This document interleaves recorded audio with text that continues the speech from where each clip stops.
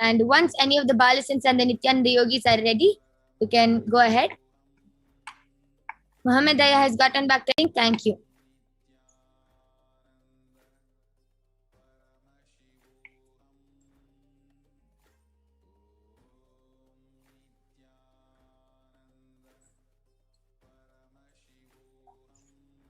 Yes, Paswani, you can go ahead.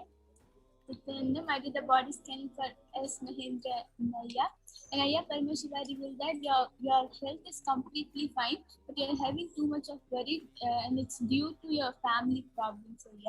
So Paramashiva revealed that sit in front of Swamiji's Murti and do night completion.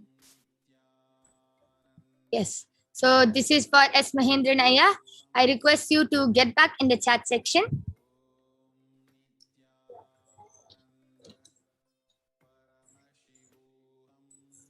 Yes. So Eljon Aya has also requested for a body scanning. Sama Brahmayaga, you can do the body scanning for Eljon Aya. So, Nithyananda?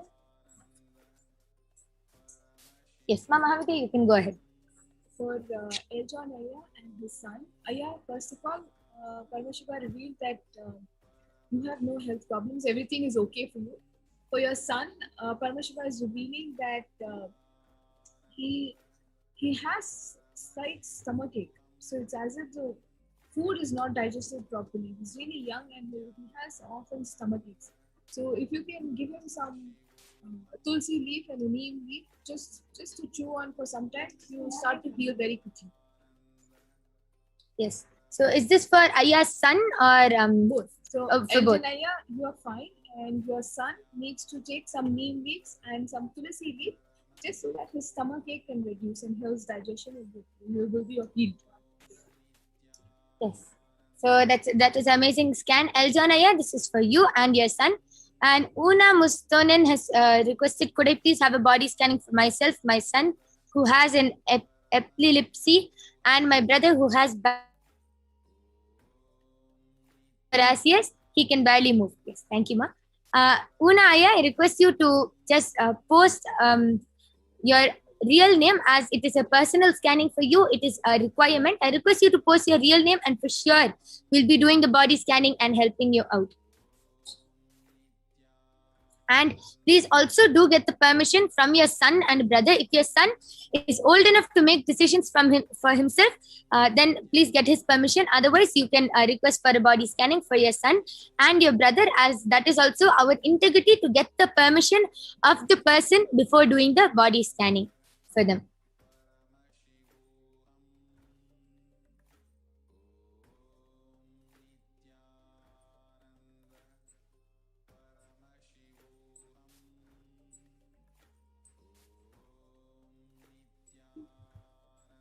Achanaya, you have again requested for a body scanning for your mother.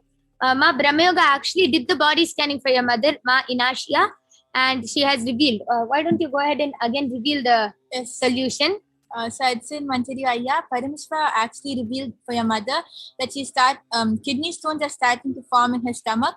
So actually, if you go to the doctor and get a X-ray done, the kidney stones will be shown in the X-ray. So immediately every morning, your mother has to take 2 tablespoons of castor oil with hot water, and throughout the day she should eat a lot of tulsi leaves, especially after her meals. And if she does these 2 things, all the kidney stones will go away. Yes. So this is his body scanning for Ma Inashia, Etsanaya's mother. And Ifatun Nisse Small has gotten back telling, okay, Ma, thank you so much. My son really does have a bad stomach ache. I'm really glad for the solution. Om Nithyananda Paramashivoham. Yes, I just follow whatever Paramashiva has revealed. Your son will be completely healed. Una Mustonen has gotten back telling, Una Mustonen is his name. Yes, Aya, thank you for the confirmation. So, Ma, yes. Ma Brahmayoga, you can do the body scanning for Una Mustonen. And Aya, for your brother and son, I request you to get their permission if your son is old enough to make his own decisions. Otherwise, you can request a body scanning for yourself and we'll be revealing. Yes. Mama Havita, you can go ahead. You're ready. So just wanted to repeat for Edson's small Aya's son. Make sure, Aya, that he has a bad stomachache. So make sure he's taking a little bit of tulsi leaf and neem leaf. If he can just chew on it, the stomachache shall heal. Okay, so this is for Ifatun Mise Small Aya. Small Aya's son, yes.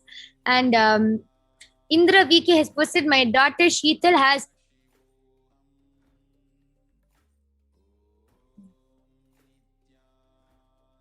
has a few problems, and Mama Havati, you can actually reveal the solution from Indra Sheetal.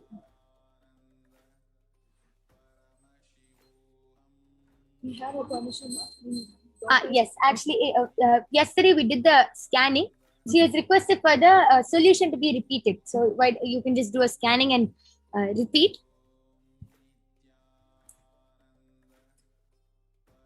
Brahmayoga, you ready? And go ahead.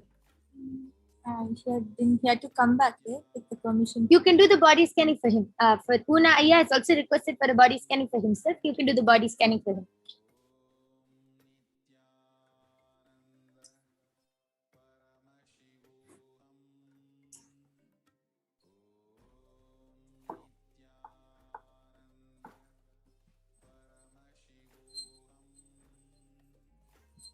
Yes, so I'm done with the body scanning for Una Aya. And Aya, Paramashiva revealed to me that you actually don't have any problems at all, but because of your brother and your son, like you're getting really stressed out because of the problems they're having. You're feeling really worried for them. So immediately you should unclutch from that. Like you should stop worrying a lot. Just surrender at the feet of Paramashiva.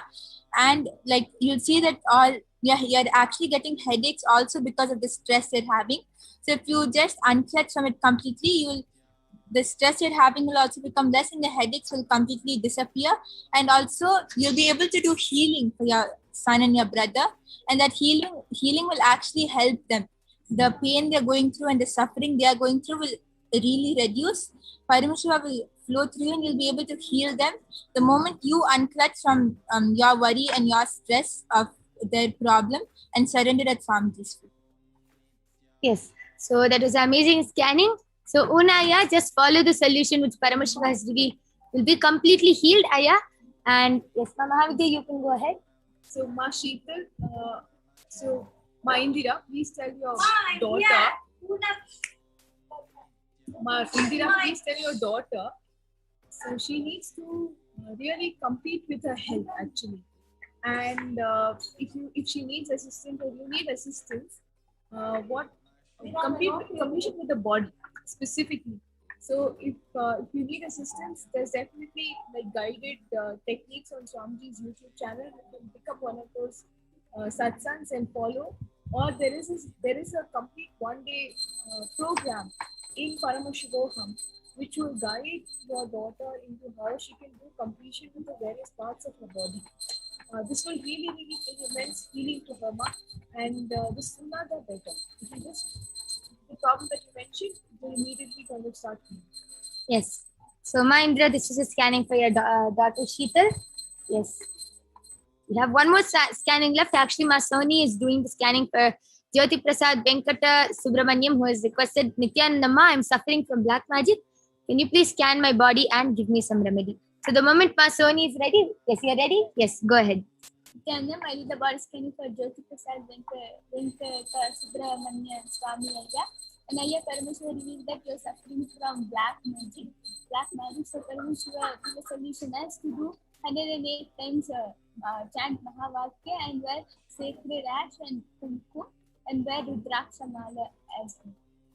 And he'll be completely healed. Yes. So, Ma Jyoti Prasad, please follow the solution which Paramashiva has revealed. You will be completely healed. Yes, and I can see so many other people also posting requests in the comment section. Due to the interest of time, it's time to end the power manifestation segment. We thank all of you for joining us, and there are many more upcoming segments where you will be learning about who is Devi Parashakti, what is the Akashic readings, and much more. So please stay tuned. Immediately after this power manifestation segment, we'll be having many more upcoming interesting segments. So we thank all of you. If any one of your friends or family members, or you are not able to get the body scanning due to the interest of time, you can come back tomorrow at 2 a.m. IST and 4 p.m. IST, and there will also be a form which will be posted in the live comments, and you can fill that form, and you can also get a body scanning by the other Nithyananda yogis and the Balasans of Kailasa. So with this, we thank all of you. Please stay tuned. We'll be back right after a short break.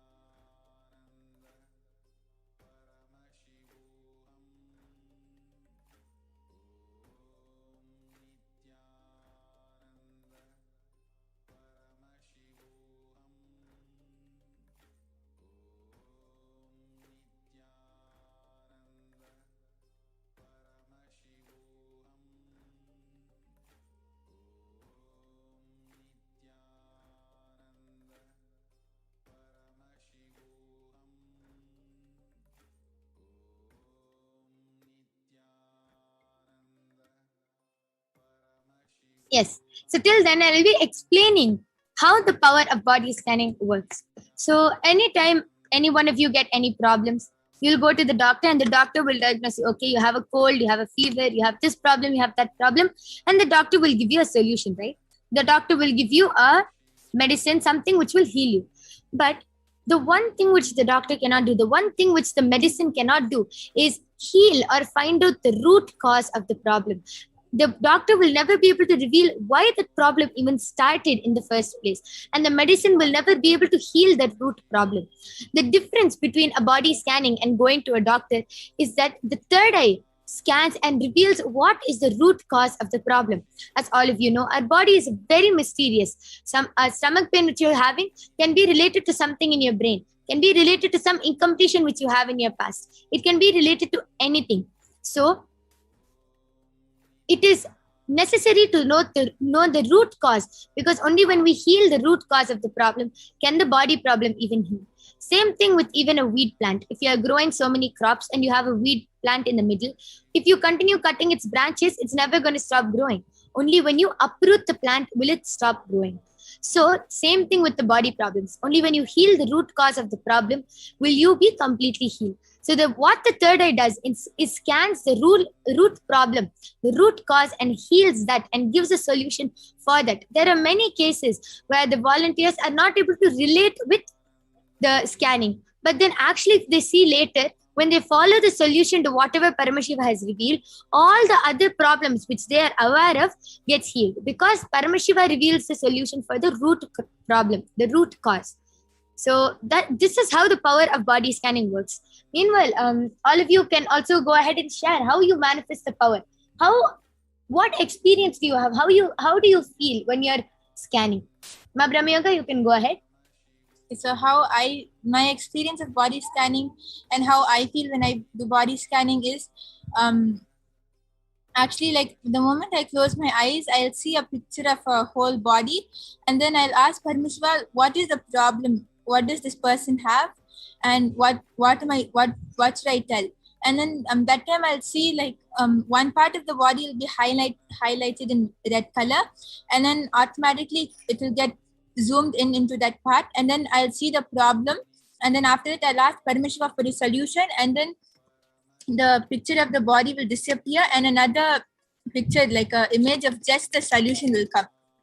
Like if the solution is Haritaki, then a picture of a Haritaki packet will come. Like that, pictures of the solution will come, and then I'll reveal that. Sometimes I like, if someone is having a headache, then I'll start feeling it. I'll get the feeling of a headache, and that's how I'll know that that person has the problem, and I'll get the solution in the same way as a separate image. And the moment I close my eyes to do body scanning, I feel like I go into a complete different space. Like everything will look completely different. And the moment I open my eyes, like I don't feel anything around me when I close my eyes and I do body scanning. Only when I open my eyes again, I start feeling it all again. Yes, so it's basically like a whole movie which Paramashiva is showing you of the body and everything. Okay, that's amazing. That's very fun. It sounds very fun to me. Yes, Ma Mahavidya, Ma Soni, why don't you also go ahead and share how you feel and how you feel after manifesting this power and how you manifest the power? So, how my experience of body scanning is. So, when I close my eyes, I ask Swamiji, please connect with me and show me whatever problem the person has whom I'm scanning. So, Swamiji will show the black figure of the body, and wherever the person has problem, Swamiji will highlight it. And sometimes and after that, I'll ask him for solution also, and he'll show some pictures, or sometimes it will be like some figure or some images. So that's how I scan that's how I do the power manifestation of body scanning. Yes, so amazing, so beautiful how you are able to manifest this power of body scanning, how everything is like a movie, everything is shown with visuals, and how fun Paramashiva makes it for us to do the power of body scanning. Yes, so this was a very beautiful sharing and a very beautiful experience of the power of body scanning. So with this, we thank all of you for joining us. Please stay tuned for the upcoming segments which is coming up. Thank you, Nithyanandam.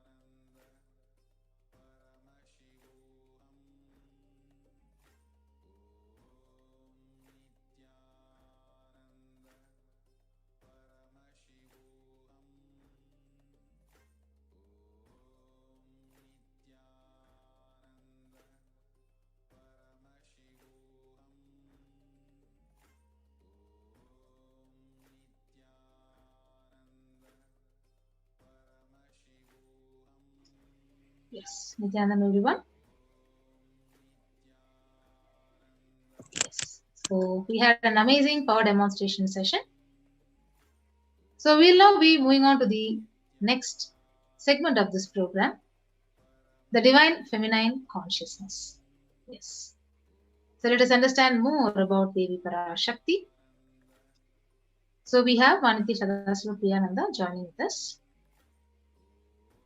So we will start with the invocation of the Devi Parashakti by chanting the Lalita Sahasranama.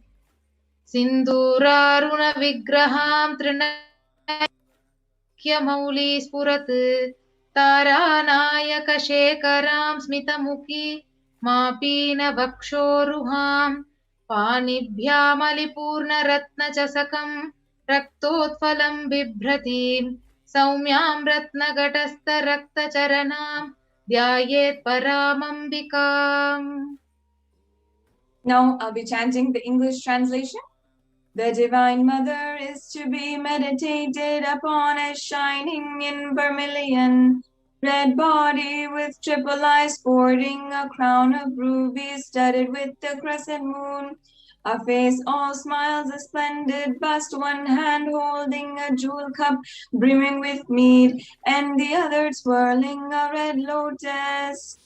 Once again, this is from the Lalita Sahasranamam. Yes, so we'll move on to the next verse from the Lalita Sahasranama. Arunam karuna tarangitakshim dhrutapashanguja pushpabhana chapam animadi viravritam mayukai rahamityeva vibhavaye bhavani. And the English translation. I meditate on the great Empress. She is red in color and her eyes are full of compassion, and holds the noose, the goad, the bow, and flowery arrow in her eyes. She is surrounded on all sides by powers such as anima for race, and she is the self within me. Yes. So Devi is the ultimate pure feminine consciousness. Parashakti is the cosmic mother, and it is her cosmic womb from which billions and billions of universes comes out and goes in. So she is the source where the Big Bang and black hole goes on. Parashakti is the source Shakti, the source energy, the source power from which all of us came, into which all of us are even now, and in which all of us are. And out of her extreme love and compassion, Parashakti is manifesting through the embodied form as the Nijavatara, the Supreme Pontiff of Hinduism, Jagadguru Mahasanidhanam, His Divine Holiness, Bhagavan Nithyananda Paramashivam.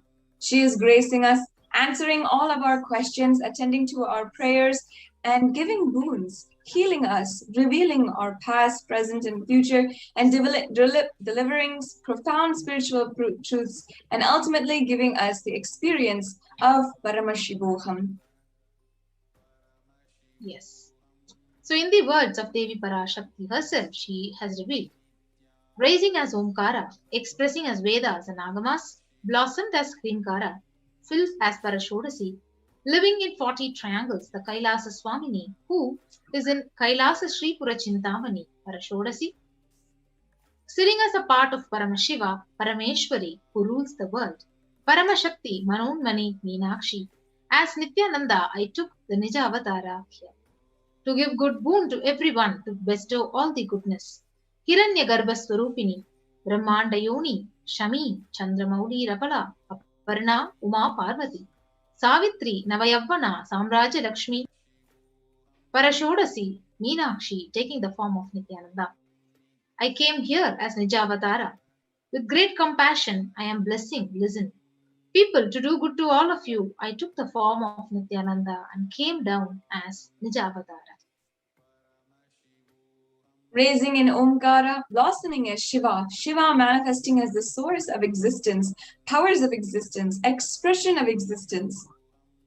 From the oneness of Om, blossoming into two as Prakriti and Purusha, blossoming as three Shaktis, Icha, Kriya, Jnana, and growing as 4 Vedas, expanding as 5 Panchabhutas, beyond the 6 chakras, filling as Gotras of 7 Rishis, expanding as 8 directions, existing as the 9 Grahas, blossoming as 10 Indriyas, being as 11 Rudras, creating all the worlds, bringing life to tell and make truth blossom, and to do good, Parashodasi, Meenakshi, in the form of Nithyananda, I came to bless every one of you. So how do we receive Devi Parashakti? So literally, you are seeing Paramashiva and Parashakti at the moment right in front of your screen. So let us all receive her very traditionally. So you can take a plate and keep 2 betel leaf, 1 banana, 1 betel nut, and 1 coin, which is said to be the. So in Hindu tradition, this traditional dakshina is the way how we receive the divine, and it can be of any lowest value. It can be even 1 paise in Indian money, and it can be even 1 cent in US dollars. So this is the way how we receive Parashakti very, very traditionally with the tambulam. Yes, and you can offer this tambulam to Devi, and after the darshan is over today, you can do the namaskar, eat the banana leaf, betel leaf, and the betel nut, and take it as prasadam. And once you have, you can collect all the coins and send it to the Nithyanandeshwara Los Angeles temple in the USA. And this betel leaf, betel nut, all these traditional things might look a little bit trivial to you, or really small if you don't understand the significance of the rituals.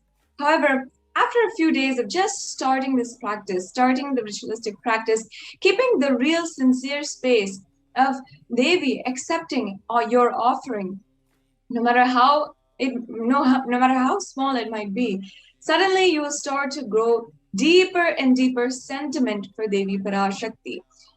In Sanatana Hindu Dharma, the science of rituals is ultimately to break the monotonous, unconscious mentality and the lifestyle and remind you to raise yourself to a powerful cognition. Live out of higher consciousness in your life. It will break your unconscious behaviors. So now, how we need. Yes. You can see the betel nut, the banana, the one betel nut, and the coins all arranged on a traditional plate. And this is what we call the tambulam in the Hindu tradition. And you can also offer bangles or a small piece of red cloth and flowers if you are able to.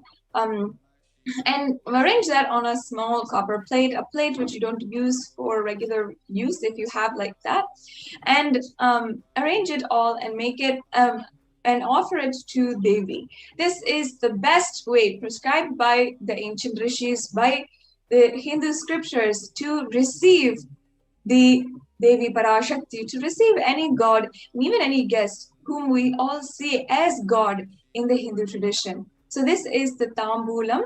You can prepare to receive Devi Parashakti in your inner space, in your home, through all of your devices, through this medium, the platform, the digital platform, and receive her. Create a beautiful sacred space in your home today with this tambulam. So with that, we'll be moving on to the next segment of what is Akashic records. Yes. So many of you might not have been in a Akashic reading session before or have had their Akashic readings read out. So this is for those of you who are still wondering, who are not entirely sure what is Akashic reading. And for those of you who already do know, who might have asked a question even before, hopefully this gives you more insight into what Devi Parashakti told and how you can apply it into your life. So what are the Akashic records? Akashic records are records created in space.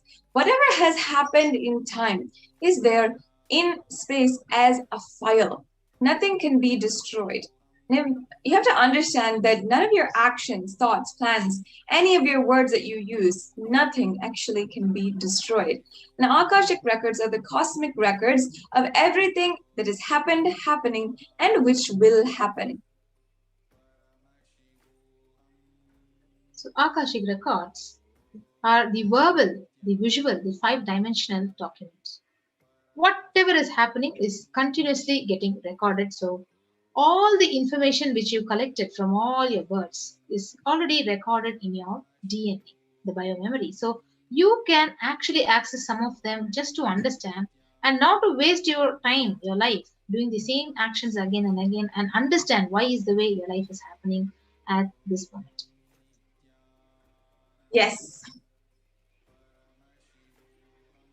And also, each one of us might have gone to a kind of prediction, might have had our horoscope read, might have had a Sybil, give a different kinds of predictions on our future. But we have to understand very deeply and cognize that the Akashic reading is not a prediction. It is a reading from the cosmic archives. It's a sacred spiritual process. There is no such thing as past, present, and future. Beyond space, creation and destruction happen simultaneously. And only in the dimension of time past starts the past, present, and future. But in Akashic records, there is no past, present, and future. That is why it is what you call as happened, happening, and yet to happen. And each of them are already clearly recorded. So in Swamiji's words, nobody has a right to comment on these readings. Nobody has a right to manipulate these readings, and nobody has a right to interpret on these readings. So because they are already complete unto themselves. So for anybody to live in tune with the cosmos, the Jivan Mukti, the living enlightenment, they do not need any special spiritual practice other than listening to these great readings again and again. So when we listen to these great readings again and again, naturally your negative logic is penetrated, it is broken, and these great truths, they settle in your inner space and they make you live enlightenment itself.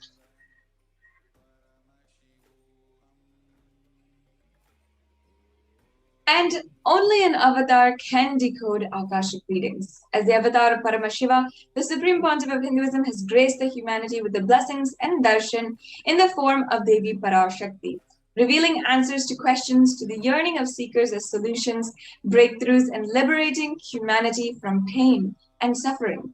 Any answer that is given during these readings by Devi Parashakti is not just an answer, but a karmic breakthrough for the receiver.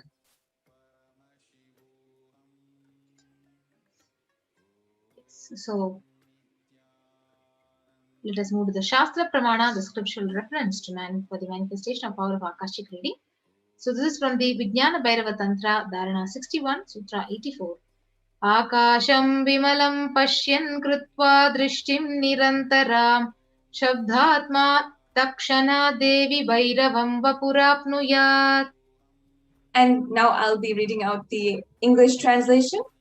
Bhagavan Paramashiva says, looking at the spotless, infinite, etheric space, Akasha, beyond the sky and clouds, one should fix one gaze from the third eye without blinking, continuously, and make the body and inner space ready, steady, and motionless.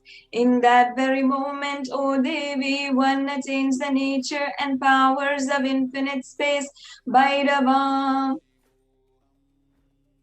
So we'll now move on to the Apta Pramana, the scriptural reference from the Hindu Purana Mahabharata. So the Hindu Purana Mahabharata narrates a great story of the great sage Maitreya, who reveals the secret to Vidura, the story of his birth, in the human form and reasons of all his suffering. So sage Maitreya accessed the Akashic records, and he told Vidura that he was not an ordinary man, but was in fact an incarnation of Yamaraja, the Lord of Death. So he was to play the part of a so-called Sudra for at least 100 years because he was cursed by the Manduka Muni.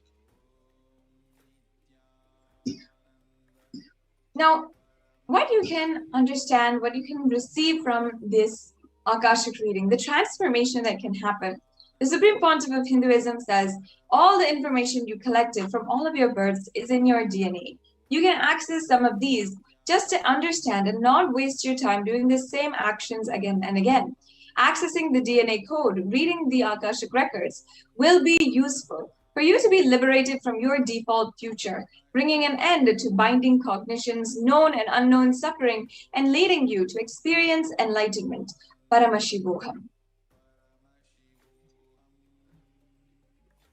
So only an avatar can alter the Akashic readings. If you see, the initiated Balasans can read the Akashic records, but only an incarnation can alter, can edit, can upgrade and change the Akashic records. So as per the prayers of the devotees. Now, it is difficult, obviously, to summarize what would be immeasurable benefits and transformation that you're going to experience through the Akashic records. And for each individual, it is different. How Devi Parashakti answers, the life purpose that she gives you, reveals to you, and aligns all of everything to that purpose. Aligns every single emotion that you feel, every single thought that you have towards a purpose in your life. It is absolutely immeasurable, and the benefits are countless. And just you will not be able to recognize you from your past life, from the before the Akashic readings and the divine intervention of Devi Parashakti in your life. But if we were able to give you a few points here, the most accurate and unbiased answer to any question about your life, destiny, purpose, or any other everyday part of your life is something that is going to be revealed through these Devi Parashakti Akashic readings. You can be spiritually healed of physical and emotional problems with just one look from Devi Parashakti or one word, and understand the reasons behind your life's happenings. You'll also be able to receive the blessings to fulfill your right desires and get the clarity to redesign your future. Now, how you can ask these questions and what is the exact way that you can interact with the divine cosmic being today is what we're going to enter into right now. If you want to If you want to ask your questions to Devi Parashakti, there's 5 social media platforms which Devi Parashakti interacts with personally, and she'll read out those questions. If you're a YouTube user and you want to ask your question through YouTube, go to the live video for this telecast, for this broadcast. And first, the step is to ensure that you're subscribed to the Kailasa's HDH Nithyananda YouTube channel. And second, join the channel for membership. You can click the join button right under the live video in order to join and become a member. Then you can ask your questions to Devi Parashakti in the comment section of the super chat. Yes. So the next social media platform, the official Facebook page of Kailasa's HDH Nithyananda Paramashivam.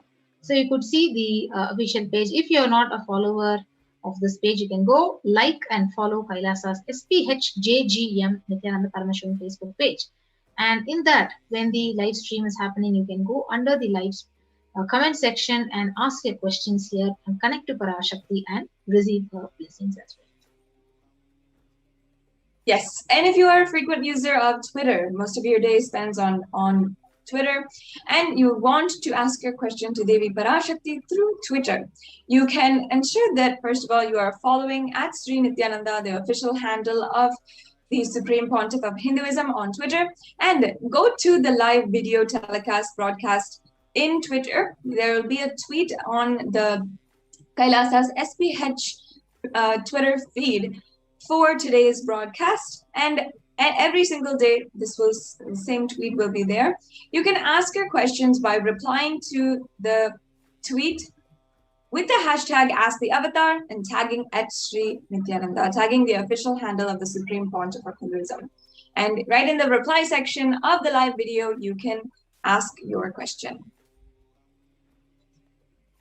Yes, and if you're a user of Instagram, go ahead and search for Sri Nithyananda in the Instagram account and then become a follower of Sri Nithyananda on the Instagram. And after that, you can ask your questions in the comment section. Your various questions, it may be related to your health, your relationship issue, business, all these questions and doubts or blessings, you can put it in the comment section for Devi Parashakti. Yes, and if you're not a frequent user of any social media platform, but you'd still like to ask your questions to Devi Parashakti, you really want this beautiful cosmic intervention in your life, then you can go to kailasa.org, use your WhatsApp to send a message.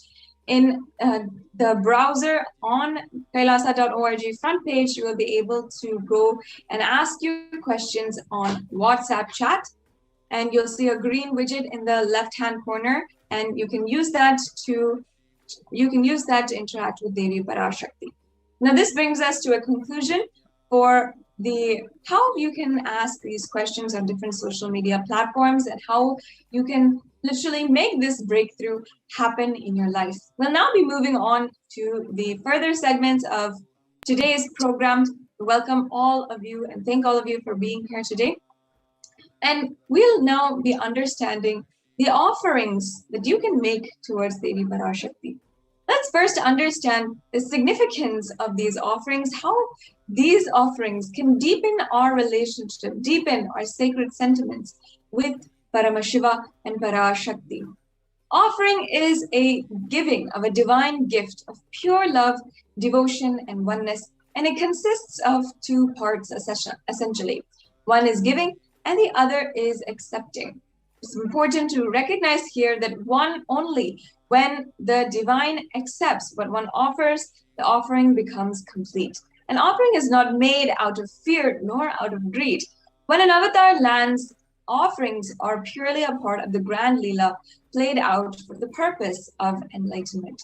And out of his sheer grace, he is allowing these opportunities for us to establish beautiful connections with the divine. Yes. So with that, we will be invoking Devi Parashakti by chanting the verse from the Moola Agama of Manomani Dhyanam. Induni bhaveda karavahni nayanam syat पङ्कजवराभयजपाक्षसरयुक्तम् अङ्गहिमभूषणविचित्रवसनं स्यात् तुङ्गमकुटोज्ज्वलमनोन्मणीस्वरूपम्. Yes, and now the English translation. Moonlight face holding the Vedas on hand, fire in eyes, with a lotus flower gracing and blessing hands, one hand with the japamala, beautifully decorated with jeweled ornaments in wonderful cloths and shining bright crown. Her name is Manonmani. Once again, this is the Mulagama Manonmani Dhyana Shlokam. Yes. ध्यायेत् देवीं त्रिनेत्रां सशिनिभवदनां वेदहस्तां ददानां सव्ये पद्मं वरदमपरे चाभयं चाक्षमालां दिव्यैराभरणैर्विभूषिततनुं ब्रह्मादिभिः पूजितां देवीमेव मनोन्मनीं प्रतिदिनं कामर्थदत्रीं शुभा. And the English translation. I meditate on Devi with 3 eyes glowing like a moon and holding the Vedas, lotus and gracing, blessing, gracing hands. She is wearing beautiful ornaments. She is worshipped by Brahma and other many gods and showers auspicious boons for all actions every day. So we'll now understand the significance of the divine element, gold. So Atharva Veda, it states, Tredajutam janmanedam hiranyam agnerakam priyatamam babhuva somasya kam yensitasya parapatata apamekam veda sambreta ahustatte hiramyam trividasvatvise. And the English translation of this verse. Triply born by the birth is this gold from the atoms of Agni is one. It becomes dearest to Agni and one fell away from the Soma when it was hurt. One day call the seed of virtuous and power Apaha and let that triple gold be for your long life. Now each and every one of us should understand that gold is a divine element. It purifies anything that it touches, and it is an element of spiritual significance and great spiritual power of healing and enlightening energy. The vibration of gold has the power to infuse sattva energy and positive thought currents in anyone who wears and anyone who sees or operates in its vicinity. Yes. So gold is present in all the scriptures, Agamas, the Vedas, the Shrutis, Itihasas and Puranas. In all the Hindu scriptures, it is abundantly displayed that gold is the most auspicious and purest metal which purifies our being. In the Hindu civilization, everything was built in gold, exchanged in gold, and even the ritual feasts were offered in golden bricks. When one was to be saved from life-threatening illnesses, gold was offered as a ritual fee. Gold was in abundance and was used for weighing equivalent amount of commodities, including cows. Kingdoms were built with huge doors of gold. Streets would have huge columns and huge archways made of gold. Horses and cows were dressed in gold. The Hindu civilization had thrived on the banks of the rivers of gold. The Indus River, called the Hiranmaya, the river of gold, in the Rig Veda, and the river Saraswati was called the Hiranyavardhani in the Atharva Veda. Gold is known as a supreme element for offering gifts to ones that you love and revere. And temples in the Vedic tradition, in the Hindu civilization, were constructed and paved in gold. Deities are made in gold and decked and adorned in gold because it preserved the enlightenment energy for thousands of years. It literally lasts forever.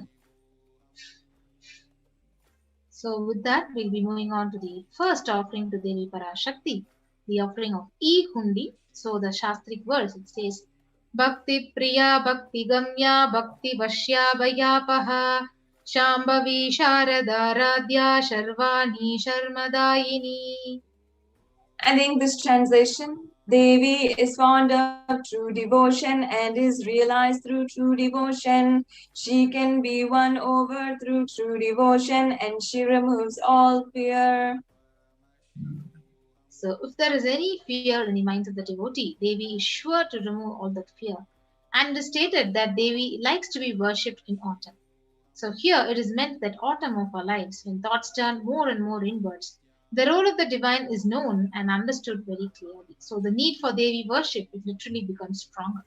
So you can offer the e-hundi offering through the super chat and super sticker option in the YouTube live chat. And your names will be chanted when the puja is offered to Devi Parashakti. And you can offer any amount as an e-hundi offering to Parashakti at your own capacity and express your devotion and deep gratitude to Devi. So the next offering is the Sankalpa chanting. Tayaitan mohyate vishvam saiva vishvam prashuyate saya chitta cha vijanam tushta rudim prayaschati. And the English translation goes, the goddess enchants this universe and she herself gives birth to this universe. That goddess, being prayed without interest in anything, gives the knowledge that leads to salvation, and she gives wealth in the materialistic sense. Now this verse is from the Devi Mahatmyam, chapter 12, verse 34. And it's the offering of the Sankalpa, which you can offer for as low as one USD, $1. And this offering is the conscious resolution, which blesses the person with the offering of all of the auspiciousness and blessings of Devi Parashakti. Yes, you can go on. So we can move to the next offering, the Sahasranama Swarna Kasu, the golden coin, so which is inscribed with all the names of Parashakti. So the Lalita Sahasranama, it says Nama Parayana Prita, she who likes the repetition of her various names. So this offering is a very special, unique archana which is offered to the Mahameru of Parashakti. So you can offer a gold coin inscribed with each of the 1008 names of Parashakti and receive the blessings. So when you offer this, all the Ananta Kalyana Gunas, all the divine qualities of Parashakti start awakening in you. And it is available in 3 sizes at $75, $151, and $251.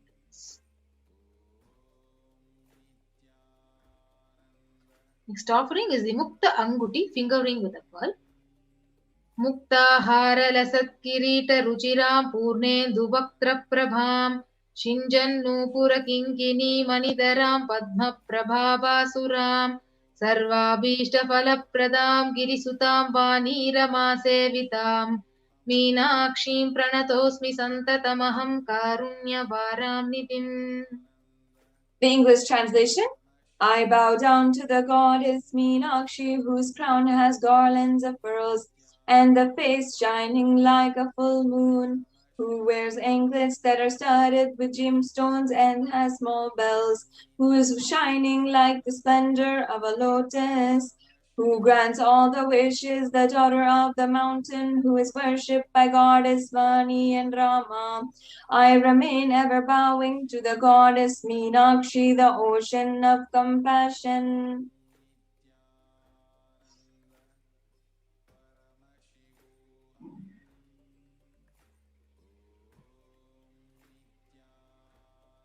So you can offer the Mukta Anguti, the finger ring with a pearl, and receive Devi's blessings to be showered by her compassion and pure love in all your business endeavors. The finger ring with the pearl is available at $251, $501, and $750. Next offering is the Swarna Padma Pushpam. Ashtavidheshwaropeta Kumbhavarana Samyutam Sarve Sutra Vastradya Hema Pankaja Pushitaha Sapidana Sakruchascha Pakva Bhilva Phala Prabha Snapannadhyaya Samsiddha Pramanena Smahanvita. The English translation. All the kalashas should be wound around with suitable thread and covered with new cloth. They should be adorned with the lotus flower made of gold. Now, the lotus also has extremely profound spiritual significance in the scriptural references in the Vedic scriptures. Almost everything in the worship of the ultimate involves a consecration of deities or meditating on the mudras and asanas used during the worship, which involves a lotus flower. The lotus leaf lotus pericarp, lotus petals. Everything is used during the worship. And that's why the lotus is considered a divine flower. Shakti of Paramashiva is also called the lotus. The base of the Paramashiva linga is a lotus, and the disciple of Paramashiva is also considered a lotus who is about to bloom. You can offer this gold lotus in any size you wish and be blessed to have the state space and powers and being of Devi in your inner space amidst any adversity in your life. This offering is 600 USD and you can make it at the link provided below. So the next offering is offering of Swarna Mitti, the golden touring. Nakadiditi samchanna namajjana tamo guna padadvaya prabhajala parakrita saroruha. You whose brightness from toenails destroys the darkness of ignorance from the minds of your devotees who prostrate at your feet. You whose brightness from your 2 feet overpowers that of the lotus flower. So you can offer the touring to Parashakti, adorning her sacred feet, to be in constant gratitude for receiving her blessings in even the most difficult aspects of your life. So the Swarna Mitti is available at 750 USD.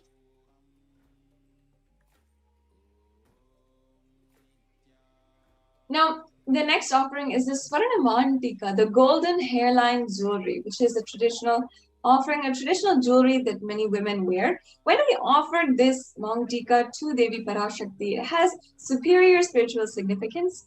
For example, in one of the sacred scriptures, the Devi is described as Shuddha Sarabe Varshani, means she who makes the nectar flow in all of our nerves from the Sahasrara, she who gives the very pleasant experience of the ultimate.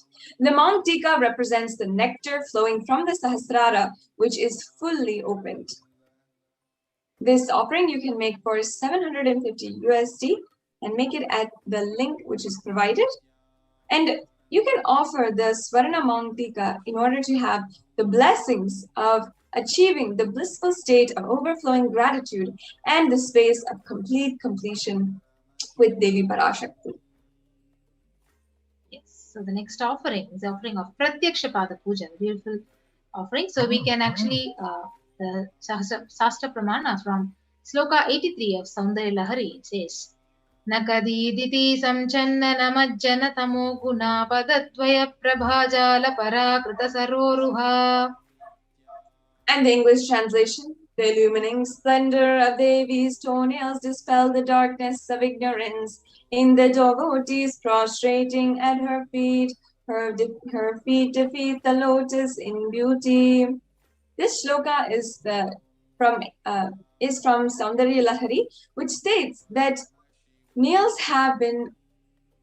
nails that have been sharpened by constantly being touched by the crowns of the celestial beings who always prostrate before Devi. Now, tamoguna is darkness. And in this stotam, the tamas is indicative of ignorance in the minds of devotees. And by constantly prostrating before Devi, their ignorance is removed and they attain ultimate knowledge. Offering the Pratyaksha Pada Puja blesses the Yajaman with all the auspiciousness and blessings of the supreme pontiff of Hinduism.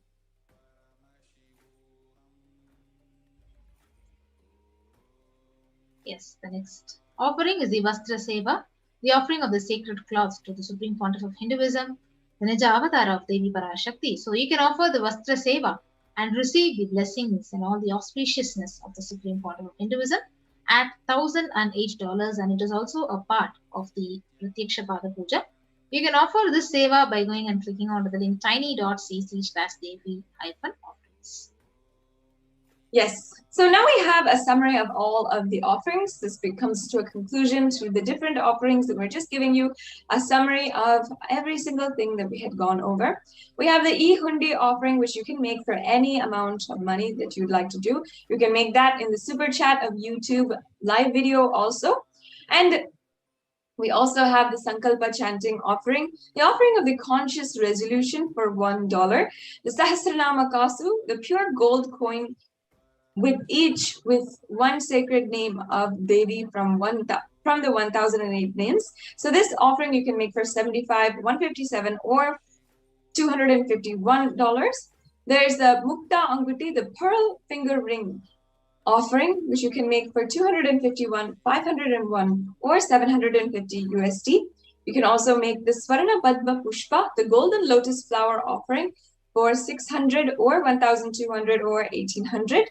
You can make the offering of the Swarna Metti, which is the gold toe ring for the lotus feet of Devi, which is $750. And then you can make the offering of the Swarna Mantika, the golden hairline jewelry, for $750. Now, also the most coveted offering is the Pratyaksha Pada Puja, the offering of the ritualistic gratitude to the Supreme Pontiff of Hinduism, which you can make for $1,008, and the Vastra Seva, which you can also make for $1,008.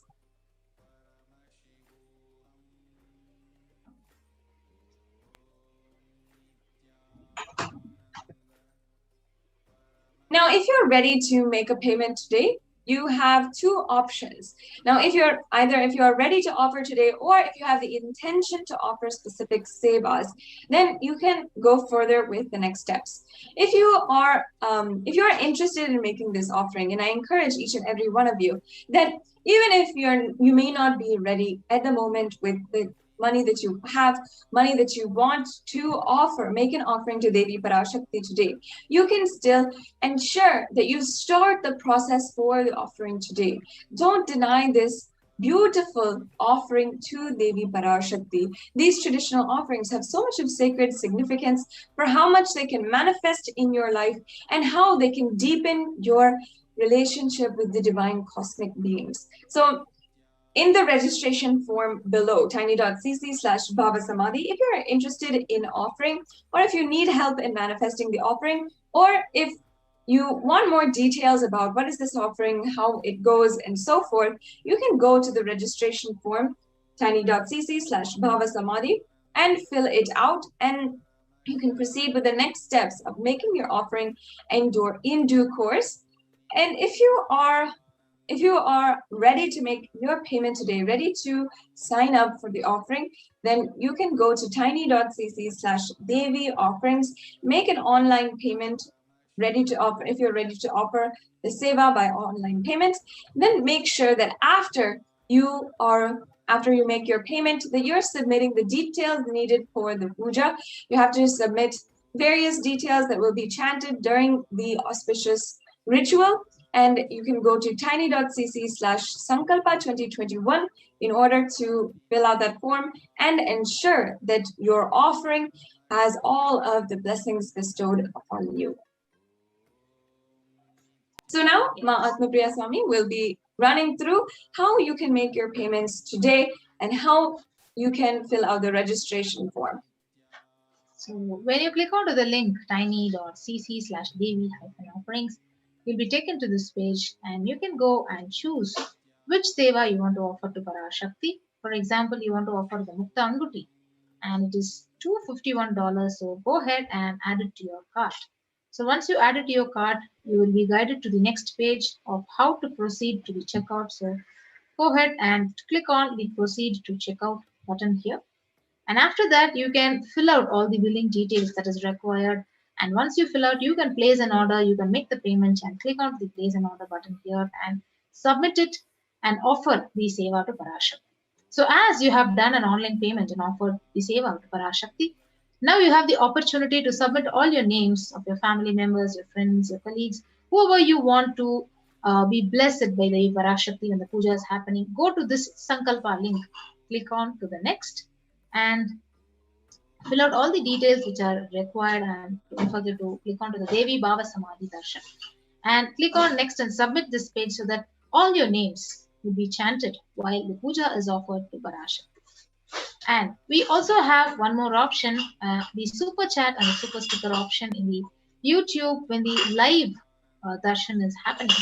When Parashakti is revealing the Akashic reading darshan, and not only that, even before the live. So if you want to offer your deep gratitude and devotion to Parashakti, you can go ahead under the comment section and you can click on to the super chat and super sticker option, and we'll be now showing you in the screen. So here you can go ahead and click on to the super chat and super sticker option here and offer the e-hundi offering to Devi Parashakti.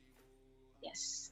So with that, we come to the conclusion of this part of the segment of this program, and we'll be right back after a short break into the next segment of the program. Thank you, everyone. Nithyananda.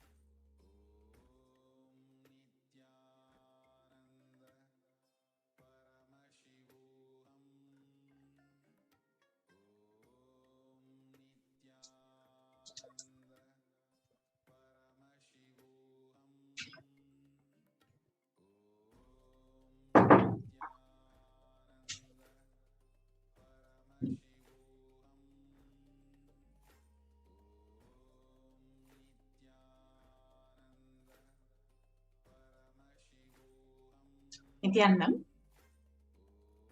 Welcome back, dear viewers. Now we will be entering into a segment where we will learn about some of the revelations given by Devi Parashakti. Yes.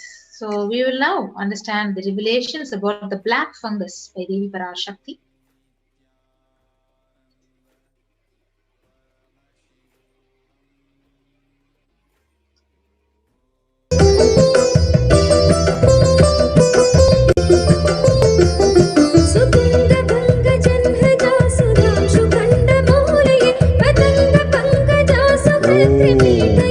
Sri நித்ய கிரிஜானந்தா. கரும்பூஞ்சை வியாதிக்கு வைத்தியம் கேட்கின்றாய், நன்றாய் தெரிந்து கொள். கரும்பூஞ்சை வியாதி நுரையீரல் மட்டுமல்லாது மூளையையும் நசுக்கி மனிதனை ஜடமாக்கி மரணத்திற்குள் தள்ளும் உயிரியல் ஆயுதம். மனிதர்கள் மீது நடத்தப்படும் உயிரியல் போர் இது. நவபாஷாணத்தின் மீது பொழியப்பட்ட நீரும் மஞ்சளும் பாலும் வேம்பு ரசமுமே இதற்கு மருந்து. அதை அருந்தி உடலிலே அதை ஊற்றி நீராடி இருந்தவர்க்கு காவல் அம்பிகையின் சக்தி.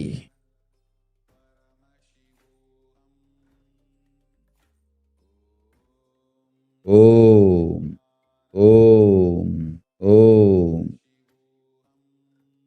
சிருஷ்டி நஷ்டமாகாதிருக்க தேவ ரகசியங்களை தெளிவாய் உலகத்திற்கு சொல்லிவிட்டேன்.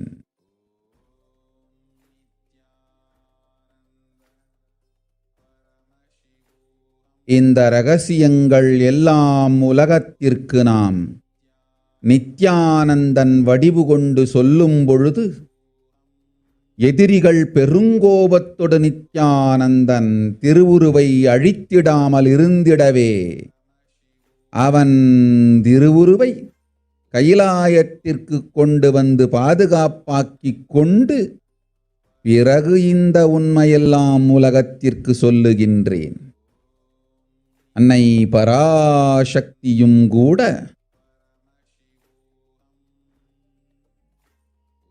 உண்மைகளை உலகிற்கு சொல்லும் முன் தற்காப்பு செய்து கொள்ள வேண்டிய அளவிற்கு மனிதர்களின் அரக்கத்தனமும் அட்டூழியமும் உலகத்தில் அரண்டு ஆடுகின்றது.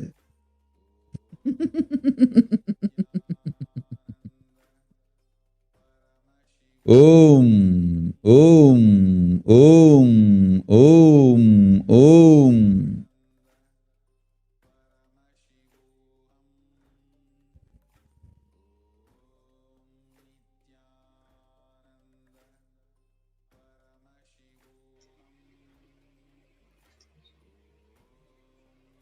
Yes, so we'll now be reading out the translation of Devi's exact revelations.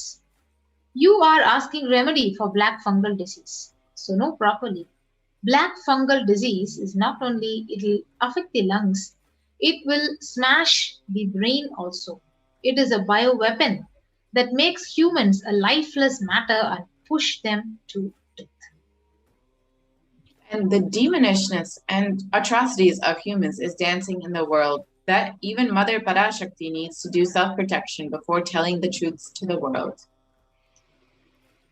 Yes, so what is black fungus? So it was denied and dismissed as a rare fungal disease, declared as an epidemic by several states, declared as a pandemic within pandemic, which eats brain, mutilates bodies and face, eats bones, affects only the COVID patients and extremely fatal, with 50% of the people when infected with it definitely would die. Black fungus has already been declared an epidemic by several states and is linked to COVID across India.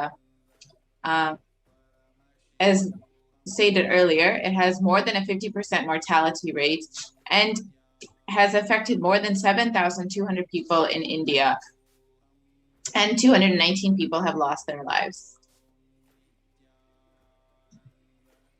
So it increases COVID-19, increases the black fungal infection risk in India. So India has been facing the high rates of COVID-19 and more than 27 million confirmed cases since January 2020. So, And the World Health Organization recently announced that the B1617 variant of this COVID-2 virus in India is a variant of the global concern.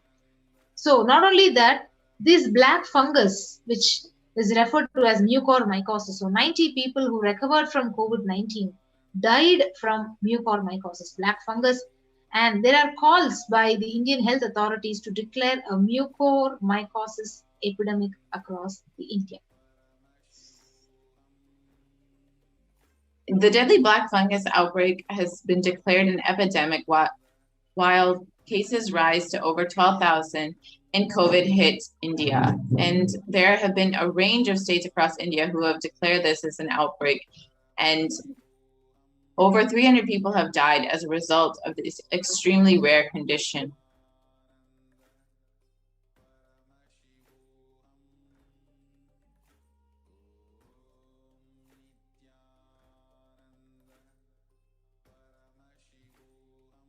And the incidence of death toll from the black fungus is steadily on the rise in India.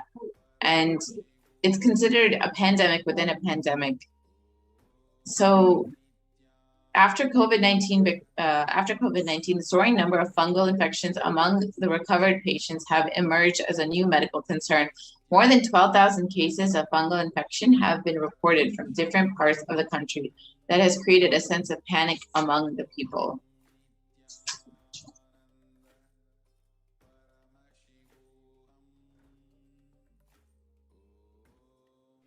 So you can see the flesh-eating black fungus, one of the news articles, that how Parashakti had revealed already, it will smash the brain and people will die of it. So one of the news articles, it says, the flesh-eating black fungus killing patients who survived COVID-19. So black fungus, it has a near 50% mortality rate, and it is tragically killing many who were relieved to have beaten COVID-19. So the infection can eat through the skin, soft tissue, or even bone as it attacks the brain or other critical organs. So once it starts growing that way, it's very difficult to control. And doctors studying the outbreak in India, they say steroids used to treat the COVID also weakens the immune system, leaving the patients more and more susceptible to the black fungus. So as Devi revealed, human beings will die like rats and cats on the street.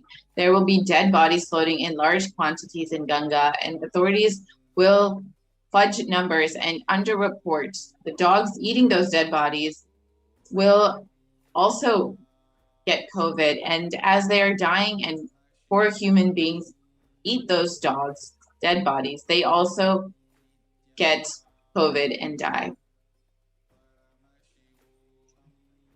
Yes, so you can see dead bodies. So Bhavan Parashakti, she revealed that I saw very clearly dead bodies floating in the large Ganges. So you can see corpses in Ganga. Buxar locals more worried about water contamination than where the bodies came from. So residents of the Bihar in India, they say bodies are often found in Ganga but never in such numbers. While the spectacle has jolted some locals into taking COVID more seriously. So you can see how Parashakti revealed that dead bodies would be floating in large amounts in the Ganges, and literally that is right now being proven when we see all these news articles. And as Devi revealed, dogs will be eating those dead bodies. And in this article in India News, they reveal how the scores of decomposing bodies have laid uncovered in the Sangam area.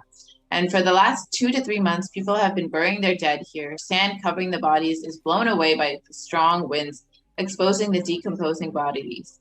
Predatory birds and dogs gather and feast on these bodies. And the government should make arrangements for proper burials, but unfortunately, because of the dire situation that the country is in, this is what we have to resort to. Yes, so this is one other proof which says for the last 2 to 3 months, people have been burying their dead and sand covering the bodies is blown away by the strong winds. So how exactly what Parashakti said, dogs would eat these bodies and would die because of eating the COVID-19 infected bodies. So human beings will die like cats and rats. So this is very shocking news which Now the news several dead bodies found floating in Ganga. And as India is reeling under a massive second wave of COVID-19 pandemic, the number of deaths has also increased. And such a situation, the crematoriums and the burial grounds are packed to the capacity. So this is what Parashakti revealed, and exactly we are seeing the proof of it, where when she revealed that human beings will be dying like cats, rats, and dogs. Here it is literally proven, like how the bodies they don't have places to cremate them and bury them. And over 150 bodies, which have been reported as COVID fatalities, were dumped on the banks of the Ganga.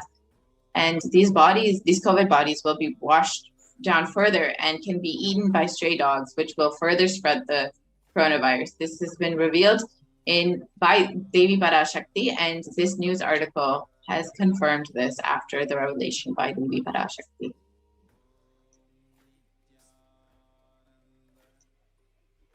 Yes. So human beings would die like cats, dogs. So bodies found floating in Ganga and Uttar Pradesh. So you can see dead bodies washed up on the banks of the Ganga were sighted for a second straight day and in Ghazipur in Uttar Pradesh, and it was around 55 kilometers upriver from Bihar's Buxo, where more than 100 bodies were found. So the Bihar authorities had argued that the corpses had floated down from the Uttar Pradesh, and the state had no tradition of consigning bodies to the water. So how literally the human bodies they don't have the place to bury them or cremate them, and literally being floating in the Ganga river. And dozens more bodies have been washed up on the banks of the Ganga in the northern Indian states. And while the country is struggling with the second wave of the COVID pandemic, and in Uttar Pradesh, more than 50 bodies have been found in the last few days, while at least 40 bodies were pulled from the river 55 kilometers downstream. And the reports are severely downplayed.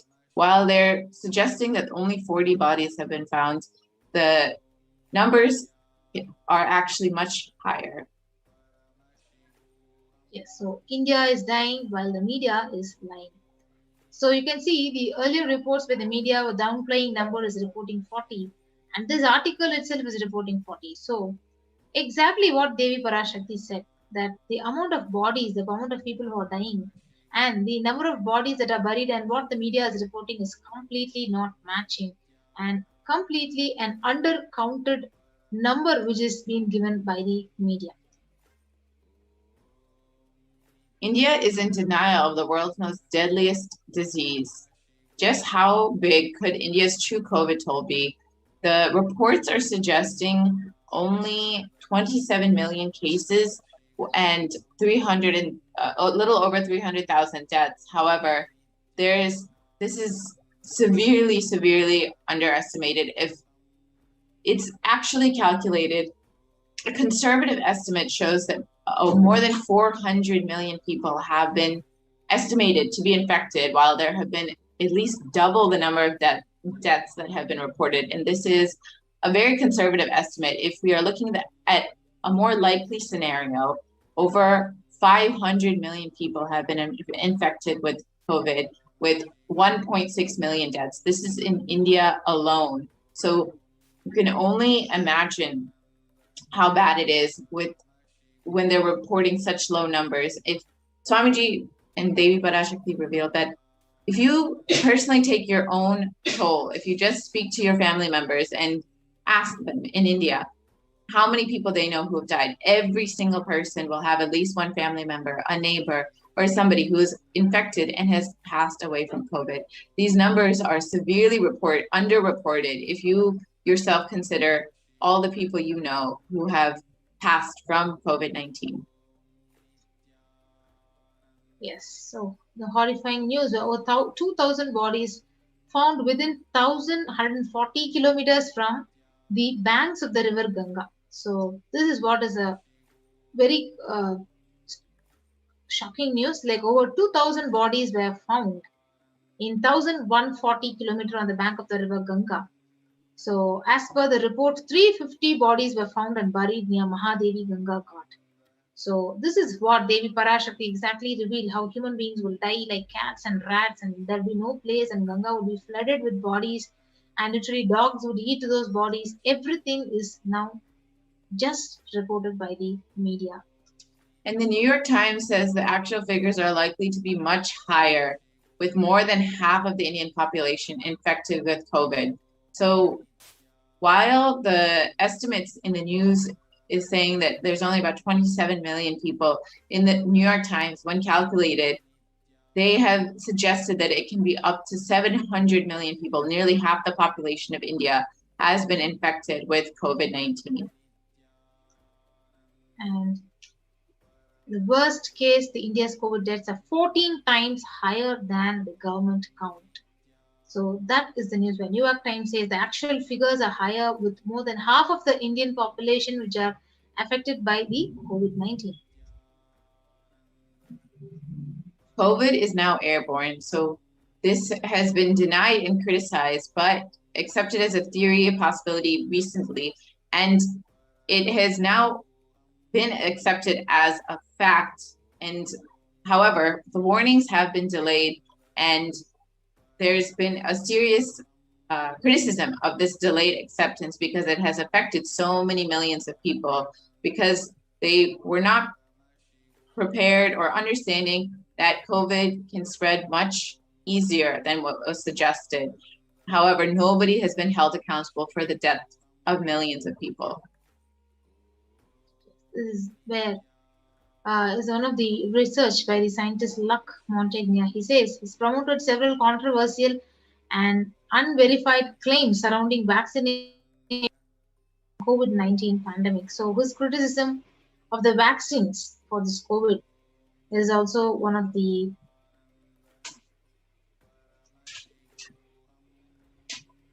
So this Nobel Prize winner reveals that the vaccine is creating variants, and while it is understood that the viruses mutate causing variants, the French virologist and Nobel Prize winner has contended that it is a vaccination that is actually probably creating the variants. And this has been a huge struggle with so many different variants, people struggling to survive with so many different variants, and how to prevent so many things, even after one wave of COVID hits, when so many other variants are coming up, people are not protected. People are still suffering from these different variants. Yes, so the world's most infectious disease is now airborne. So this is also exactly what the Supreme Pontificate revealed. COVID is airborne, scientists say. So now also authorities are thinking about it. And the WHO and the US Centers for Disease Control and Prevention also, they're coming up with researchers saying that COVID is now becoming airborne. And though it has been denied for the most part up until recently, it has now been accepted across the WHO and the CDC. And this discussing airborne, scientists have been discussing airborne transmission for months, but only last week the WHO and the CDC have made this as an official report. And this has severely affected how people understand the disease and how it spreads, and how many people have been infected because of the lack of awareness. And we can see this one more research article where it says, what is the key difference in transmission? So when you have a droplet transmission, when you cough and sneeze, it can spread through the droplets of saliva and mucus. So that is more than 5 micron in size, whereas when it is airborne, these tiny particles, which are probably possibly produced by talking, they are suspended in the air for longer, and they travel even when you move out of the place, and which is lesser than 5 microns, which is more dangerous. And now the media is reporting that the airborne transmission of COVID-19, which is huge risk for the human beings.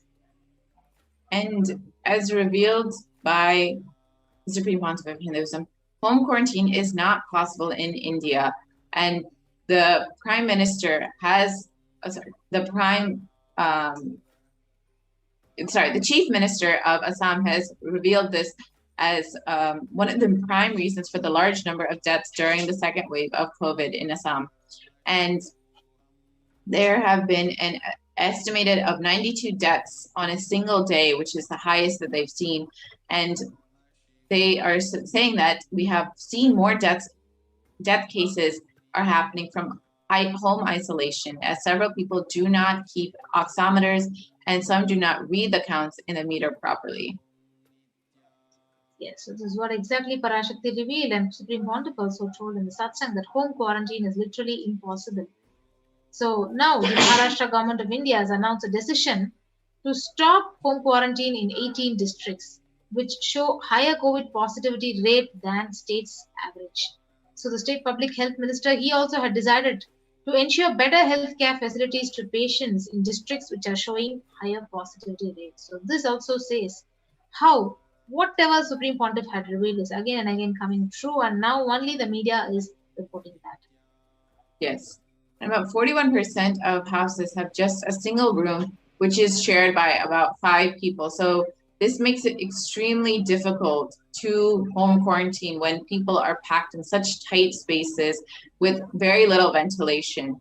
And about 32% of households have 2 rooms, and adding to the woes is the fact that only 47% of households have access to water within the premises, while 42% don't have a bathing facility within the premises. So the hygiene is extremely poor in many of these crowded cities where very little space is there and very little access to the resources like water is there.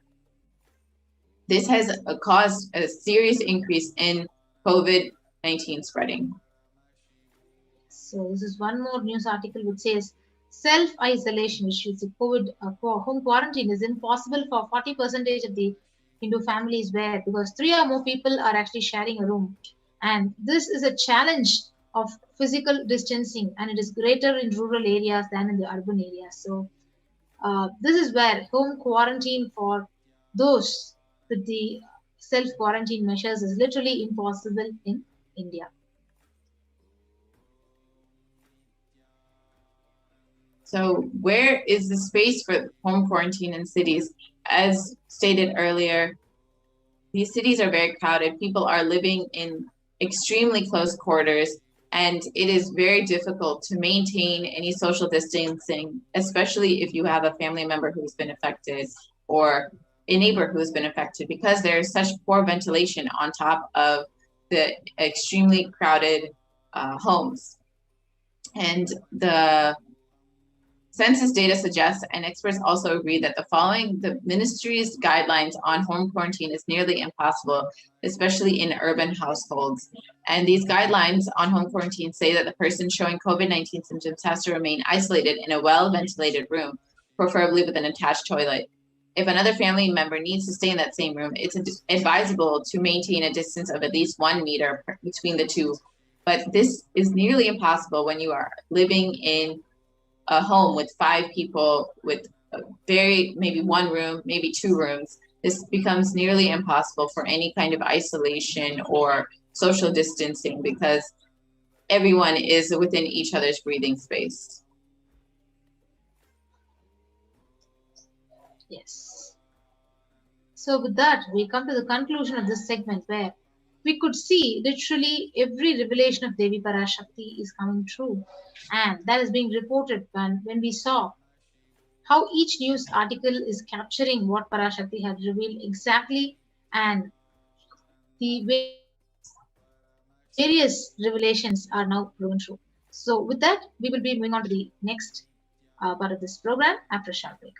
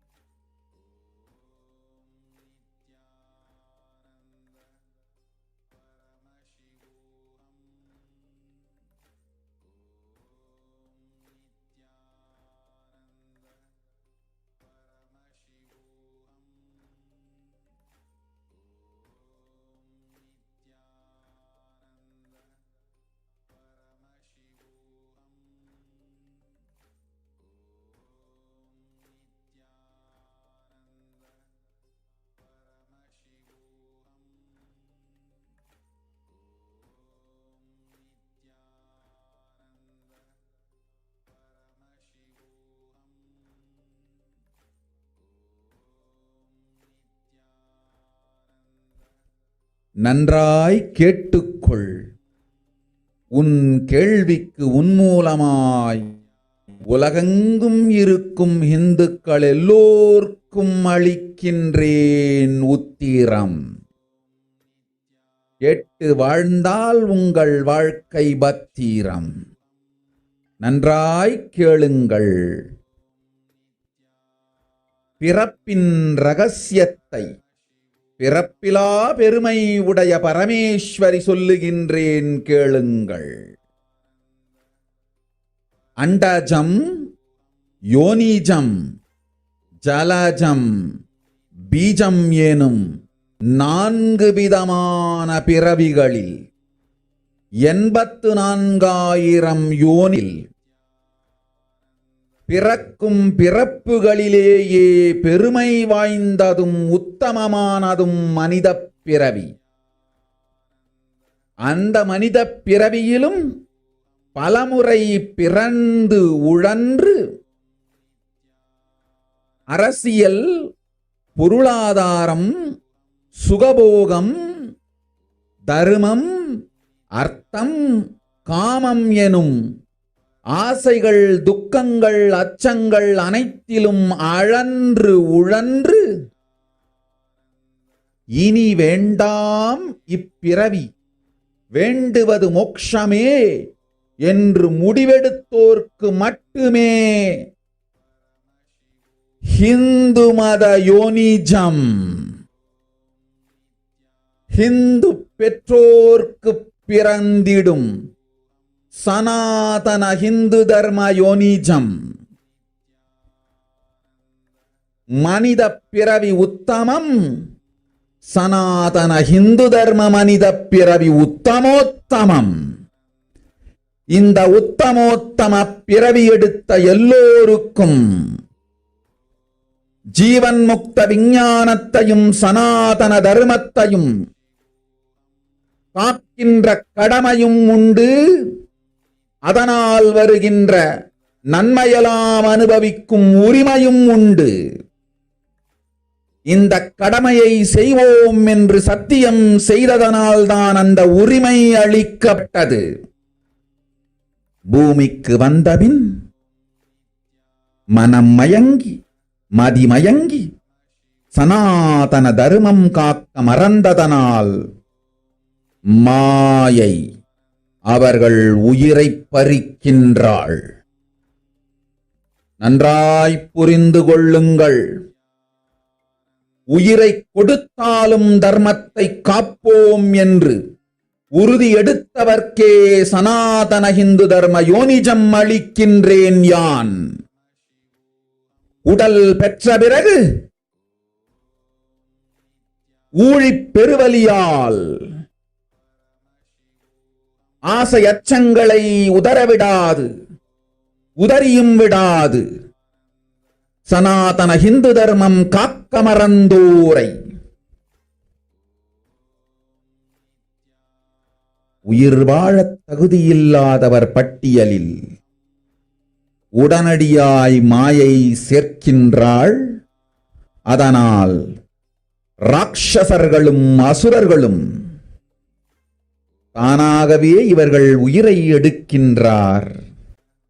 நன்றாய் புரிந்து கொள்ளுங்கள். உயிரை கொடுத்தாலும் தர்மம் காப்போம் என்று நிற்பவர்க்கு நிலைத்திடும் வீரஸ்வர்க்கமும் கைலாச பதவியும், எக்காரணம் கொண்டும் தர்மம் காக்க மறந்த உத்தமோத்தம ஜனனமான சனாதன ஹிந்து ஜனனம் பெற்ற மக்களுக்கு இல்லை வேறு கதி. சனாதன ஹிந்து தர்ம மனித ஜனனம் உத்தமோத்தம மனித ஜனனம். உங்கள் உரிமை உலகில் அதிகம், உங்களுக்கு கடமையும் உலகில் பெரிது. தர்மம் காத்தாலே கடமை, தர்மம் காக்காதார்க்கு உயிர் வாழும் உரிமை இல்லை.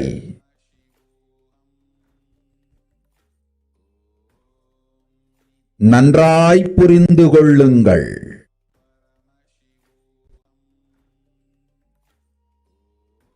உத்தமோத்தம பிறவியான சனாதன ஹிந்து தர்ம பிறவி எடுத்த எல்லோரும் புரிந்து கொள்ளுங்கள். உங்கள் வாழ்வின் முதற்கடமை தர்மம் காத்தல். தர்மம் காக்க தர்மம் உங்களை காக்கும். சனாதன ஹிந்து தர்மம் காக்க மறந்திட்டால் வாழும் உரிமையை நீங்கள் இழந்து விடுகின்றீர்கள். அதற்கு மேல் வாழ்ந்தென்ன அழிந்தென்ன? பூமிக்கு பாரம் குறையட்டும் என்று அசுரர்களும் ராட்சதர்களும் உங்களை உண்டு தீர்க்கின்றார்கள். அதையும் மாயை கண்டு சும்மாவிருப்பாள். பிரபஞ்ச ரகசியத்தை, பிறவியின் ரகசியத்தை உலகிற்கெல்லாம் உத்தரமாய்ச் சொல்லிவிட்டேன். புரிந்து வாழ்வில் நடந்து உயிரை பத்திரமாய் பார்த்துக் கொள்ளுங்கள். அன்னை சொல்லும் அருள் சத்தியம் இது. ஓம் ஓம் ஓம்.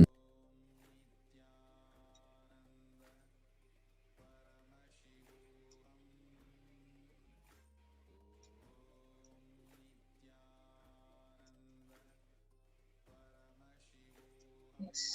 So now let us understand the translation of what Devi Parashakti has revealed. So Parashakti has revealed that listen, Andajam, Yonijam, Jalajam, Bijam. Like this, in 4 types of birds, in 84,100,000 yonis, in all these birds, the most greatest birth of them all is the human birth. Even in that human birth, being born and toiled many times, after getting burnt and toiled in politics, in finance, in luxuries, in dharma, artha, kama, and those who decide of not wanting this birth, wanting only moksha, only those will have Hindu dharma yonijam, the Sanatana Hindu dharma, yonijam of being born to Hindu parents. The human birth is the uttamam, best. Sanatana Hindu dharma, human birth is uttamottamam, best of the best.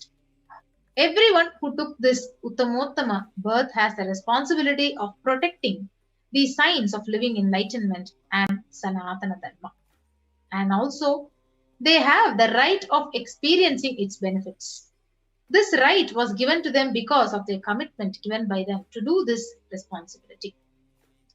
After coming to Bhuloka, by getting mentally deluded and forgetting the dharma of protecting Sanatana dharma, Maya, she is taking away all their soul.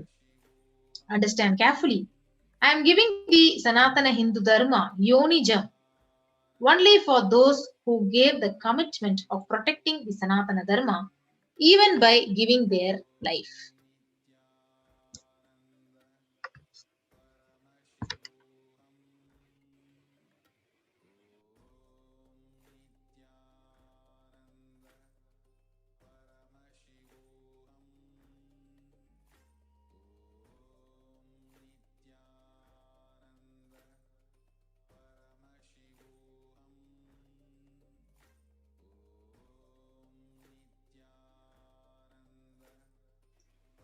So understand carefully, I am giving the Sanatana Hindu dharma, Yonijam, only for those who gave the commitment of protecting the Sanatana dharma, even by giving their life. After getting the body because of painful deluge, not dropping fear, greed, and for those who forgot to protect Sanatana Hindu dharma, Maya, she will immediately add them all to the list of those who are not worthy of living.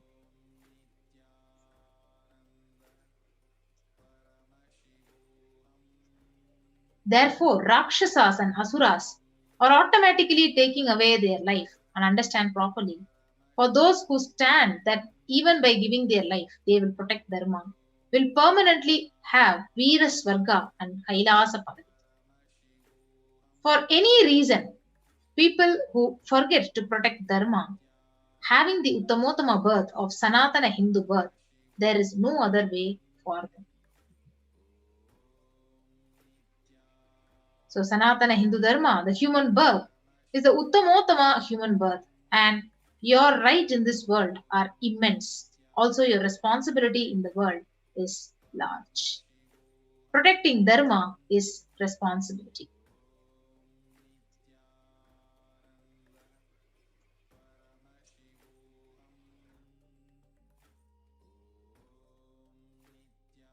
So with that, we will be now moving on to the next segment of this program. Thank you.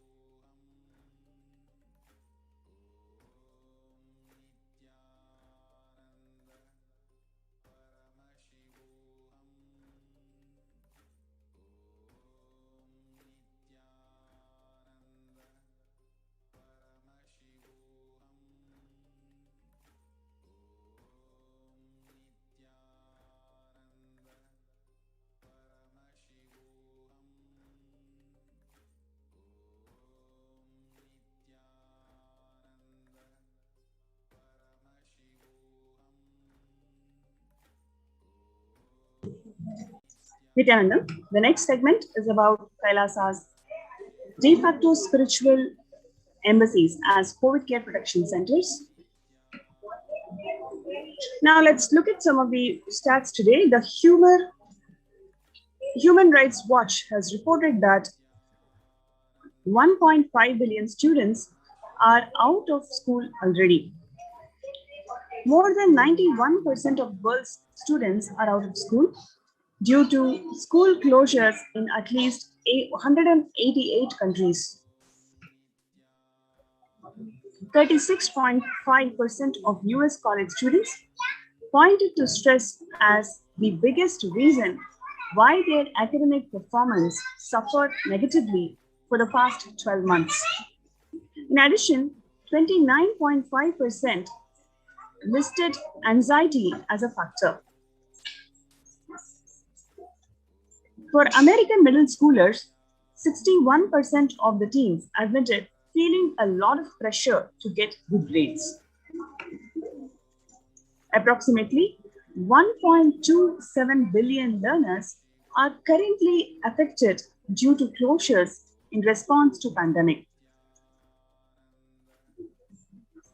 According to UNICEF monitoring, 46 countries are currently implementing nationwide closures and 27 are implementing local closures, impacting about 72.9% of the world's student population. In a survey by the mental health charity Young Minds, which includes 2,111 participants up to an age of 25 years with a mental illness history in the UK, 83% said that the pandemic had made their conditions worse. 26% said that they were unable to access the mental health support. Peer support groups and face-to-face services have been cancelled, and support by phone or online can be challenging for some young people. The COVID-19 pandemic has disrupted or halted the critical mental health services in 93% of countries worldwide, while the demand for mental health is increasing, according to a new World Health Organization survey. Recently, a study also found that 18% of individuals who received COVID-19 diagnosis were later diagnosed with a mental health disorder, such as anxiety or mood disorders. Surveys also found that substance use and suicidal ideation are particularly pronounced for young adults, with 25% reporting that they started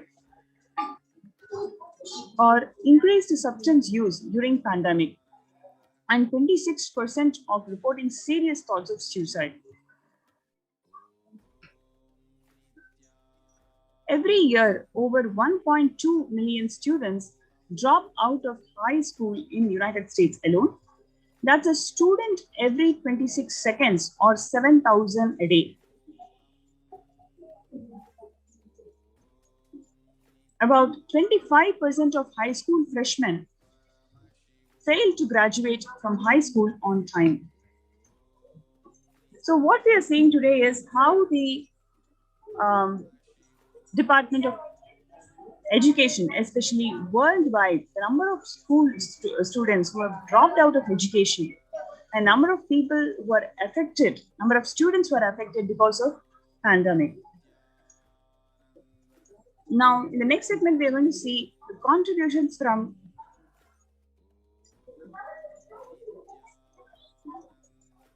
Kailasa's Department of Education. Before we go to the next segment,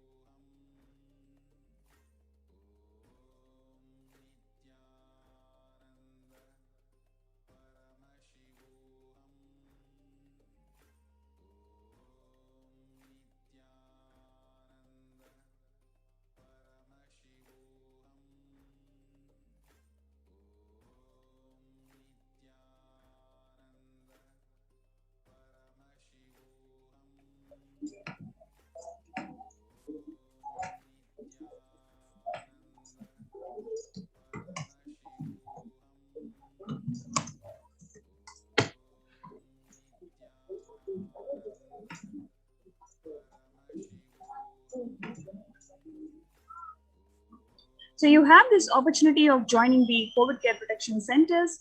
You can register through the link below, kailasa.org/Kailasa care, KAILASA.org/KAILASACARE. So especially if you are a parent of kids whose education is something that you're worried, then you have these Kailasa COVID care centers where you can provide the best spiritual education to your kids and evolve them spiritually. So now let's also look at the Kailasa's Department of Education's contributions to the world. The Supreme Pontiff of Hinduism, Jagadguru Mahasannidhanam, His Divine Holiness Swamiji has revealed on 17th of November 2019 that the whole Gurukul, the real Hindu university, the Hindu university atmosphere that he had in Tiruvannamalai in 1970s is what he's trying to reproduce all over the world through Nithyananda Gurukul and also e-Gurukul. Gurukul is a place where celebration begins with the right words in blossoming minds, creating a gateway of possibilities, creating an enlightened civilization with young body and Vedic mind.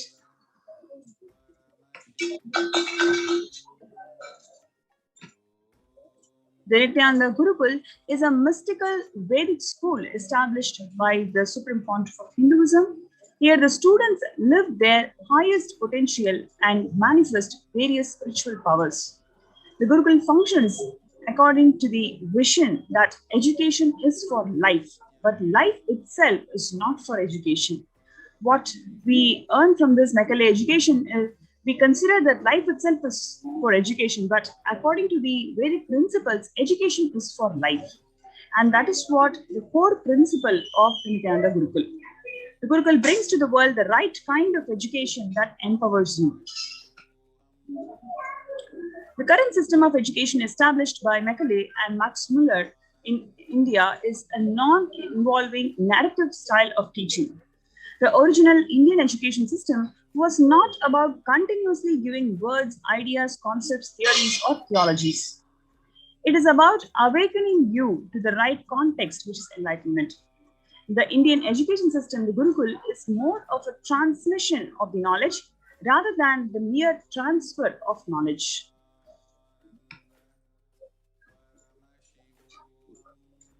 Whether others educate you or you educate yourself, if it is based on the weakest link, it is called generalization, dilution due to generalization. Whether others educate you or you educate yourself, if you plan everything based on best of you, it is called specialization. The Gurukul ambience is for specialization and not for generalization. It is for specialization and not for generalization. Education means putting a set of ideas into your head and forcing you to conform to it, pressurizing you to memorize it, and forcibly making you to vomit it. In Gurukul, there is no education. There is only initiations. Initiation means empowering you with powers and letting you to play with it, letting you to manifest, specialize, letting you to manifest your specialization and letting you to grow.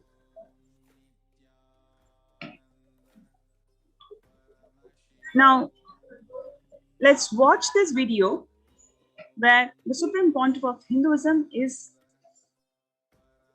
explaining the importance of Gurukul system of education.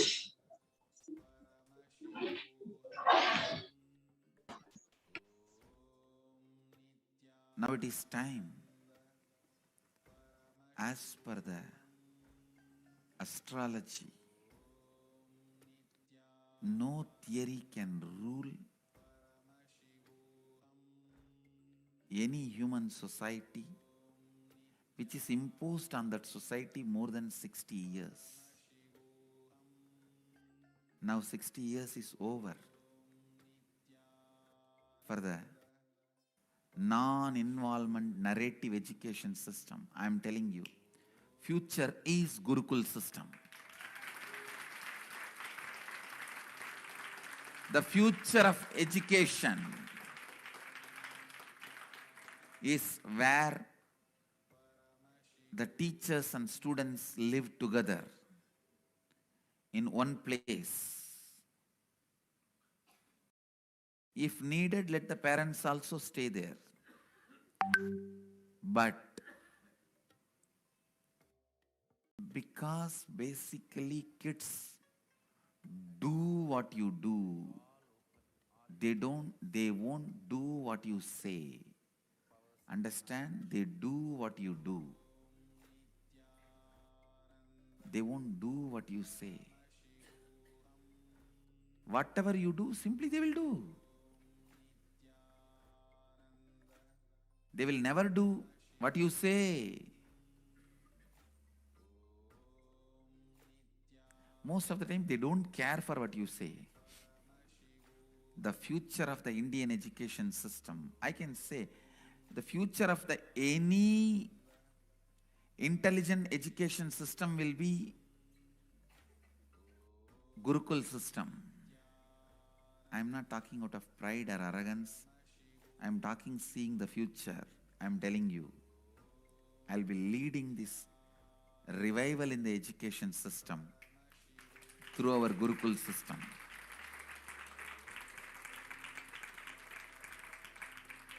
Through our Gurukul system. It is going to be the Gurukuls. In Indian education system, complete involvement is required from the side of the teacher and the student. Student need to study the teacher. Teacher need to study the student. Understand? After thoroughly studying the student, teacher identifies the right subject in which the student will be successful. Few things are basic for everyone, like science of completion and enlightenment.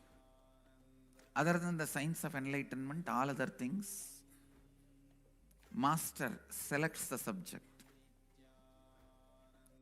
in which the student will be successful. And then student is trained specifically in those fields with the knowledge of enlightenment, with the science of enlightenment, with the truth of enlightenment as the context. Even if you learn the archery, enlightenment is the context. If you study administration, enlightenment is the context. If you learn about business, enlightenment is the context. If you learn plumbing, building houses, sculpting, enlightenment is the context. Indian education system is more of a transmission of the knowledge, not transfer of knowledge. It is not just information based.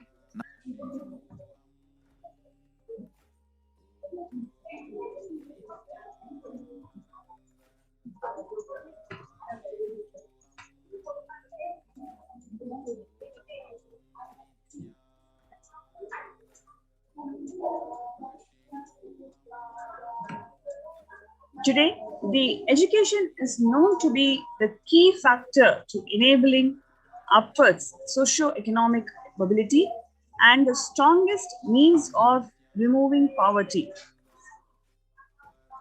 The right education is crucial to the well-being, stability, and the growth of not only every child, but to humanity as a whole. The Gurukul system is also known to be the knowledge transmission system of Hinduism, one of the pillars which kept the Sanatana Hindu Dharma alive and standing as the world's most ancient living civilization. Through Kailasa's Department of Education, the Supreme Pontiff of Hinduism, Jagadguru Mahasannidhanam, His Divine Holiness Swamiji, the Gurukul system is being revived in its entirety. Gurukul, living in the Guru's home. The Gurukul system is rooted on the Guru Sishya Sampradaya, or the living lineage of Guru-disciple relationship. After decades of study on the physical, chemical, and biological uniqueness of meditative states and enlightened beings, it has been found in the normal waking state alone that brain waves show that they are in a complete meditative state, despite being fully active and engaged. In the world of athletics, this state is known as the being in the zone, a glimpse into the peak of focus, cognitive function, attention, and coordination, to name a few. Rather than a glimpse, enlightened beings casually walk, talk, and engage with life settled in this peak. Recent studies have also found that we imbibe the body language, behaviors, and the patterns of those in our environment, not just on the behavioral level, but to the depths of the neurological layer. This is also known as the mirror neuron effect. In this way, there is no better teacher than enlightened Guru, who exists as the superconscious, biological, reproducible anomaly. However, through centuries of Mughal invasion, colonialism, and continued persecution against Hinduism and Hindu tradition, the science of knowledge transmission has been diminishing at an unprecedented rate. After careful study in the colonialism era, it was found that the Gurukul system was standing as the backbone and stability of the Hindu civilization. The Nekale education system was imposed on India after this revelation.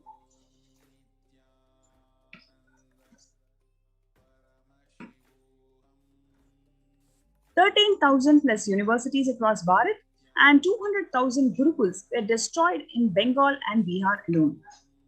With the systematic destruction of Hindu universities and Gurukuls goes more than 80% of Hinduism's indigenous knowledge. Thomas Macaulay, who is the destroyer of Indian education system, Indian Gurukul education system, in fact, he said that our English schools are flourishing wonderfully. The effect of this education on Hindus is prodigious. No Hindu who has received an education, English education ever, continues to be sincerely attached to this religion. The Hindu religion is so extravagantly absurd that it is impossible to teach a boy astronomy, geography, natural history without completely destroying the hold which that religion has on its mind. It is my firm belief that if our plans of education are followed up, there will not be a single idolater among the respectable classes in Bengal 30 years hence. And this will be effected without any efforts to proselytize, without the smallest interference with religious liberty, merely by the natural operation of knowledge and reflection. I heartily rejoice in this prospect. Now let us see how the Supreme Pontiff of Hinduism, Jagadguru Mahasannidhanam, His Divine Holiness Bhagwan Nithyananda Paramashivam, has revived this ancient Indian education to its entirety. The grand revival of Hinduism's Gurukuls and Gurukul universities. On 2nd of October 2006, the official inauguration of Kailasa's Nithyananda Gurukul happened in Adi Kailasa. In 2008, students of Nithyananda Gurukul practicing yoga and meditation under the sacred banyan tree, Adi Kailasa. 50% of Gurukul Balasans study 1 to 3 years ahead of their age group, scoring in the top 10 to 20% of Mensa at age 14. Gurukul Balasans learning standard academics along with the indigenous Hindu scriptures. Here you can see the Gurukul Balasans practicing the Shivastamba Yoga under the guidance of the trained Shivastamba Yoga Acharyas. Gurukul Balasans demonstrating the ability to perform Kundalini Rajji or the rope yoga even through blindfold.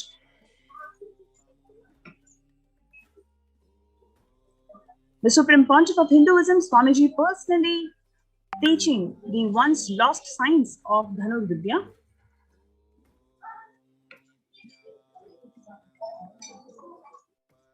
%30 of Gurukul Balasans demonstrating the capacity to spontaneously play the instruments without formal training.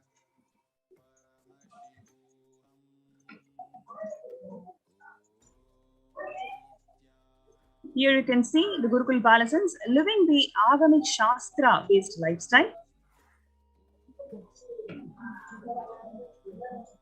The Balasans of Nithyananda Gurukul demonstrating the ability to read blindfolded.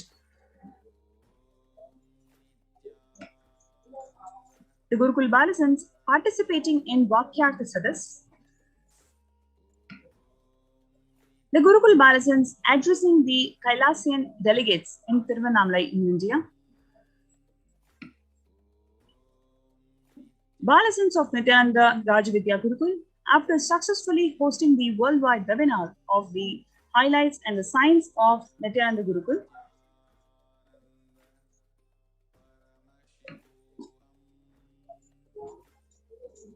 now the impact of Gurukul.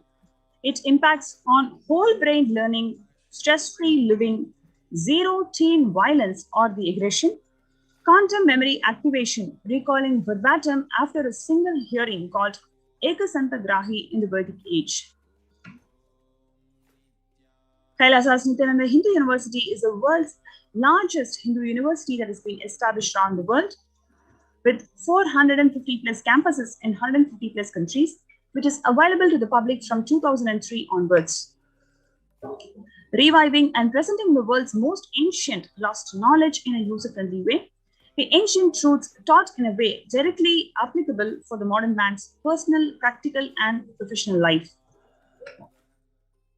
With 20 million enrollments and counting, 7,000 plus courses available, delegates and teachers from 50 plus countries directly contributing to the Nithyananda Hindu University.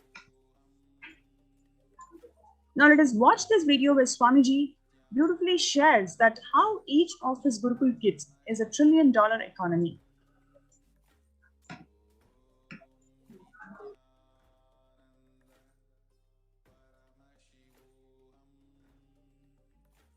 Long rituals are not useless or unnecessary as a modern brainwashed Hindu thinks. Long rituals are the most powerful method, science, kriya,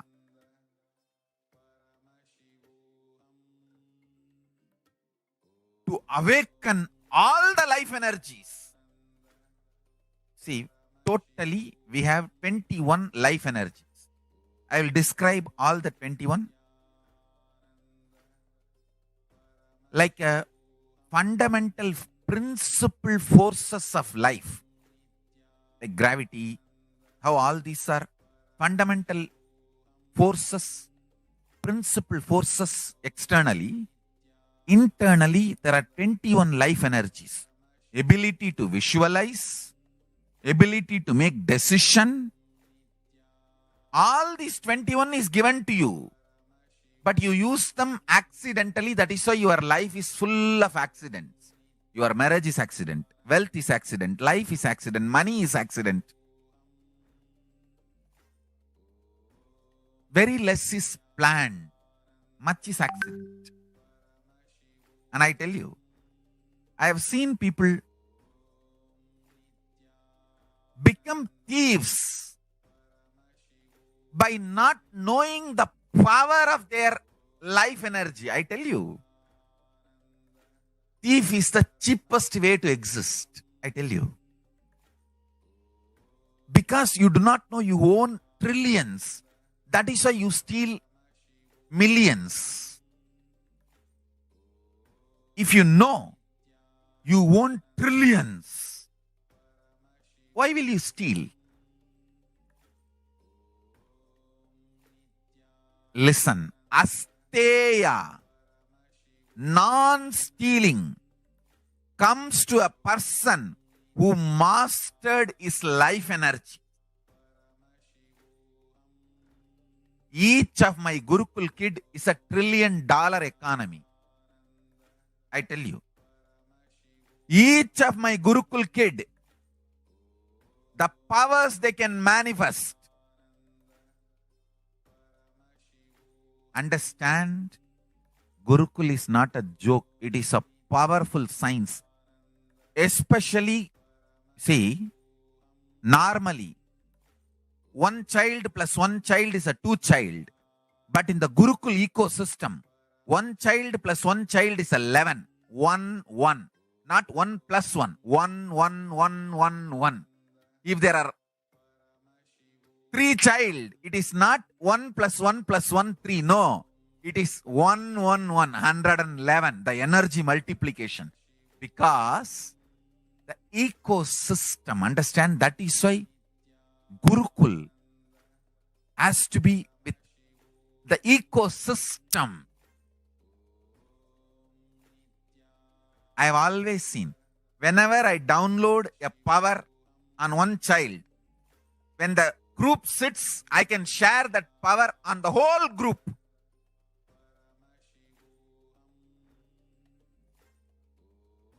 Because when team of kids or balasans or sannyasis or brahmacharis, when they sit as one team,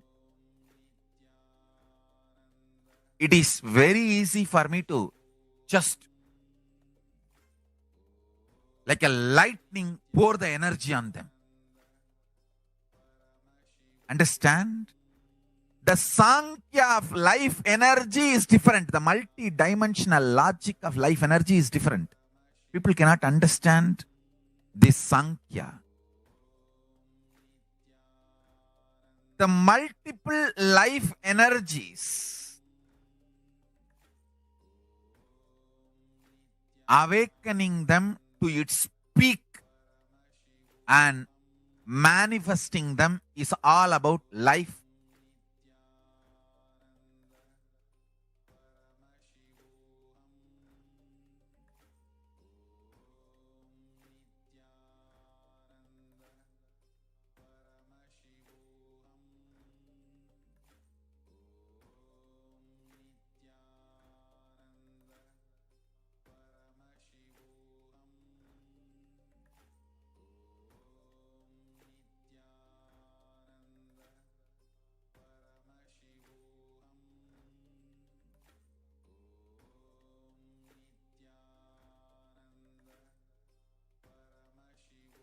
Long ritual.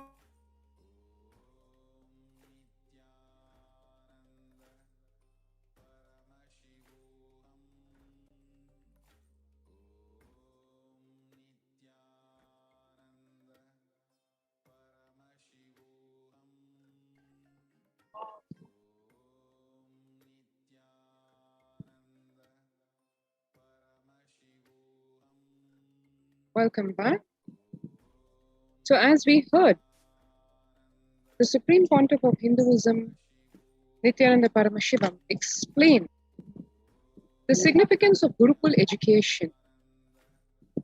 Now that, in relation to what is the situation today, in terms of the corona pandemic, COVID-19 pandemic that the world is facing, what has this important pillar of Gurukul got to do with the ongoing pandemic, the ongoing crisis?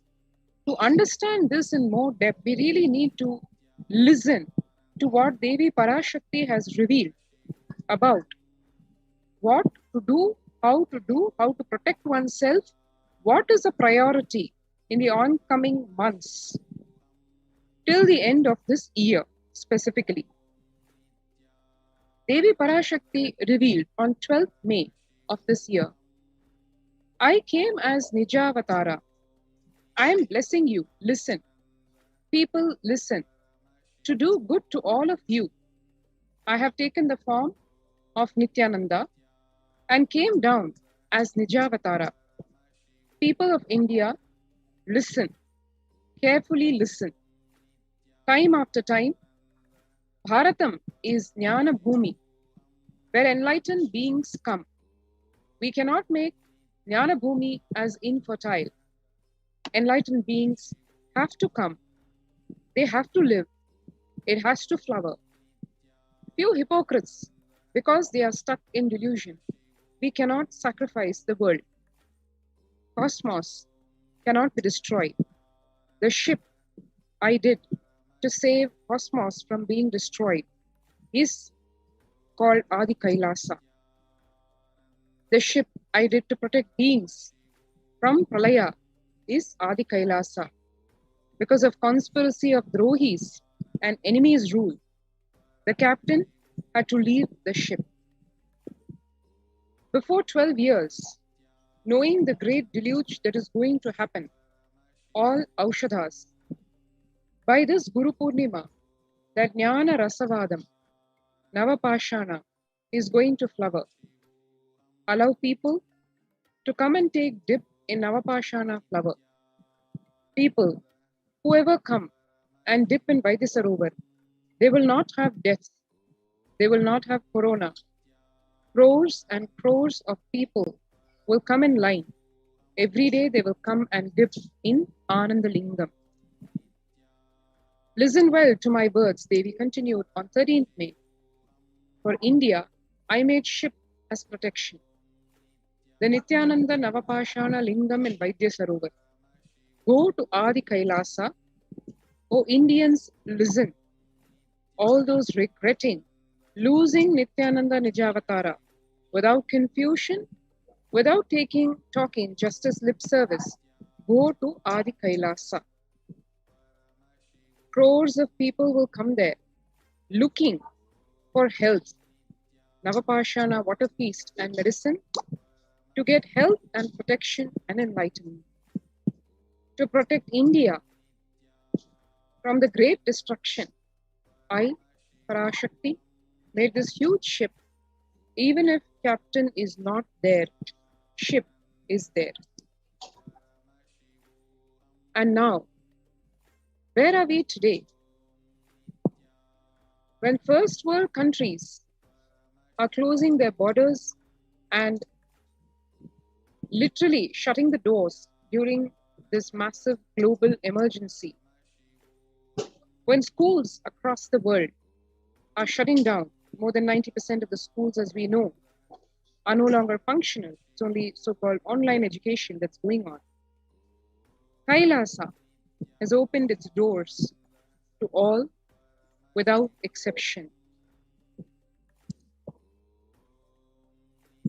To start with, the Supreme Pontiff of Hinduism, Nithyananda Paramashivam, has facilitated COVID care through the COVID care centers, providing free service, spiritual services, humanitarian services across practically all the de facto spiritual embassies of Kailasa across India, which include Adi Kailasa in Vididi, Bangalore, Salem Adinam in Tamil Nadu, Tiruvannamalai Adinam in Tamil Nadu, Rajapalayam Adinam in Tamil Nadu, Puduvai Adinam in Puducherry, Pattanam Adinam in Tamil Nadu, Siragapadi Adinam in Tamil Nadu, Sripuram Adinam in Hyderabad, Madurai Adinam in Tamil Nadu, Avattipalayam Adinam in Tamil Nadu, Hosur Adinam in Tamil Nadu, and Baroda Adinam in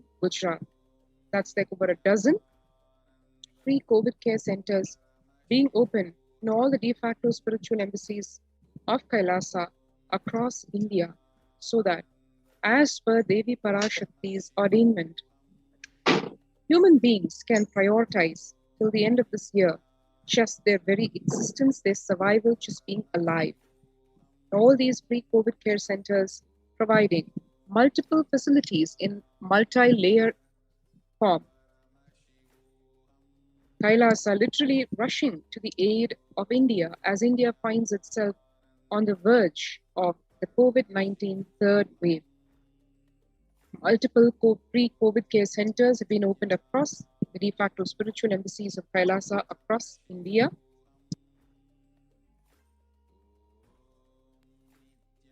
Various humanitarian services being offered during this pandemic in Kailasa's de facto spiritual embassies across India to provide holistic care, not only humanitarian services, medical services, but also spiritual services, spiritual support being provided during this pandemic. And at the core of all the support system is the fundamental, true support, which is cosmic revelations on the global pandemic in the form of Devi Parashakti Akashic readings and the revelations given by the Supreme Pontiff of Hinduism, Nithyananda Paramashivam, as to how to combat this pandemic.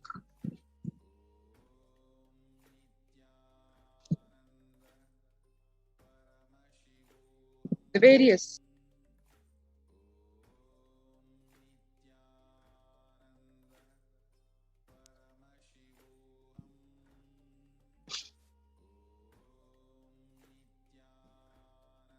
humanitarian services offered during this pandemic in the de facto spiritual embassies across India include medical care in the form of pure, authentic, holistic healthcare.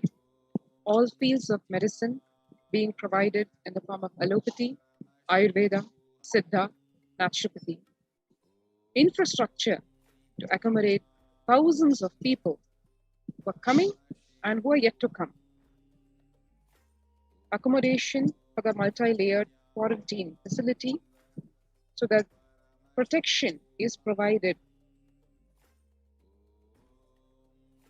not in how it is being currently available outside, whether it's provided by the government or otherwise in the form of just so-called home quarantine, which as governments themselves are admitting is not effective at all.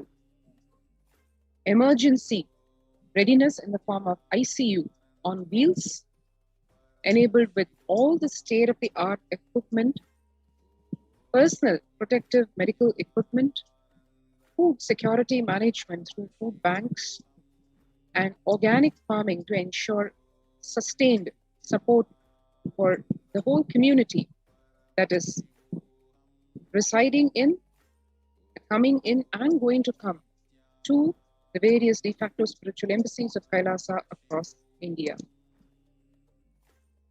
So, if you would like to register yourself for this COVID Care Protection Center in direct consonance with and resonance with Devi Parashakti's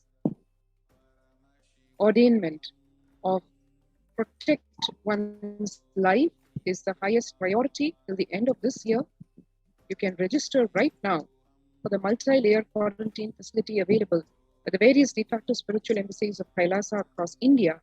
All you need to do is register online through this link, https://kailasa.org/Kailasa-care. I repeat, https://kailasa.org/KAILASACAR. Let's take a few seconds now to register ourselves in this link and avail ourselves of this facility and take sincerely Devi Parashakti's guidance to protect oneself through the multi-layered quarantine facility and through the spiritual and religious services, which are the core of one's not only immunity building in the physical sense, but community building in the mental sense, where, as one can see across the whole world, the corona pandemic having ripple effects of over 90% of the people experiencing anxiety and depression.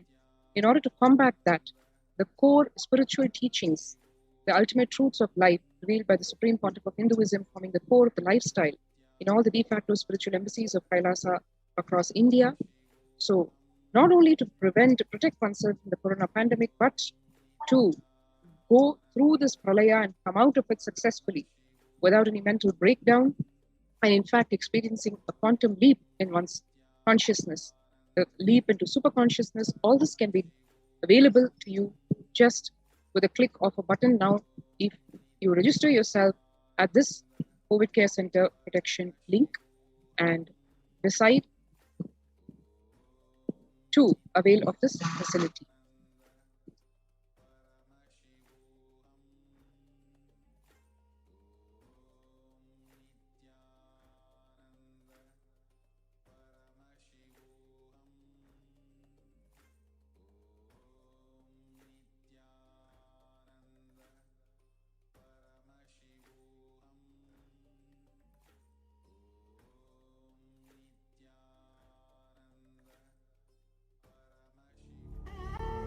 What I mean by the word Kailasa, listen intensely. Enlightenment ecosystem, literally enlightenment itself, in your own home, wherever you are. If you cannot come to Kailasa, it's okay. Kailasa can come to you. Kailasa coming to you is Kailasa.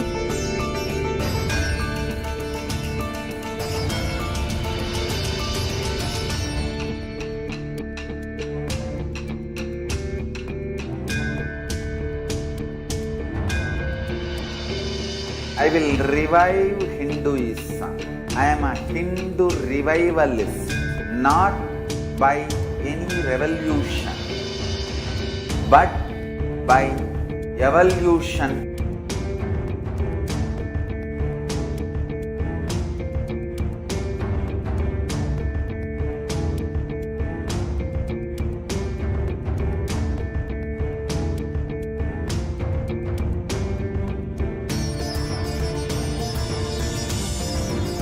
And setting model communities.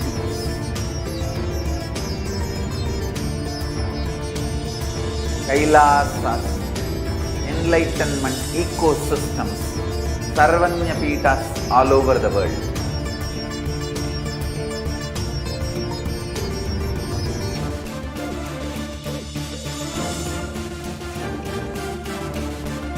All powerful cognition, knowledge, only when you live, power manifestation and possibilities manifestation happens. This is a fundamental truth.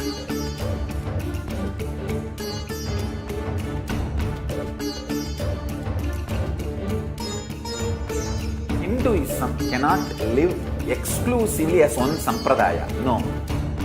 All sampradayas of Hinduism is an ecosystem.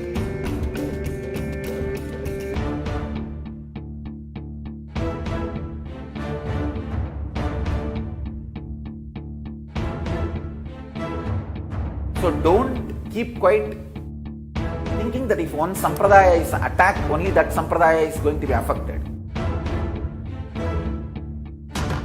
All of us are ecosystem.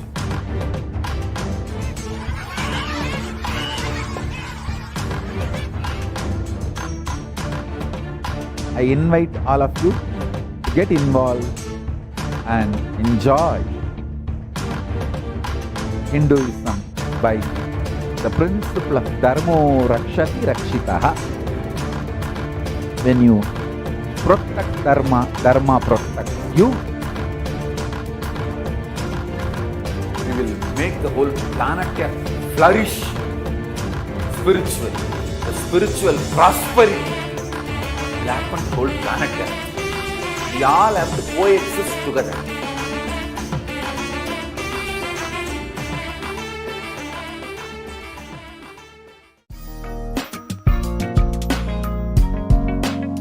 We get you health. We get you ability to build beautiful relationships in your life.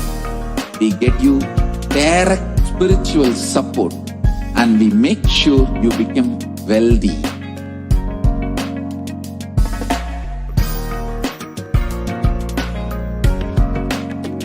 We won't stop giving you just good life. We will literally not stop till you live enlightened life. Manifesting the state of Paramashiva, space of Paramashiva, powers of Paramashiva, being of Paramashiva.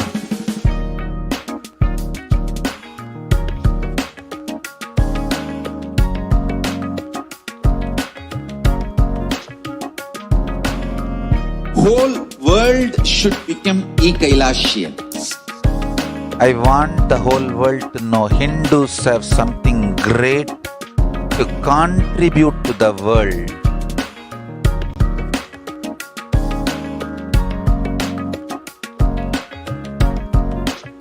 We have something great to contribute to the world.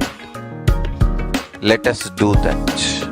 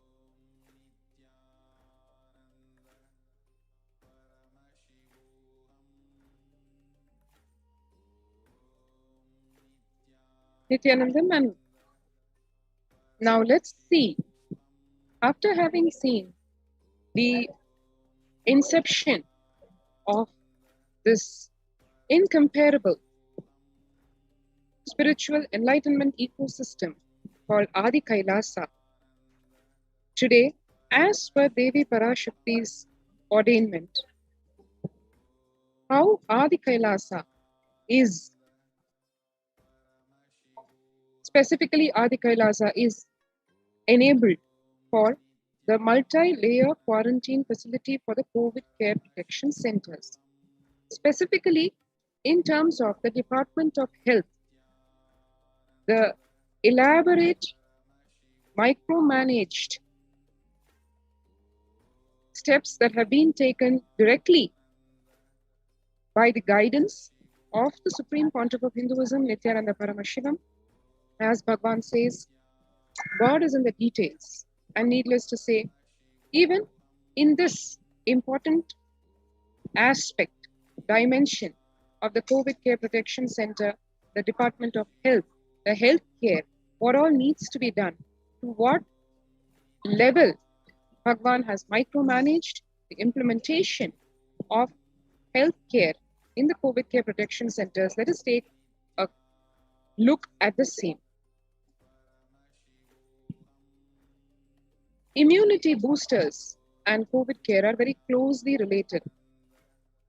Kailasa is not about just curing any disease, be it in the physical level or the mental level. It starts with prevention.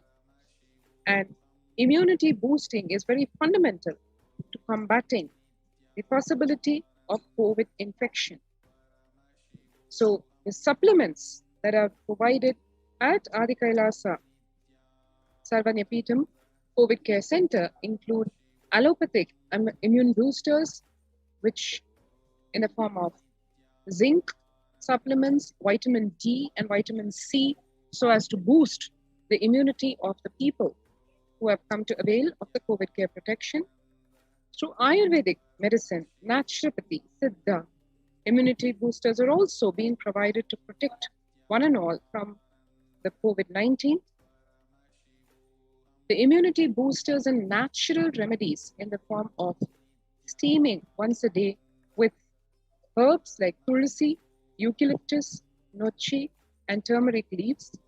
All these herbal leaves are taken from the healing trees which are growing directly in Adi Kailasa, which have grown because of the very presence of the Supreme Pontiff of Hinduism, Nithyananda Paramashivam.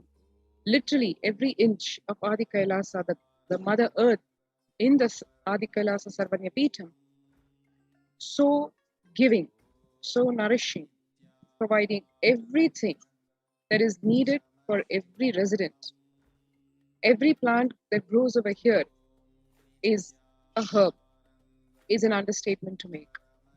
Twice a week consumption of the Kabasura Kudinir, which is a herbal mixture of pepper, ginger, and cloves, and other ingredients, which is extensively aimed for boosting the lungs, improving the respiratory system, and treating infectious conditions like cough, cold, and fever in a very natural way, without suppressing the symptoms, but allowing the body to combat any imbalance in the three doshas.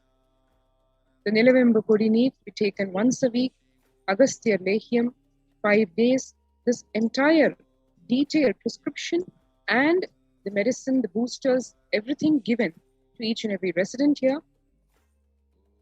The Kalisari Pattakam, 3-4 tablets per day for 5 days, various kashayams, and every single supplement being prepared over here with the herbs that grow over here and provided to the residents. One can see here gargling with salt water and turmeric recommended, and everybody does it as a group, so it becomes like a lifestyle.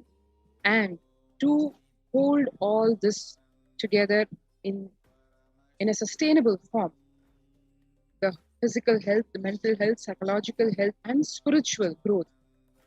The spiritual routine forms the spindle for the same, which includes everything from the body cleansing, internal cleansing processes like the Panchakriya, Haritaki, which as Bhagavan has said, is literally the miracle herb, which increases the level of oxygen in the blood by almost 300%. Castor oil, which completely cleanses one's entire digestive system. Neem juice, which ensures no worms can infest one's digestive system, intestine, stomach, etc. Prathama Vinyasa Krama Yoga, which is done in the Brahma Muhurta, the 108 from yoga asanas with the 12 components of Nithyananda Yoga, led by an Acharya in the Brahma Muhurta in the wee hours of the morning, having a beautiful start of the day. The Trinetra Kumbhaka, as Bhagavan has revealed, and which today scientific studies are aplenty, showing how this pranayama is so helpful in directly combating COVID, because it increases the oxygen levels in the body and it increases the lung capacity like no other exercise can. And puja, to connect to the Supreme Pontiff of Hinduism, Nithyananda Paramashivam, to Paramashiva daily, morning, and experience the deep state of oneness with him. And the basic sanitation and safety practices that are practiced in the Adinam, including training and education on and enabling of disposal of waste, RO water systems for drinking water, cleansing and sanitization of all the overhead tanks at regular intervals, regular de-weeding, maintenance and repair of electrical circuits, plumbing facilities, communication facilities for the safety of the residents, compost pit filling with biodegradables so that one lives in alignment with nature without polluting Mother Earth with non-recyclables, ensuring it is all recyclable waste, organic waste. The diagnosis, COVID care, quarantine methodology includes immediately upon arrival to the campus, the occupants are quarantined for 15 days. This ensures, as today the medical fraternity agrees, in spite of whatever variants of the COVID-19 virus happen day over day, there are Delta, Delta plus, all kinds of different colors of fungus, whatever may be the variation of the coronavirus. One thing the medical fraternity also agrees is within a span of about 10 days, the virus cannot survive more to infect the other person in an infectious manner. So even if a person is falsely detected as negative, but is actually a carrier of the virus, after a span of 10 days, he or she no longer remains a carrier. Based upon this principle, the quarantine is ensured for every person who comes in. Of course, every person has to come in with a COVID-19 clear certificate, with a negative COVID-19 negative certificate. And the occupants are quarantined for 50 days. The swab test, the RT-PCR test has to be done, and that clean COVID clean certificate is taken. And after that, the 15 days of quarantine, all food handlers to be wearing masks and gloves and keeping distance. The disposal of the waste food to be done with gloves and masks. Disposal of gloves and masks by incineration. In case of any emergency, protective kits are ready at hand to take a COVID positive patient to the hospital. This is what we were describing, ICU on wheels. And education being provided to the residents about the COVID-19 symptoms and what are the things to watch out for in today's scenario. Doctors say anything out of the ordinary, you should be suspecting COVID. So any kind of a fever, any kind of an unhealth being exhibited by any person, the medical fraternity, the healthcare people immediately attend to the same. And the practices that have been recommended by all medical organizations and doctors hand washing and infection control. Washing hands is often thoroughly with soap and water or with alcohol-based sanitizer. Avoiding sharing any items like dishes, drinking glasses, cups, eating utensils, towels, bedding, or other items with other residents in the Adinam so as to ensure basic hygiene and care. Mask protection. Every single resident provided with mask, and the mask to be worn at a time when the person has to go, if at all a person has to go outside, if exposed to vendors or interacting with the people from the outside world. That the mask is an N95 mask, double layer cotton mask, and the procedures for taking care of the same, how to wash it and how to maintain it, are also educated to the people.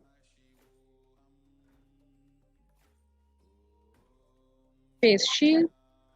The people who are taking care of the medical health, of the physical health of the residents, the medical professionals also using face shields as an extra protective wear.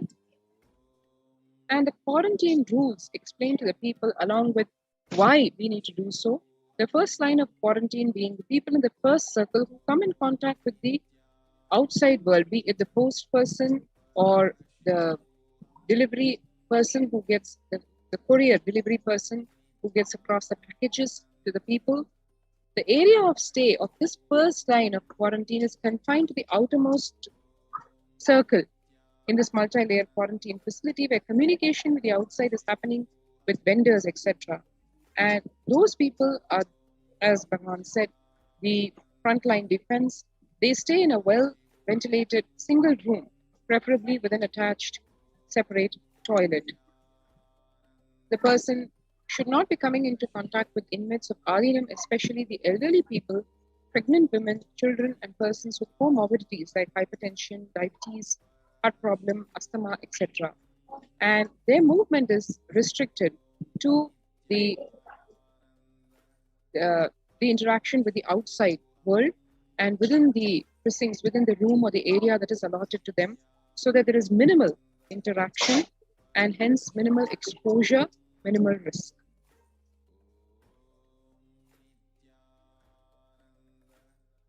The delivery of packages, all parcels received at the gate to be sanitized, spraying with disinfectant. All deliveries being contactless delivery, wearing of face coverings and hand gloves, mandatory. If contactless delivery is not an option, or request the delivery to be left in a protected and isolated place. The outer packaging of the item or product to be disposed before it enters the Adinam, so that we ensure that not even packages are used as a means of contamination and possible risk and exposure to the virus. All the delivery bags, boxes, and containers to be thrown away after transferring the items to their respective places. The surfaces of the package to be cleaned with a simple disinfectant and let to dry. All hands handling the packaging thoroughly washed with soap and water and or antibacterial solution frequently, and all mail and packaged products to be left outside for 24 hours before using them.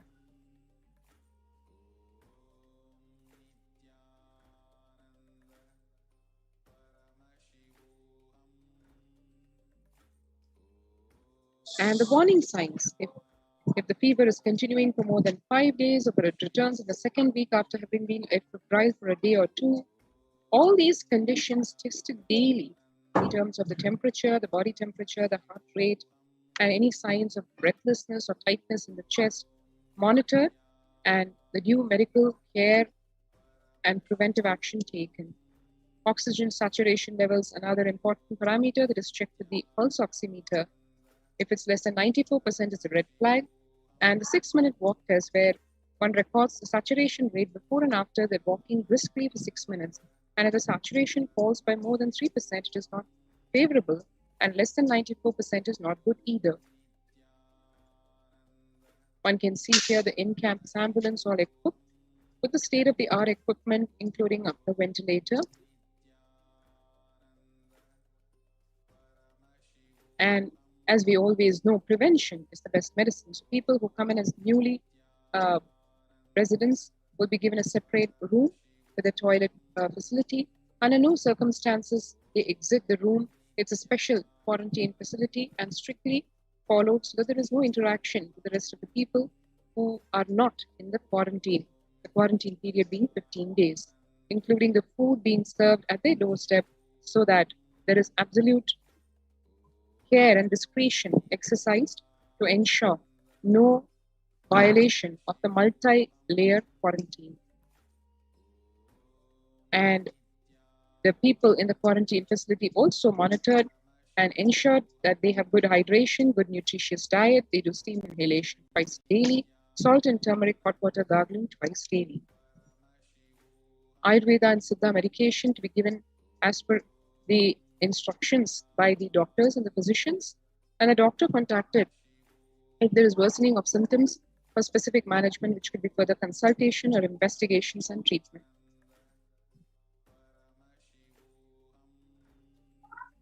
And pranayama, yoga, everything taught, so that people are equipped to handle on a physical level, on a mental level, and an immunity level, everything that is needed for handling this COVID-19 pandemic.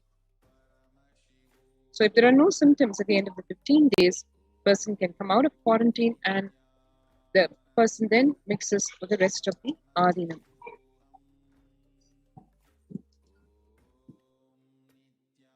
So these symptoms monitored very closely by the medical team during the quarantine, and very detailed, precise directions, guidance followed as to how to handle if there is any symptoms in various combinations which signal the possibility of COVID.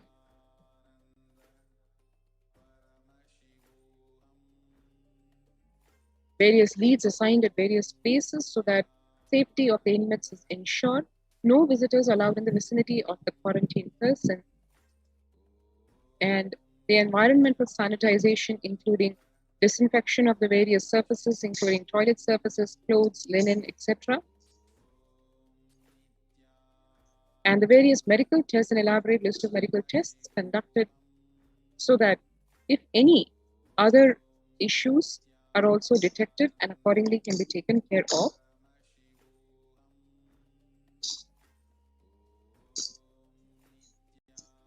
And that is actually the whole 9 yards, so to speak, in the medical care facility, and the various rules and regulations to be followed of the Adinam, the spiritual rules, which include no smoking, no drinking, no drugs, no substance abuse, and no consumption of anything other than vegetarian food, so no non-vegetarian food, and in respect of the monastic discipline of the Adinam, illicit sex being completely prohibited, and the basic etiquette like the traditional Indian clothing and personal and environmental cleanliness to be respected, just as a traditional Adinam would.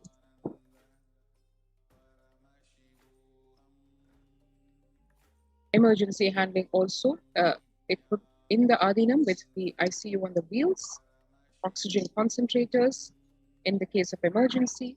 All this is as per the readiness as ordained by the Supreme Pontiff of Hinduism, Nithyananda Paramashivam, so that every person who comes here to avail of the COVID care facility is taken care of, and not only taken care of, visibly, tangibly supported in every level, and in case of any eventuality, being ready for that emergency as well. So you would like to avail of this free COVID care center, do register now through the link https://kailasa.org/Kailasa care.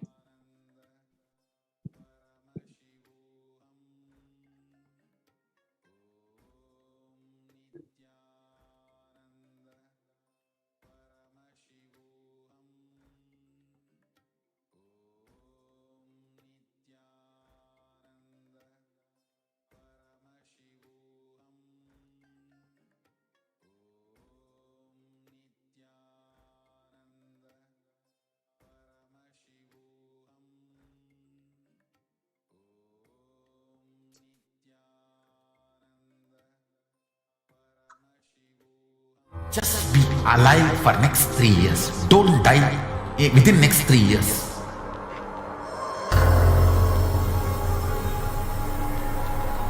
Just don't die within next 3 years. Be alive, somehow be alive. I'm working sincerely. I will reach you somehow. Somehow I will reach you. It's my commitment to humanity.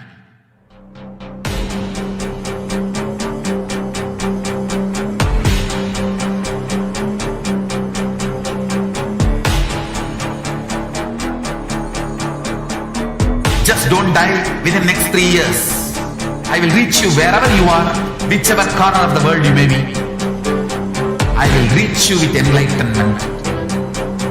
You manifesting the space, state, powers, being Paramashivam.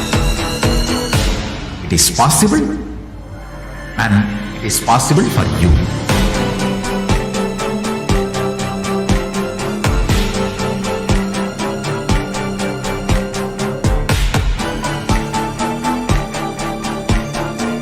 Paramashiva will reach you with enlightenment science. I know he is going to do the job.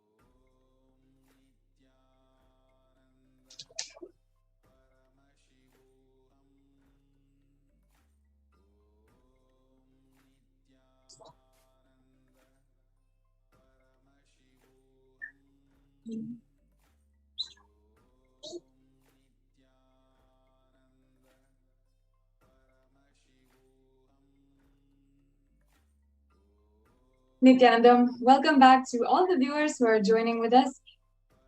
I hope that every single one of you knows the exciting news that we are going to be in the divine presence of the Supreme Pontiff of Hinduism at 9 p.m. IST. So make sure that you're staying tuned, and that if you are making time to ensure that you sit for the satsang in the grace and presence of the avatar, the incarnation of Paramashiva, the Supreme Pontiff of Hinduism himself. I'm sure many of you have joined us yesterday, joined for the Nithyananda satsang, and we all were able to sit for that really glorious 2 hours for ensuring, imbibing the powerful cognitions from the Supreme Pontiff of Hinduism. And now, today again, at 9 p.m. IST, we are going to be having the darshan of the Supreme Pontiff of Hinduism and being able to sit for the Nithyananda satsang. This is a beautiful opportunity, a beautiful way for us to sit in Shakti Pada, sit in the deep restful awareness and oneness with Paramashiva, and simply by sitting in his presence and being a part of his grand extended space for manifesting Kailasa, each and every one of us can manifest after that the powers of Paramashiva. So please make sure that you know that today at 9 p.m. IST, we are going to be having the live darshan of the Supreme Pontiff of Hinduism. Ensure that you're staying tuned, and if you have to, you go and come back. Make sure that at 9 p.m. you are tuned in and you can get ready for the darshan of the Supreme Pontiff of Hinduism. Now, we're going to be entering into the next segment of today's program, a continuation of the previous segments. From the last segment, on the persecution against the Supreme Pontiff of Hinduism. Now, in the last segment, we were speaking specifically about violence against women used as a tactic to continue the oppression of a certain minority, community, or ethnic background.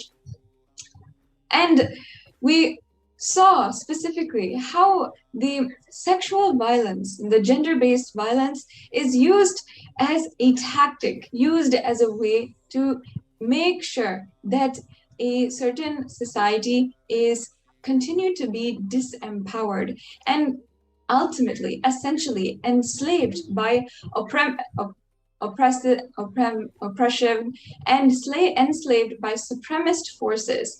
Often these supremacist forces have terrorist and racist motivations behind what they are doing, how they feel that they have the right over another person, and ultimately have been historically oppressing other cultures and other traditions. We saw examples of the Native American genocide that have happened just 200 years back, the Vietnam War that happened just 50 years back. And in each of these instances, how sexual violence and gender-based violence was used as a tactic, as a way that the entire society, the entire civilization was destabilized and oppressed. And even until today, facing the repercussions, facing the consequences of an entire society being being subjugated by their attackers.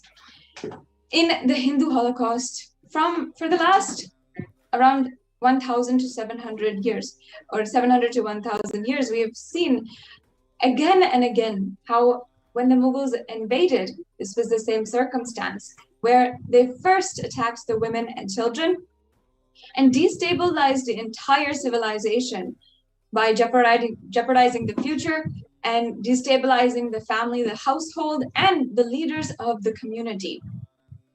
And also in the British occupation, how strategically the women were made less than their counterparts, less than their other gender role. And what we understand today, what we see today, the amount of violence against women going on in India, the amount of child abuse going on in India had all started during this time when the British had enslaved literally the entire Hindu population in India. So just using this as an example, we have seen now today how that is continuing. Yesterday, in the previous segment of this presentation on the persecution of the Supreme Pontiff of Hinduism and the women of Kailasa, we had a one-on-one close interview with Ma Nithyananda Swami, who is a senior Purna Sannyasi of the female order of Sannyasis revived by the Supreme Pontiff of Hinduism, a part of the sovereign order of Kailasa. And going from the very beginning, going from her background, how she met Swamiji, how Swamiji empowered women and of course herself to take up sannyas, how just through the sacred sentiments of Sanatana Hindu Dharma and sharing the message, sharing the words of the Supreme Pontiff of Hinduism, she found so much of healing, and not only that, empowerment through sharing the words and message of the Supreme Pontiff of Hinduism, sharing the sacred sentiments ultimately of Sanatana Hindu Dharma. And then we were introduced to the attacks that happened in 2010 from an inside perspective, from the direct words of Ma Ashila Swami. And being a senior sannyasi, what happened in her eyes, how how they saw the Supreme Pontiff of Hinduism undergo one of the most brutal attacks against his self, and how suddenly the entire Adi Kailasa Sarvagnapeetham was set on fire, an attack in every direction. What was the media showing versus what they were undergoing, and how she literally had undergone one of the most brutal attacks in modern day history against Kailasa, against a ethnic minority. And Ma Achala Swami then at that point in time had to suddenly found herself out on the streets, afraid for her life, not able to see even what's coming next, where she will get food next, and at the same time continuously worrying, holding on at the same time to Swamiji, trying to understand in a whole perspective what was going on, holding on continuously to Swamiji, and the faith and absolute trust in the revival of Kailasa that each and every one that Swamiji had instilled upon them. Now, let us continue understanding, let us continue from Ma Achala Swami about the attacks in 2010. We can just recap that and then also go further into the further attacks that happened in 2012, which unfortunately she was one of the main victims, and how an illegal arrest happened against her and 15 other women, and of course, Supreme Pontiff of Hinduism himself. I hope each and every one of the viewers takes a few minutes today as we are eagerly awaiting the divine presence of the Supreme Pontiff of Hinduism himself. Please share the link below that is in the scroll. Share on all of the social media platforms and all of where you feel you can make a difference, where you feel that it will be more known. The fact that finally, after decades of persecution, finally, there has been at least one form of reprieve where the UN, the United Nations, has recognized the persecution that is ongoing against the Supreme Pontiff of Hinduism and the women of Kailasa. So now I hope each and every one of the viewers takes a few minutes to share right now the link provided down below, and we'll be continuing the sharing, heartfelt sharing by Ma Achala Swami in just a few minutes after a very quick break.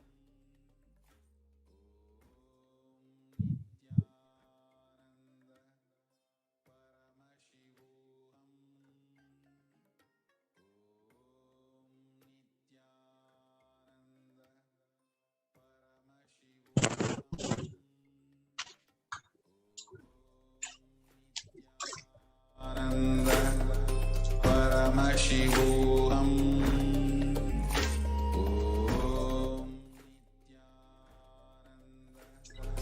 Paramashivoham.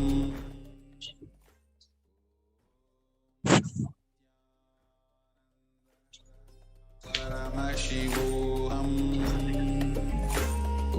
Om Nithyananda Paramashivoham.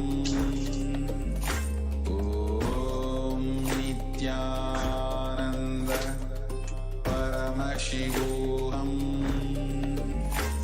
Om Nithyananda Paramashivoham. Om Nithyananda Paramashivoham. Om Nithyananda Paramashivoham. Om Nithyananda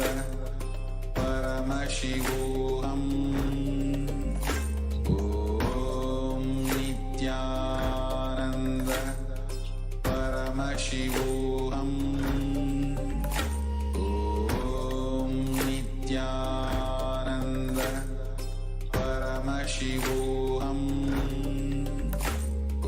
Om Nithyananda Paramashivoham. Om Nithyananda Paramashivoham. Om Nithyananda Paramashivoham. Om Nithyananda Paramashivoham. Nithyananda.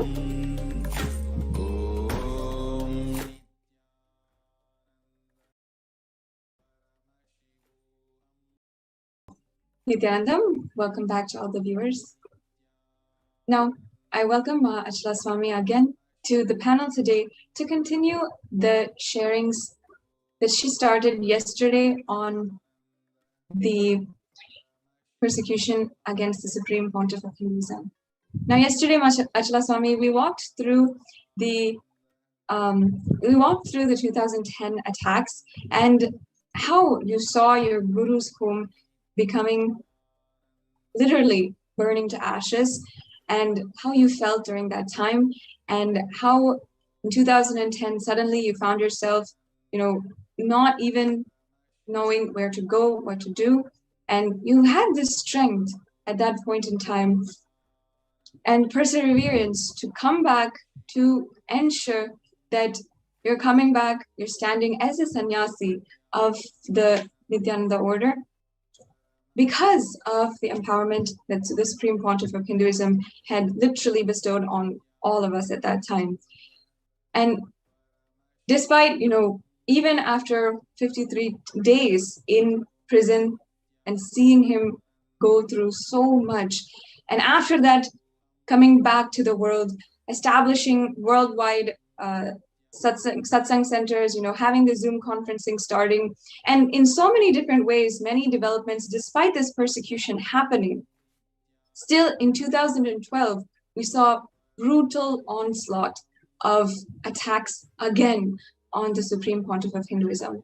So can we begin with what happened in 2012 today and how that started, and if you can share with us also about how you were victim and now a survivor at the hands of the anti-Hindu militant forces. Yes, actually, exactly like you said, 2010 was the first massive attack on the Supreme Pontiff of Hinduism, Nithyananda Paramashivam, our beloved Swamiji. It is not that he had not faced attacks till then.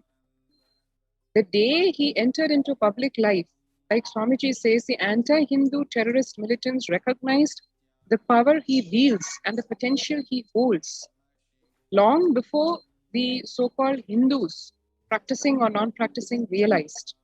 So,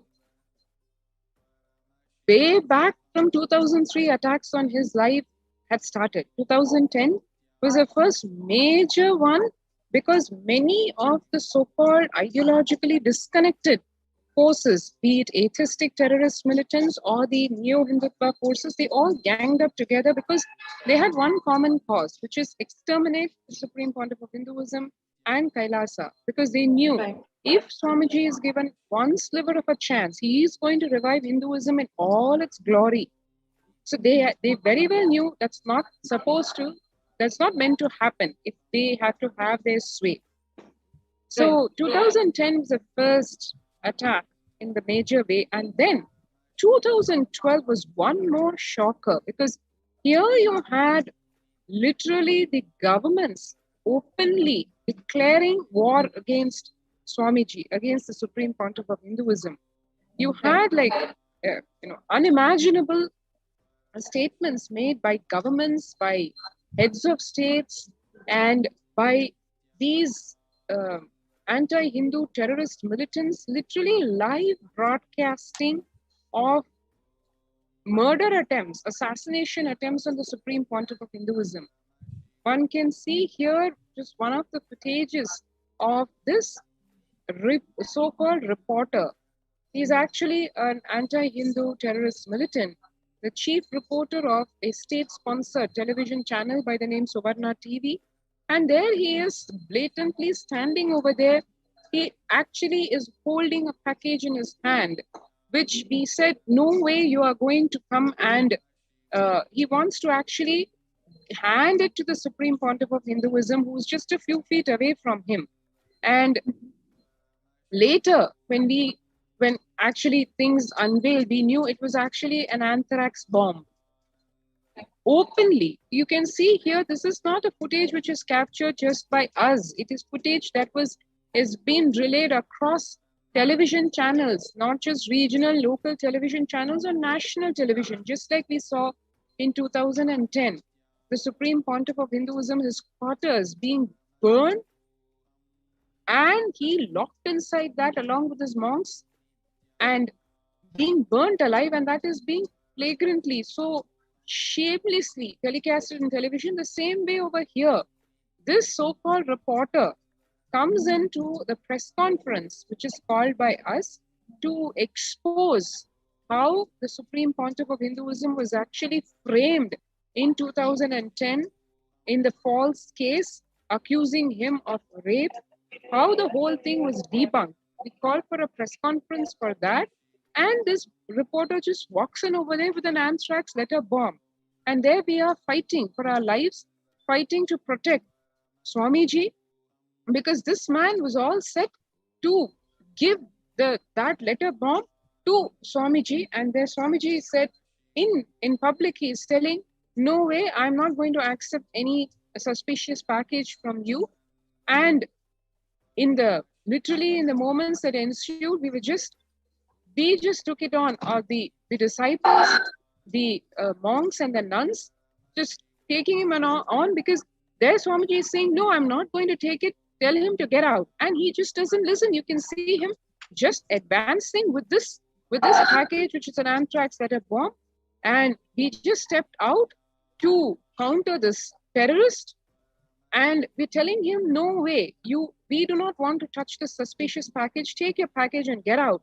And he just refuses to budge. And you can see that the supporting anti-Hindu militants that are sitting over there, because the whole thing was actually planned. We were very naive once again to think that when we call for a press conference to reveal the truth, the people will be there to listen. But we never realized that the level of the sinisterness of this conspiracy with these anti-Hindu forces. They do not even want, and they were ensuring we cannot even transmit that truth to the people at large. Because before the Bhagavan could reveal how the case framed against him is just absolute lawfare, is just trying to frame him in a false case. Before he could even open his mouth for that, this anti-Hindu terrorist, along with his media mafia, was there to disrupt that press conference, because they knew once Bhagavan reveals the falsity of the whole case against him, nothing could stand in court. The false case would collapse.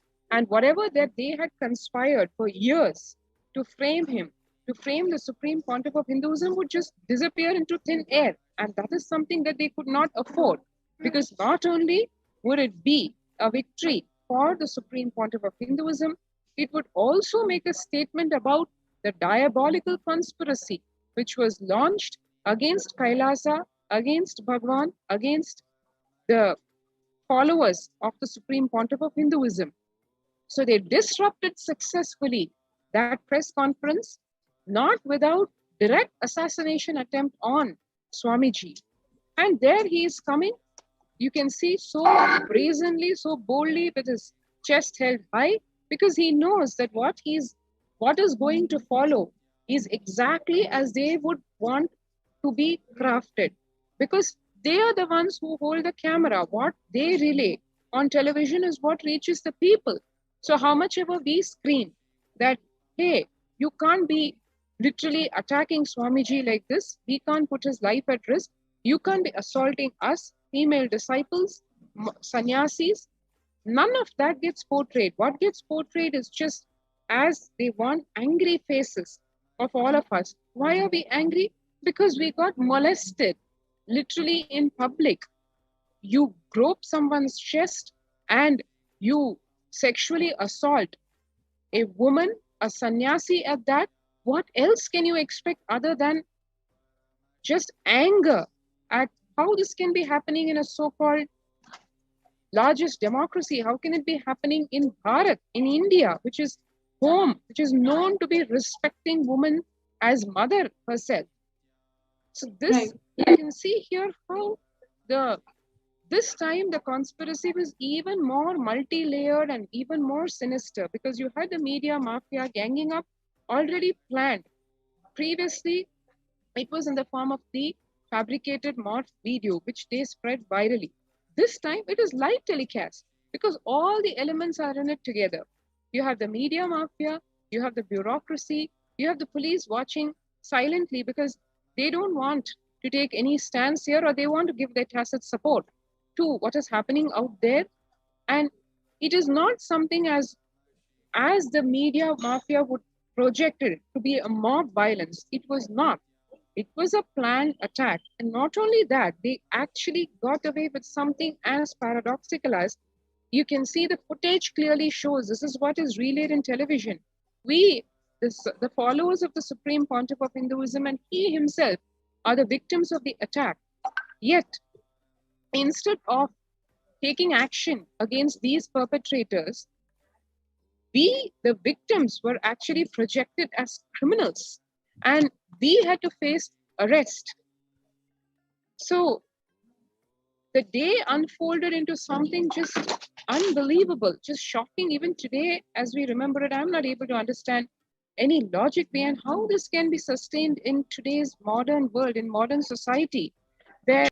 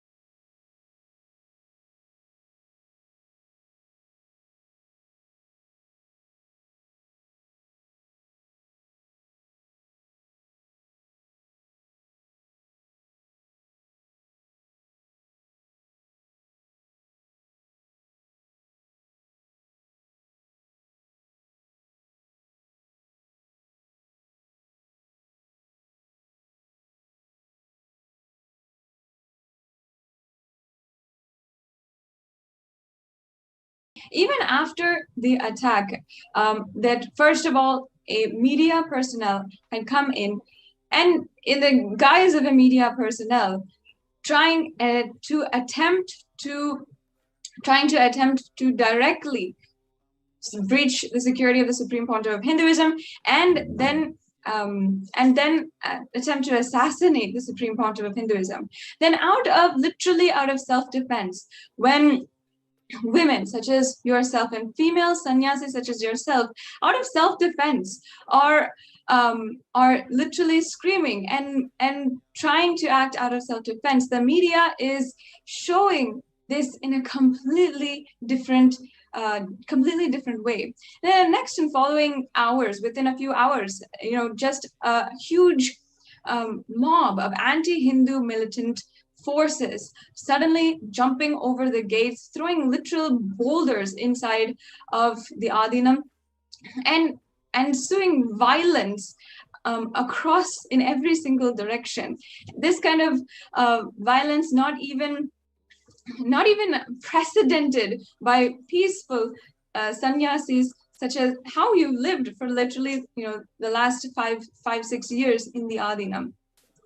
And literally broadcasting, the media literally broadcasting the sexual assault of yourself, as well as other women, female sannyasis as well. We saw the absolutely horrendous footage of Ma Nithyananda Swami, and even of yourself just being harassed, molested, and violently assaulted by the anti-Hindu militant forces. And just within a few hours, we had even Ma Bhaktika Swami share this a couple of days ago, just within a few hours, or I think within 24 hours, the police enter the Adinam and they start to ask women, sannyasis, to come to the police station. And you were not even informed that you were under arrest. That's the first shock that I had when I had heard about this, because even the legal protocols to inform why you are being taken to the police station, especially women, especially a woman needs to know where she is going, where she is being taken to. And if you're under arrest, know that firsthand. But until you were taken to the police station on this particular day, you had not even known that you were under arrest. Can you explain about this particular arrest that happened, in particular, why it happened, the press meet that you guys held, the women sannyasis that held in the following day, and then the arrest that happened, where literally you're not even told that you're under arrest, and suddenly you find out when you're in the police station that this was actually an arrest. And again, the tables turn on you. You have the shock of your life, and again, you're victimized by the anti-Hindu forces. Actually, the ironic part in this whole thing is, it is not only that we did not know that we are getting arrested, we were actually thinking, okay, finally we're getting justice. The police, actually, the way they called us is, you guys got beaten up, and so much happened the previous day. And the next day, actually, the reason why we had the press conference was, the whole purpose for which the press conference was called for was defeated. We did not want the Supreme Pontiff of Hinduism, Bhagwan, to take one more risk of coming and addressing the press conference, and God knows which anti-Hindu terrorist element will try to attack him again. But we cannot give up the cause for which the press conference had been called for, which is to reveal the dirty secrets of the false rape accuser and to debunk, just threadbare, the whole falsity of the false case that Bhagwan was framed in way back in 2010. And all the character assassination that followed after that morphed video was released, and then the lawfare that followed with this false rape accuser at the hem of affairs. So we wanted to ensure that this truth reaches to the world, to the people, to the concerned authorities. And therefore we called for the press conference the next day, because the previous day was just a shocking sequence of events where all of us literally in a span of just 12 hours, we went through everything from attempted rape, sexual assaults, to attempts to murder, and you name it. And everybody, like practically everybody in the Adinam had gone through hell the previous day. And then we decided, no, but what for we are over here, what for we called for the press conference, for the justice that we expected, we called for the press conference again. And as you can see, we were all, in a very systematic way, we wanted to address the legal points and what exactly happened, why the false case was foisted against Swamiji, and how it was foisted, and how the whole thing cannot stand. Literally, the case would have collapsed that very day. And there we were sharing. And we did not even realize that amongst those so-called media mafia that had come in on that day, which were the implants of the anti-Hindu elements, there were also various government people also who said that they are actually from the government, from the police forces, plainclothes police is what they had said. And we saw that, okay, now when we actually started, we felt relieved that, okay, today we have the police protection and we have all the right people listening, the concerned authorities listening to us. And we were befooled by that, because here, when we saw these open rogues, these rowdies attacking us openly, and there was really no opposition from any of the so-called people who was there to listen to the truth or to ensure the safety and security of us. None of that happened. It was just an attack all let loose. And there you had us again, yet again, just our brother disciples and sister disciples trying to protect each other. And you had all these so-called political and linguistic outfits, people from professing to be from those organizations attacking us openly. They had no reason. Really speaking, they had no reason, but they were only there to execute that strategy of these anti-Hindu elements.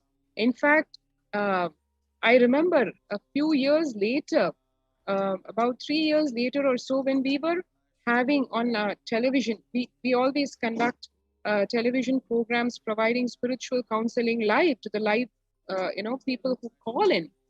So we had in one of the programs in Kannada, this very man who you can see in the striped white and blue T-shirt, who was the one who was assaulting me and who was beating all the people up in the Adinam. He's probably a paid rowdy, and his whole job was go create a mayhem over there, create a breach of law and order and breach of peace, so that the Supreme Pontiff of Hinduism could be framed in yet another false case of breach of law and order in his Adinam. This very man, after a few years, he actually called in live on the spiritual counseling program, and he actually said, I want to confess something. This was on live on television, and he's telling that I am the one who attacked all of you on that fateful day, but I have been following what the Supreme Pontiff of Hinduism is doing, what Swamiji is doing, what services y'all are providing, and what y'all are contributing. And I called in purposely today to apologize for what I did the other day, because I didn't mean any personal, I didn't have a personal agenda, but I was hired. This actually, he came on live television as a call-in, and he apologized, saying, this is not what I ever want to do, and I feel so bad for having made you all go through this. So it was very evident, as we always suspected, but this is not individuals who have any personal hatred, even though the media mafia and the anti-Hindu elements would love to tout the story of mob lynching and people violence, mob violence and mob hatred. None of that is true, because the people at large are with Swamiji because they have only benefited from the teachings of Swamiji, from everything that Bhagavan has provided in the form of spiritual services, religious services, meditation programs, yoga programs. It is these vested interests who have always wanted to eliminate the Supreme Pontiff of Hinduism. It is their sinister, well-planned conspiracy, which unfortunately for us, we were never able to decode upfront, because like we were sharing in the morning, we never imagined we can even have enemies, because we've only done good to the world. And as Bhagavan shared yesterday, it is not any strategy that he ever used. It is not about his intelligence in his strategy. It is just pure obedience to his gurus. And to whatever limited extent we can say, it is our obedience to our master, our guru, in whatever levels of integrity we are all in, be exercising the same, exhibiting, radiating, living the same is all the claim that we can have to any kind of intelligence in handling this persecution, this genocide, cultural, not only cultural genocide, literally physical genocide that Kailasa has been subjected to over decades. Right, ma'am. Yes, ma'am. Please go ahead. Yes.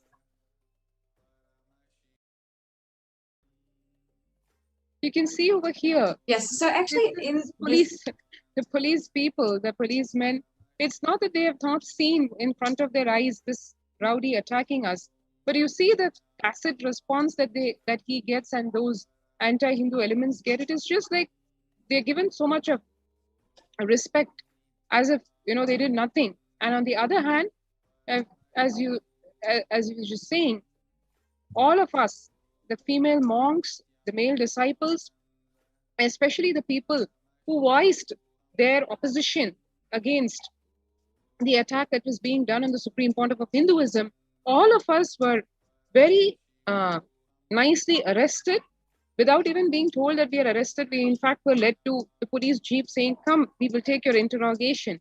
And we're like, okay, finally we are getting some justice. We can get to say our side of the story. Little did we know that we'll reach the police station and we'll just be put behind bars.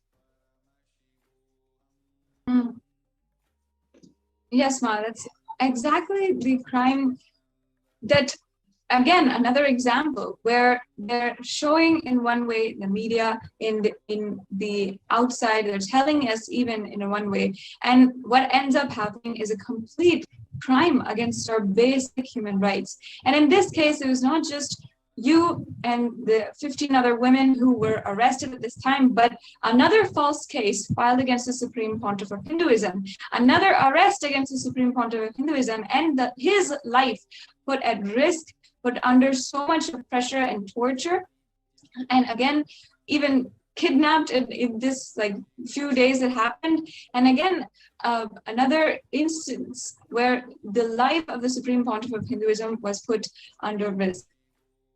And you had actually to spend one night in the prison. And were you even told why that was, what was going on, or how you can receive bail or get out at that time? You had to actually spend one night in the prison, and I'm sure it was not with any kind of decency or with any kind of basic decency to as far as how you were treated in prison on that day.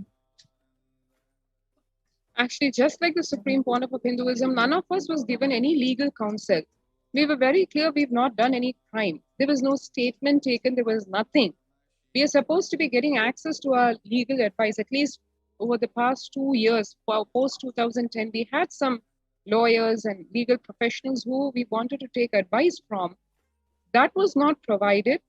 And frankly, it was not even the lack of legal advice that we were being subjected to. Our biggest concern, as you can see, practically all of us, you see those anti-Hindu elements, they are raising slogans of victory, and the police just openly supporting them. And here we were, all of us, sitting over here in the police jeep.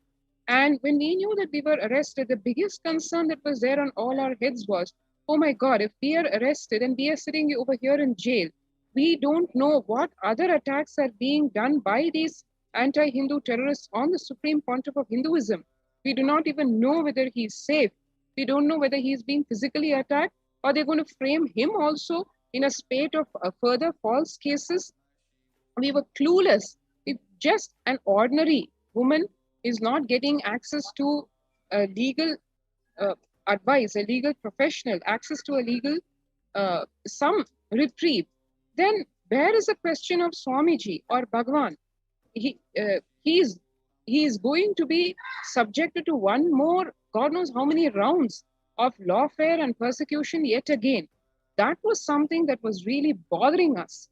And we actually heard the police speaking amongst themselves.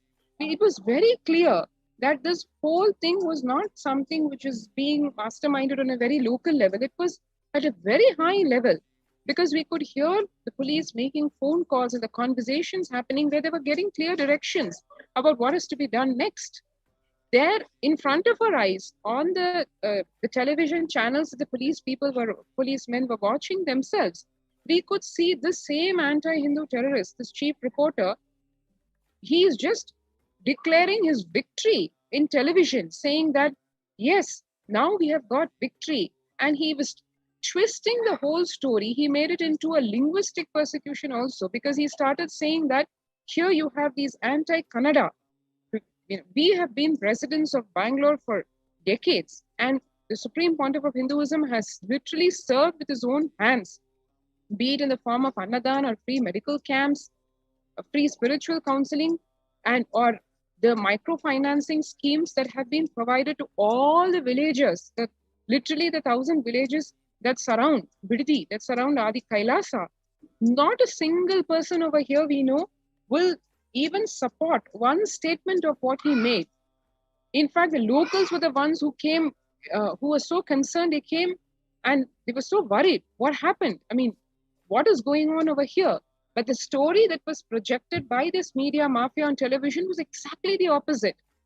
They presented us as people who are ethnic minority over here, linguistic minority, more Tamil speaking people than Kannadigas, and they started projecting that whole thing as patriotism towards the state. You had the chief minister starting to talk things like, I will ensure that the Supreme Pontiff of Hinduism is evicted from the state. It was just shocking. You had the head of the state making brazen statements that I will ensure his bail is cancelled in already the cases of false case, and already 53 days of illegal custody that the Supreme Pontiff of Hinduism had undergone. And now you have the chief minister making brazen statements that he will ensure the bail in that false case is cancelled. The whole ashram is closed. And he will ensure that the Supreme Pontiff of Hinduism, Bhagwan, is really like taught a lesson. That was the kind of words that he was using. It was just shocking. There, like, anticlimax is not even the word that I would use. You had this press conference that we felt will finally bring out the truth to the world about the whole lawfare, the persecution, the genocide being done to Kailasa and to Swamiji. And here the whole thing just so very easily steered exactly 180-degree opposite to create one more round of lies and hate speech, hate propaganda, disinformation, just spewed across television channels. Everybody supporting this false story. This huge character assassination of the Supreme Pontiff of Hinduism just practically like multiplied 1,000 times, and successfully ensuring that the truth does not reach the public. And even the government forces, in this case, the government, the institutions in power, were outright against the Supreme Pontiff of Hinduism and wanting to pursue his arrest and further investigation, and they were against Kailasa. But so then where do we go for help? Where do we seek justice ultimately?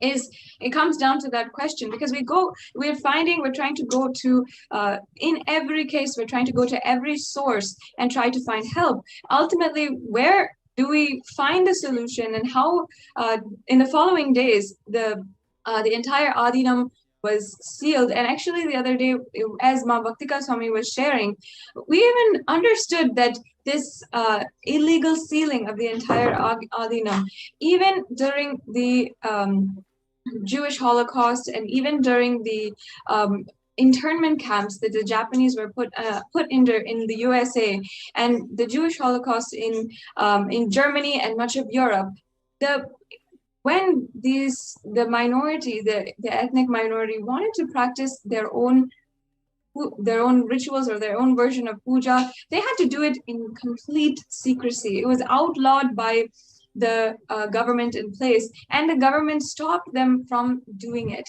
And we saw the exact same laws, the exact same policies put in place in an ashram and monastery, and in a country where we would expect that we could practice Hinduism freely. But instead, we saw the outright denial of even practicing our worship, not being able to convene in one place, even food becoming a scarcity. So many police and even unknown people just walking through the Adinam, and it becoming a completely unsafe place for a Hindu woman and Hindu children to survive. Would you be able to share a few details about what exactly happened during the ashram seal and in the following days, and how on one side how that was projected in the media, and also what all the Adi Navasis, everyone was going through inside. Actually, it is, they very successfully first separated all of us. As one saw, like even in the 2010, the first policy that was used by these cunning criminals is ensure isolation of the victim. So in this case also, they first isolated us from our guru, the Supreme Pontiff of Hinduism, by putting him in such a serious life threat that he could not be available to us, just like he was not able to be available to us in 2010. Then amongst us itself, the separation, ensuring that we are not able to be in touch with each other. You had one segment getting arrested. You had another segment which had to take care of the Adinam. Like you have, as you can see over here, the few people that are left, they had to handle these authorities coming and barging into the campus in the name of investigation and searching for what? But they flash a piece of paper, they come seal the Adinam, they put their locks in all the places, literally sealing the ashram. And not only that, they expected the Adinavasis, the residents, to provide them with everything from food to place to stay. Everything had to be provided. So you had one segment of people who had to take care that the Adinam is not ransacked, or they don't create issues like, putting some false cases on the people, or trying to defame the Adinam. And then you had another set of people, the few people who are left, to run around outside to ensure that we get the legal reprieve. So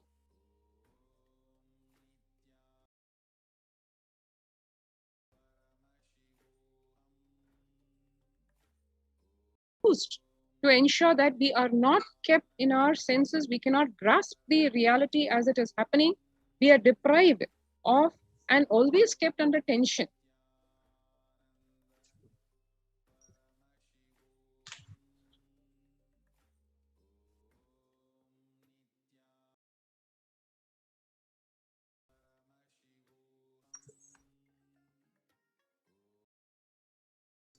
Yes, and this is a tactic. The isolation is a tactic even recognized by the United States Department of Defense.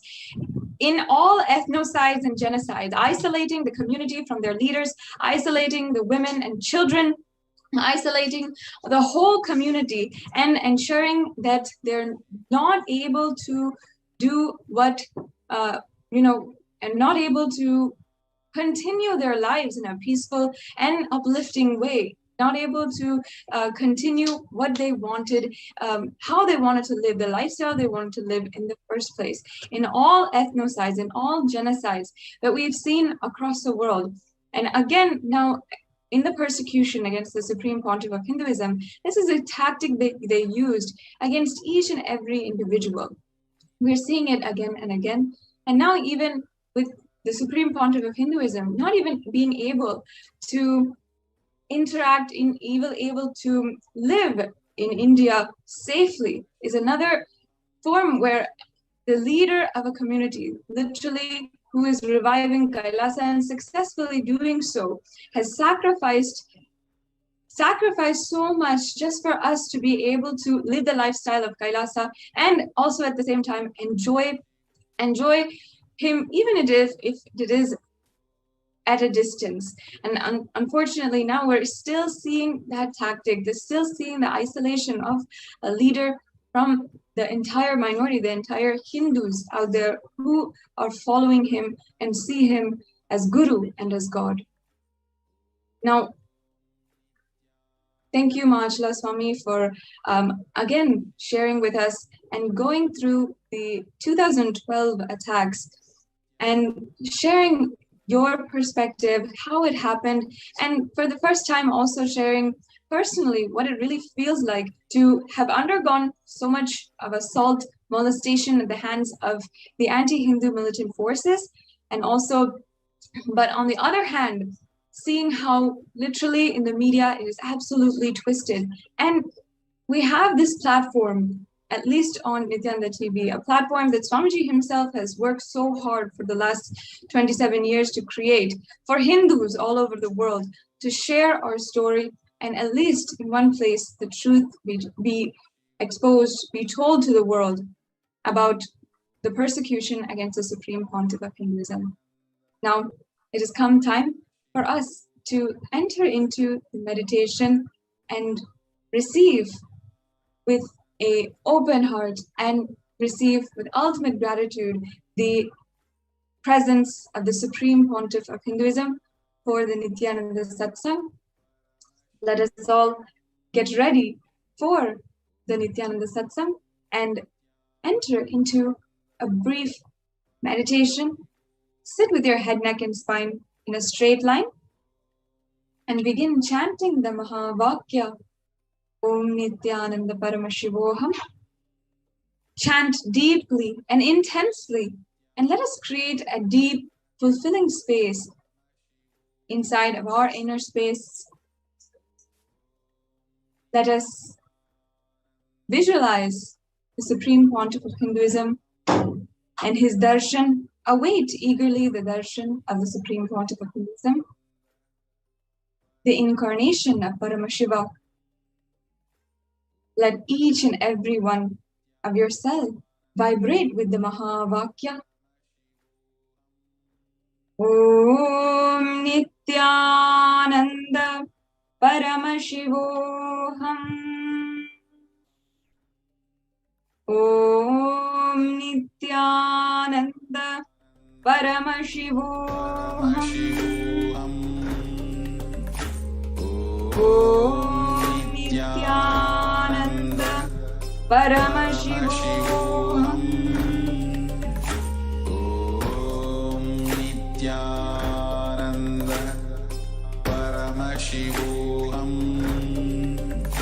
Om Nithyananda Paramashivoham.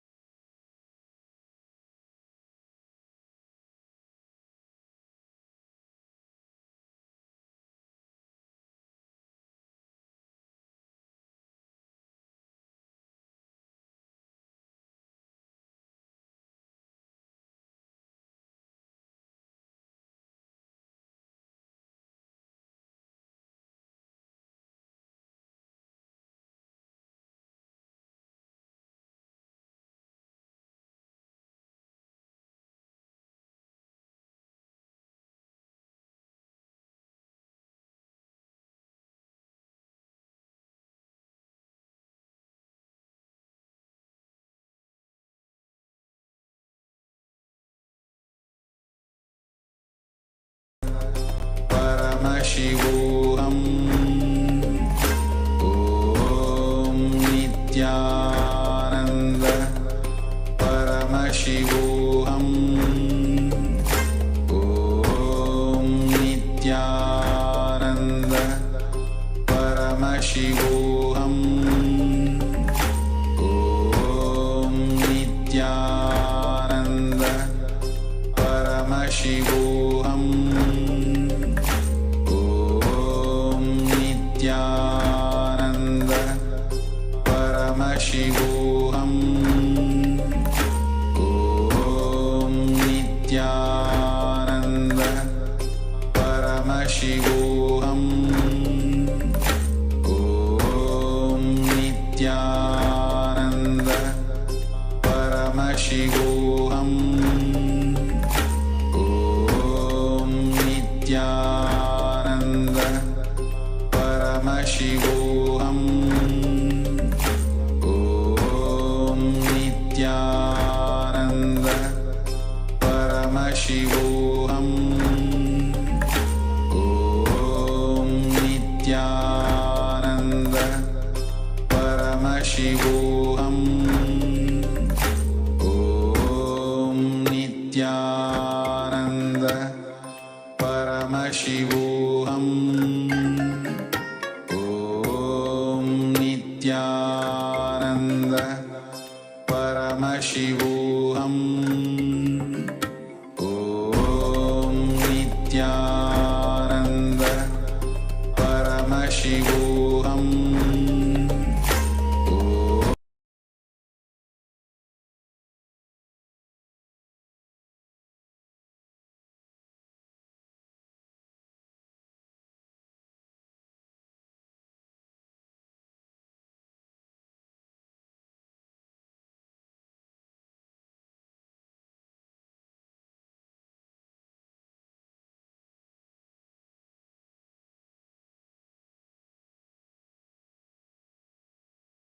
Connecting with the divine with your eyes closed is meditation. Connecting with the divine with your eyes open is darshan. Come, let us all now move from meditation to darshan.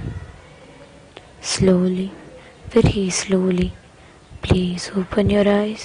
என்னப்பனல்லவா என்னப்பனல்லவா என் தாயுமல்லவா என் தாயுமல்லவா தன்னை உணர்த்திடும் தியானம் அளித்தவா என்னப்பனல்லவா என் தாயுமல்லவா தன்னை உணர்த்திடும் தியானம் அளித்தவா எங்கும் நிறைந்தவா எண்ணம் கடந்தவா பொங்கும் அருவியாய் ஆனந்தம் தந்தவா எங்கும் நிறைந்தவா எண்ணம் கடந்தவா பொங்கும் அருவியாய் ஆனந்தம் தந்தவா என்னப்பனல்லவா என் தாயுமல்லவா தன்னை உணர்த்திடும் தியானம் அளித்தவா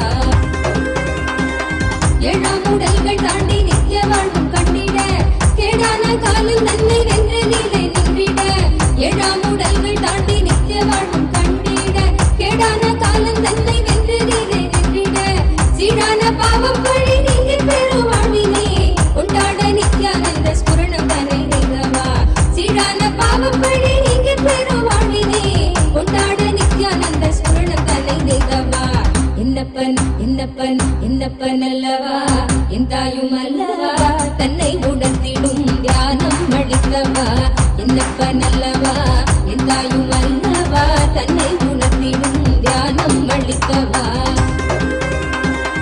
ஏழாம் உடல்கள் தாண்டி நித்திய வாழ்வும் கண்டிட கேடான காலில் தன்னை வென்ற நிலை நின்றிட ஏழாம் உடல்கள் தாண்டி நித்திய வாழ்வும் கண்டிட கேடான காலம் தன்னை வென்ற நிலை நின்றிட சீரான பாவம் பழி நீங்கி பெரும் வாழ்வினே கொண்டாட நித்யானந்த ஸ்புரணம் தன்னை நிகவா சீரான பாவம் பழி நீங்கி பெரும் வாழ்வினே கொண்டாட நித்யானந்த ஸ்புரணம் தன்னை நிகவா என்னப்பன் என்னப்பன் என்னப்பனல்லவா என் தாயுமல்லவா தன்னை உணர்த்திடும் தியானம் அளித்தவா என்னப்பனல்லவா என் தாயுமல்லவா தன்னை உணர்த்திடும் தியானம் அளித்தவா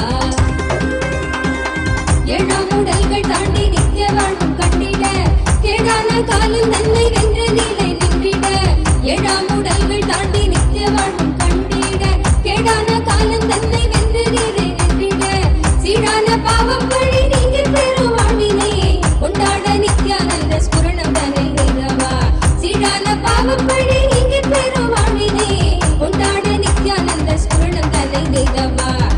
என்னப்பன் அல்லவா என் தாயும் அல்லவா தன்னை உணர்த்திடும் ஞானம் அளித்தவா என்னப்பன் அல்லவா என் தாயும் அல்லவா தன்னை உணர்த்திடும் ஞானம் அளித்தவா ஏழாம் உடல்கள் தாண்டி நித்திய வாழ்வும் கண்டிட கேடான காலில் நன்மை வென்று நிலை நின்றிட ஏழாம் உடல்கள் தாண்டி நித்திய வாழ்வும் கண்டிட கேடான காலம் தன்னை வென்று நிலை நின்றிட சீரான பாவம் வழி நீங்க பெறும் வாழ்வினே கொண்டாட நித்யானந்த ஸ்புரணம் தன்னை நீதவா சீரான பாவம் வழி நீங்க பெறும் வாழ்வினே கொண்டாட நித்யானந்த ஸ்புரணம் தன்னை நீதவா என்னப்பன் அல்லவா என் தாயும் அல்லவா தன்னை உணர்த்திடும் ஞானம் அளித்தவா என்னப்பன் அல்லவா என் தாயும் அல்லவா தன்னை உணர்த்திடும் ஞானம் அளித்தவா என்னப்பன் அல்லவா என் தாயும் அல்லவா தன்னை உணர்த்திடும் ஞானம் அளித்தவா என்னப்பன் அல்லவா என் தாயும் அல்லவா தன்னை உணர்த்திடும் ஞானம் அளித்தவா எங்கும் நிறைந்தவா எண்ணம் கடந்தவா பொங்கும் அருவியாய் ஆனந்தம் தந்தவா எங்கும் நிறைந்தவா எண்ணம் கடந்தவா பொங்கும் அருவியாய் ஆனந்தம் தந்தவா என்னப்பன் அல்லவா என் தாயும் அல்லவா தன்னை உணர்த்திடும் ஞானம் அளித்தவா என்னப்பன் அல்லவா என் தாயும் அல்லவா தன்னை உணர்த்திடும் ஞானம் அளித்தவா எங்கும் நிறைந்தவா எண்ணம் கடந்தவா பொங்கும் அருவியாய் ஆனந்தம் தந்தவா எங்கும் நிறைந்தவா எண்ணம் கடந்தவா பொங்கும் அருவியாய் ஆனந்தம் தந்தவா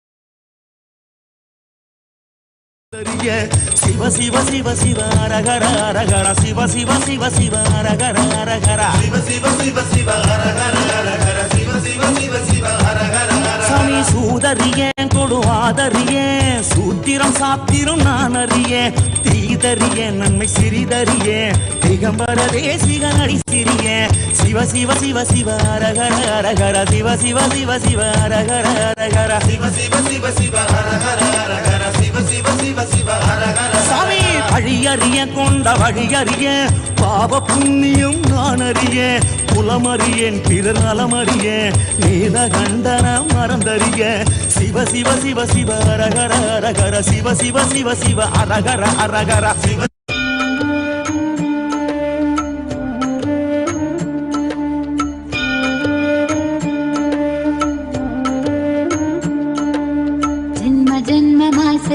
தவமோ உற்ற நண்பனாய் நித்யானந்தன் வந்து உதித்தான் ஜென்ம ஜென்மமாய் செய்த தவமோ உற்ற நண்பனாய் நித்யானந்தன் வந்து உதித்தான் காக்கும் இறையே நட்டின் உருவாய் வந்த களிப்பால் கட்டு கடந்தா மகிழ்வு கொண்டேன் மலை போல் வரும் துயர் யாவையும் நொடிப்போதினில் கொடியாக்கிட புயலாய் வருவான் துணையென வருவான் ஜென்ம ஜென்மமாய் செய்த தவமோ உற்ற நண்பனாய் நித்யானந்தன் வந்து உதித்தான் ஓம் நித்யானந்தேஸ்வர பரமசிவ சமாரம்பாம் நித்யானந்தேஸ்வரி பரமசக்தி மத்யமாம் அஸ்மதாச்சார்ய பர்யந்தாம் வந்தே குரு பரம்பராம்.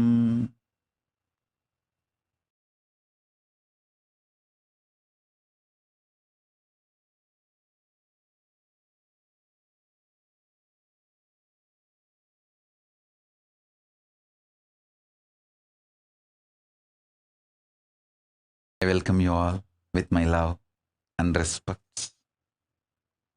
I welcome all the devotees, disciples, Samajis, Satsangis, Shri Mahans, Mahans, Kotari, Tanedar, visitors, viewers, Sarvanyapita Kartas, Ejamans, manifestors, Sarvabarityagis. I welcome all of you with my love and blessings.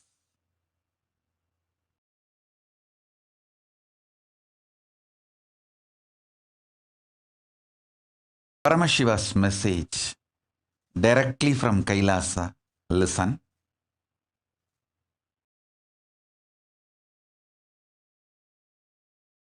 Ferociously, not softly, not politely, not mildly, but ferociously breaking the obsessive, compulsive, reactionary patterns is power manifestation. Paramashiva's powers manifest to beings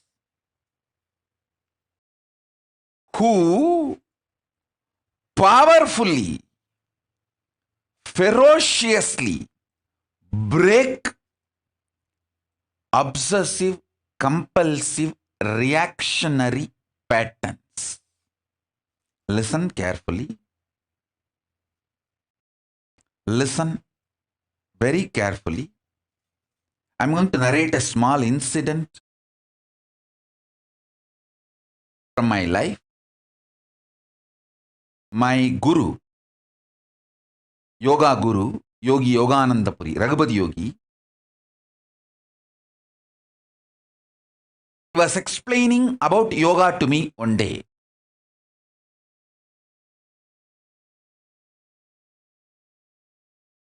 I will repeat the whole Tamil dialogue. Then I'll translate. Listen. That's the way he will address me. முதல்ல உடம்பு வளையறதுனால உடம்ப சரி பண்றதுனால மனசை சரி பண்றது ஹடயோகம். ஜடம் சிற்ஜட கிரந்தி மேல் வேலை செய்வது. பிறகு மனச நிமித்தினாலே உடம்ப நிமித்திர முடியும்னு புரிஞ்சிக்கிறது தியான யோகம்.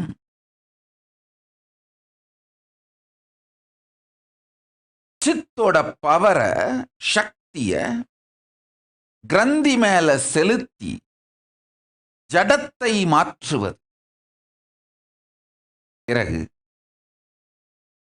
சித் மலர்ந்தாலே கிரந்தி ஜடம் இந்த ரெண்டுமே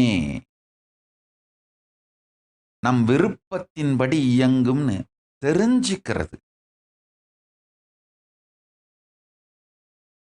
யோகம், சமாதி யோகம். Now I'll translate. Listen.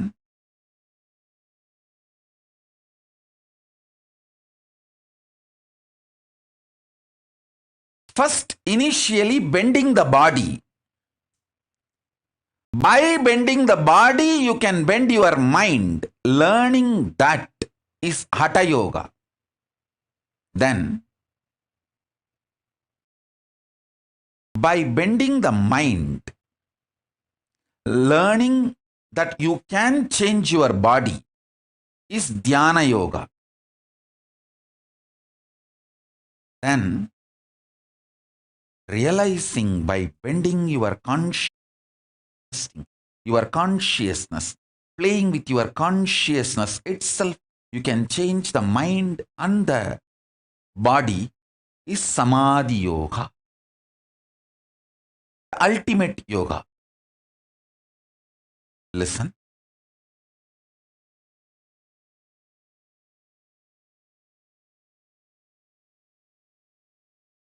Then,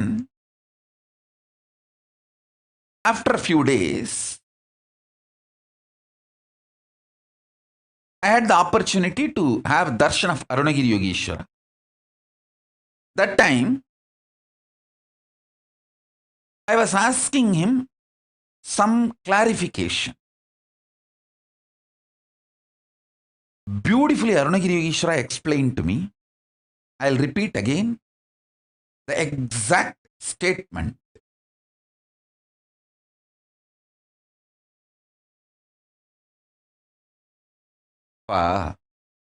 That's the way I've seen many times Arunagiri Yogeshwara used to address me.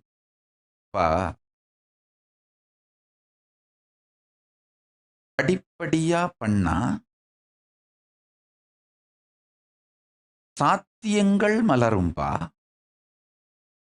ஒரேடியா உடைச்சாத்தான் சக்திகள் மலரும்பா. I'll translate this word. Listen.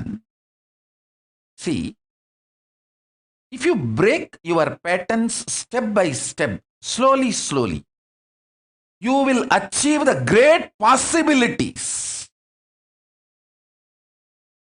But if you break the patterns ferociously, only then you manifest powers.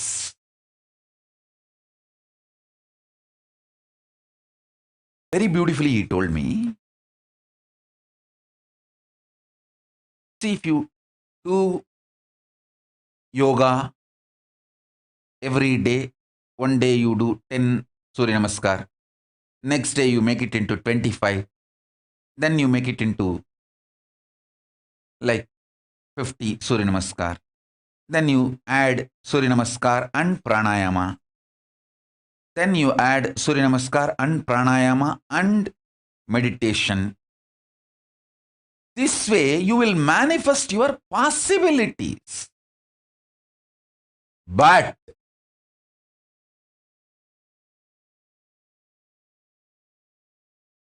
if you break the patterns, not step by step, just in one stroke, ferociously, you manifest powers, not just possibility. See, body flexibility, muscle building, able to do rope yoga, pole yoga, all these are possibilities. But straight levitation is a power, not just possibility. There's a difference between possibility and power. Listen. Every time you break your patterns step by step, you manifest possibilities. Whenever you break your patterns ferociously, you just manifest powers. You just manifest power. Listen, I tell you. Please listen, I tell you.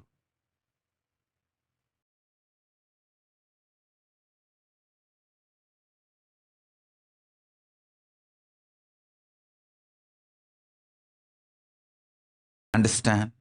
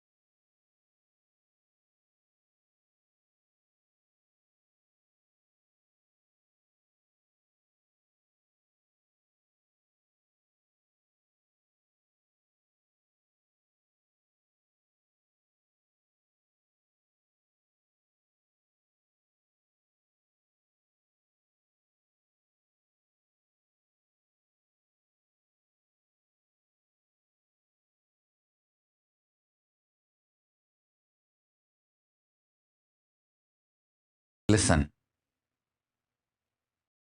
If you're able to see me, hear me, please wave your hands. If you are able to see me, hear me, please wave your hands.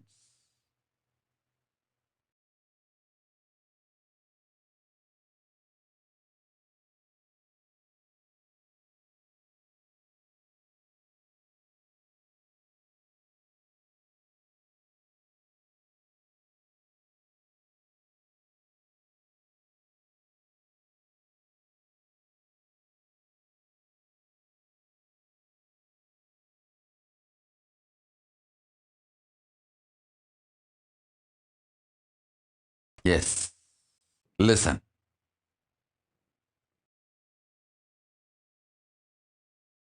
Listen.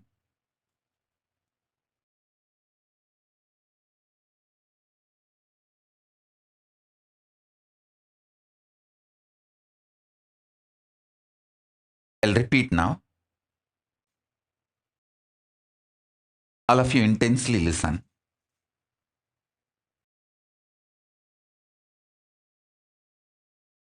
For example,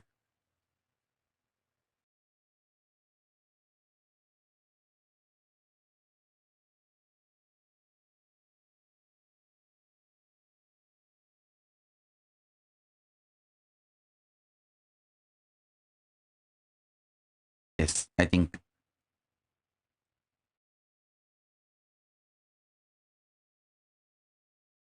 people are able to see and hear. Let me repeat now. Whenever you break your patterns, the obsessive, compulsive, reactionary patterns. Whenever you break those patterns in you ferociously, you manifest powers. I tell you, this really happened. One person came to me with rheumatoid arthritis problem. It was very severe. The fingers have started getting twisted, and the effect of the disease is seen even physically, not just in the form of pain alone. The body started getting distorted.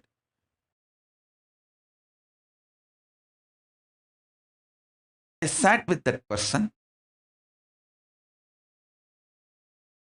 and spoke to the person to understand the source. Obsessive compulsive reactionary pattern of her which triggered this disease in her. Please understand. All diseases are triggered inside you due to some compulsive reactionary pattern.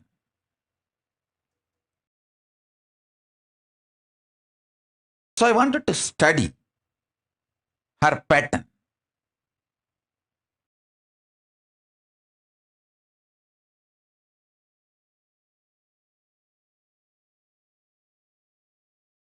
Speaking to her for 10 minutes, I could see very clearly her whole problem is her anger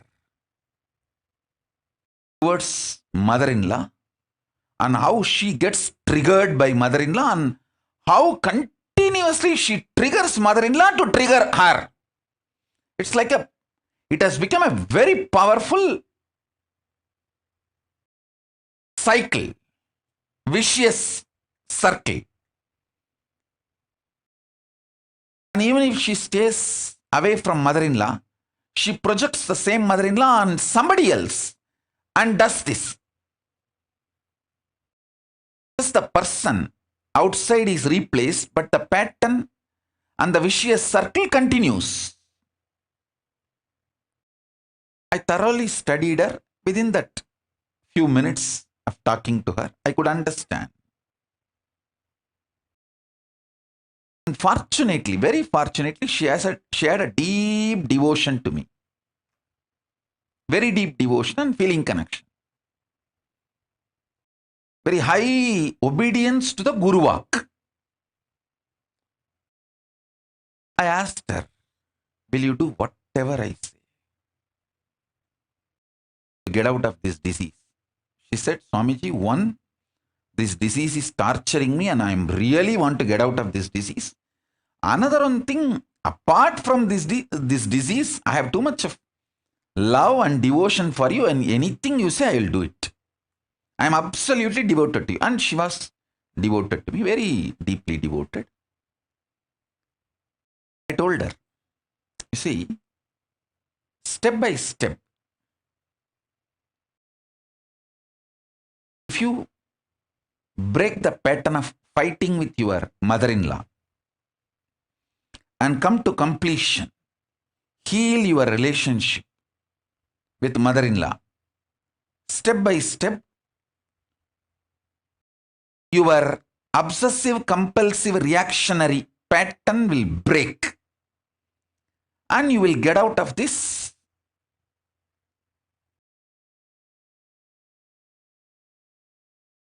rheumatic arthritis, this arthritis problem. But if you straight go and fall at the feet of your mother-in-law, tell her, from today you are going to see Paramashiva in her. No question of looking back, looking at the past, No question of feeling insecure. If I fall at my mother-in-law's feet, the anger she has on me, she will just kill me on the spot, crumple me under her feet and jump on me and kill me.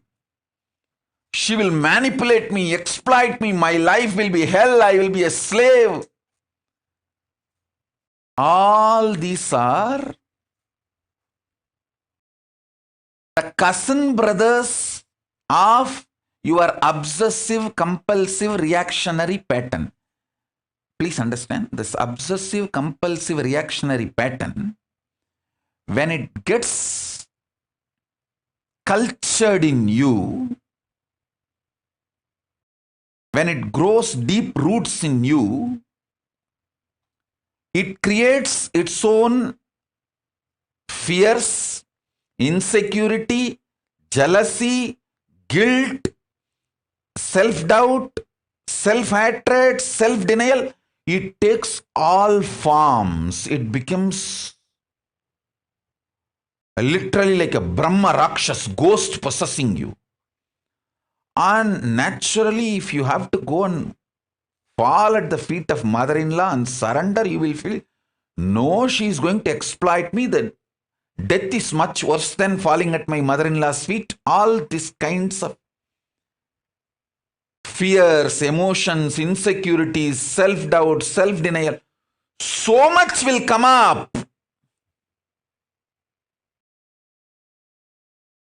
But if you are capable of breaking all of that, I told her, you will experience, not just you will be free from the arthritis, you will start experiencing levitation.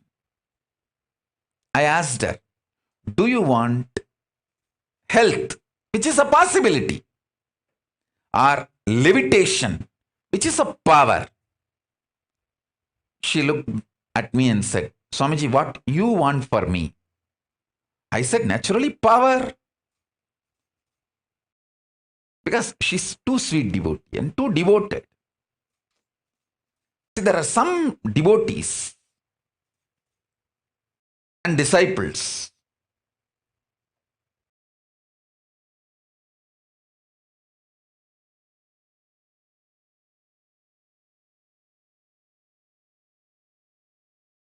I just know,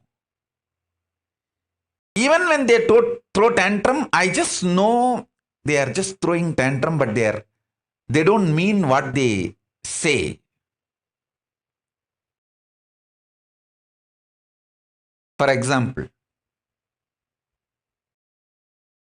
I'll give you one or two examples.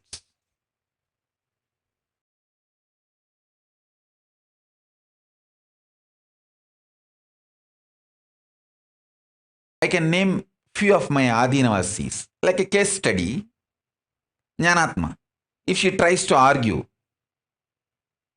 some arguments, if she tries to bring it to me, I will never answer her argument. I said, relax, keep quiet, do what I am saying. That's all. That's the end of all the arguments. After that, there is no question of any argument. Same way, Pranapriya. If she tries to bring any arguments, I'll say, hey, I'm giving judgment. I'm not listening to your arguments. This is a judgment. Execute. She will just do it.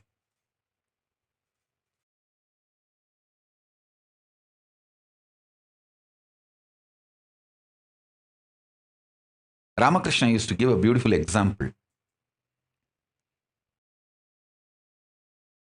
Frog, which got 1 rupee coin, newly wanted to check the power of the money it got.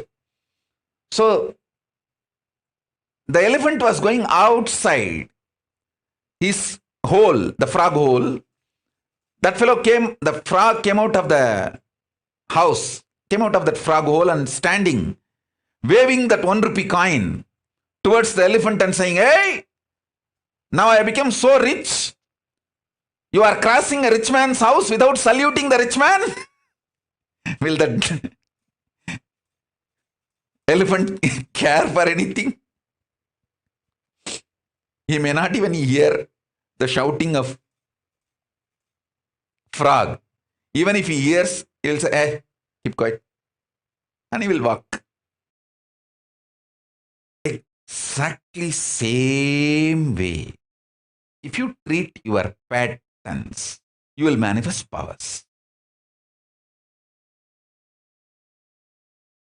That person with that rheumatic arthritis, very deeply devoted person.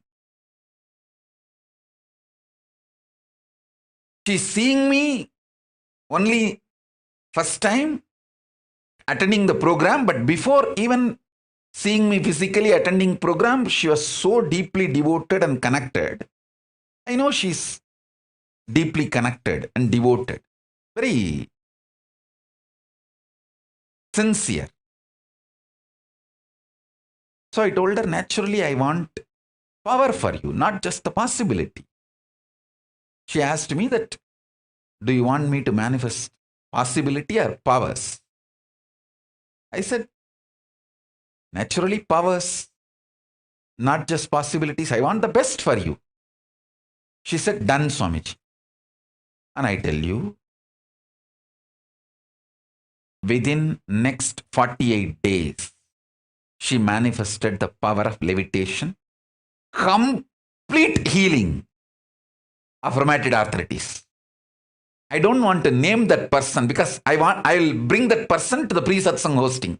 She will come and share directly that she is the person. To all of you, she actually did. She went and fell at the feet of the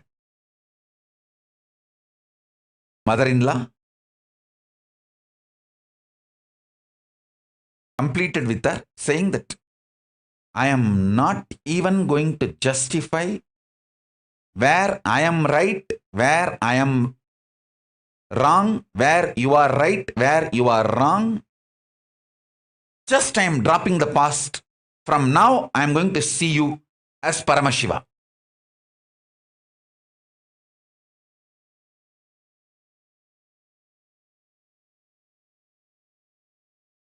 And she started living it.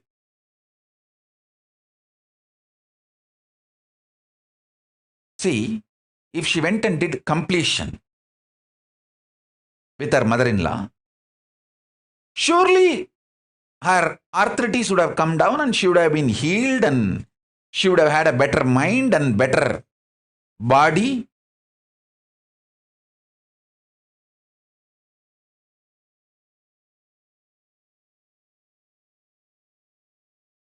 Surely she would have manifested many possibilities.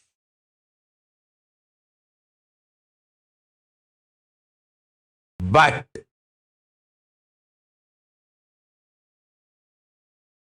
when she broke that obsessive, compulsive, reactionary pattern with all its roots, like a fear, insecurity, guilt, self-doubt, self-hatred, self-denial, everything.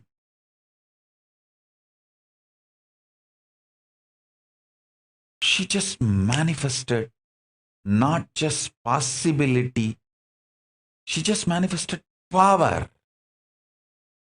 Not only she got healed of the whole rheumatoid arthritis problem, the whole body got filled so much with samana energy.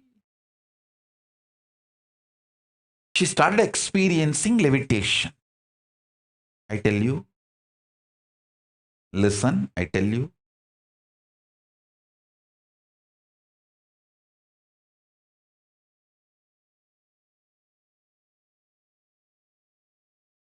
this one statement, take it very sincerely.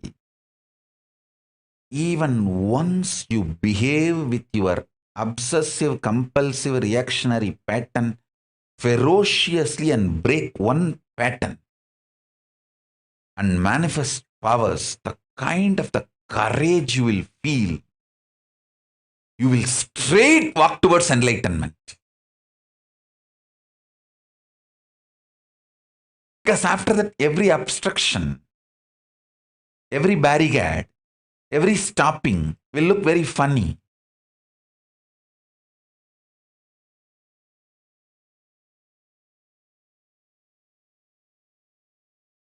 It will look very funny.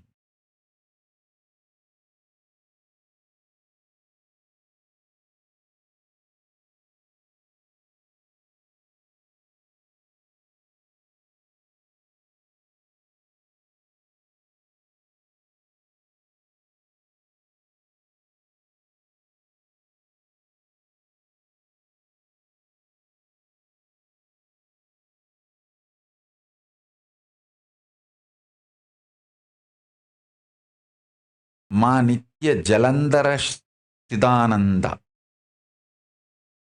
Ma Nitya Jalandhara Sthidananda is asking, Swamiji, how do we identify the root of our reactionary compulsive patterns? See, I can tell for you, self-hatred is your reactionary compulsive pattern. From today, eat well, sing, dance, celebrate, be very clear. Paramashiva is enjoying through you.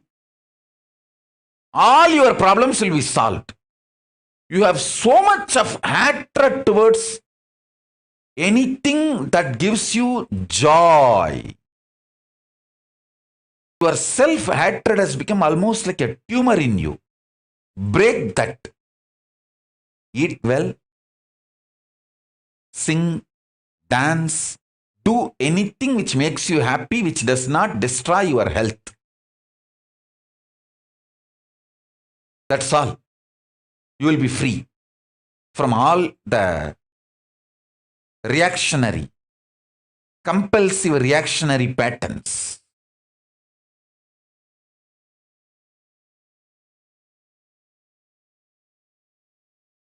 This answer is for her.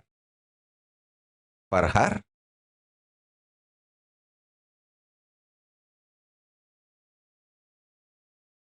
So this word is a Guru Vak for her. Don't take this as a Guru Vak for all of you. Guru Vak is usually customized, exactly precise instruction to that person for manifesting enlightenment. It's for her.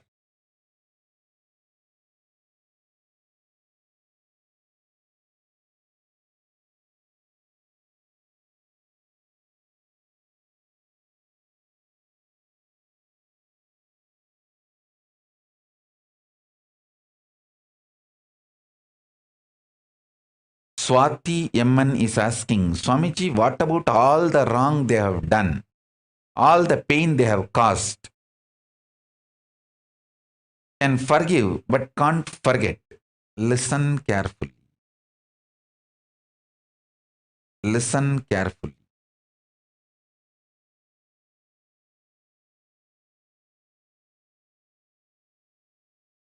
You continue to exist as slum pig, dirty buffalo, as long as you don't want to get out of your drain and the shitty surroundings. The moment you decide to get out of your shitty surroundings and the dirt pit, the moment you decide to get out, you raise yourself to the level of God and ultimately Paramashiva himself. So listen.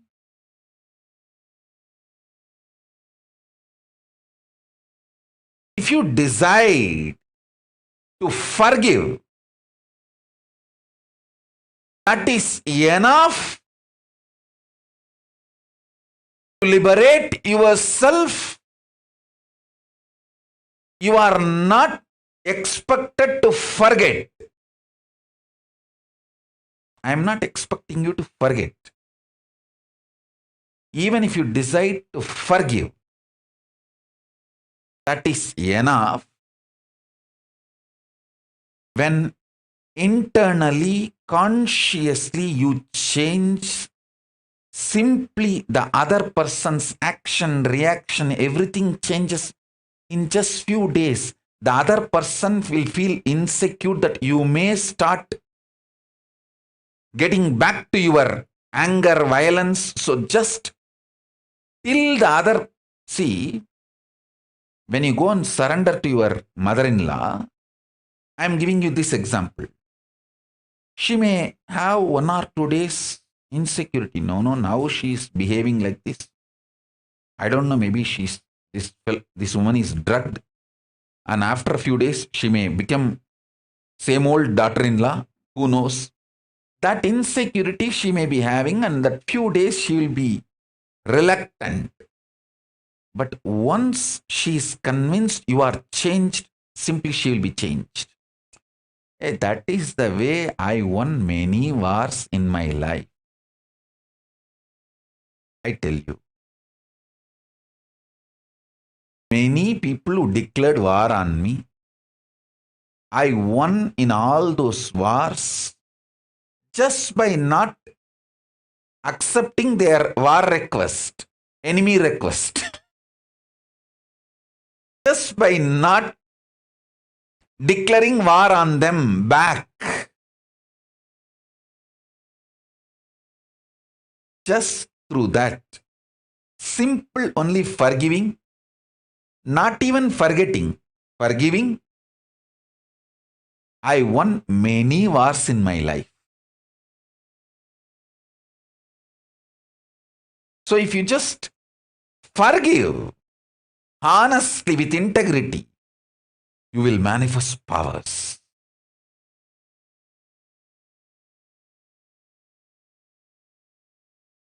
It's possible. Listen.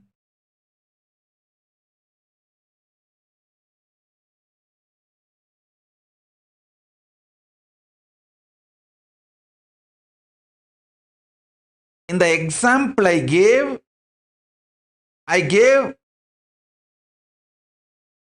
the solution of falling at the feet of the mother-in-law because that was the problem of her. I am not telling all of you just go and fall at the feet of mother-in-law, you will start levitating. No. I gave you the story example. The lesson you need to catch is first find out what is your compulsive reactionary behavior pattern. Break that ferociously. You may even have 10, 12 patterns. List them out and break them ferociously.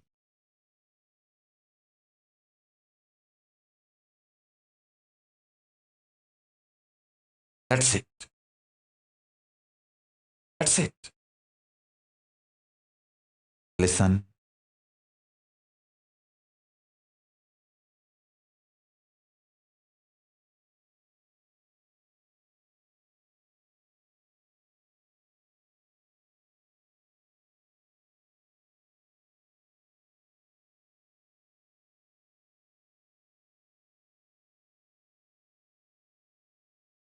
Each one of you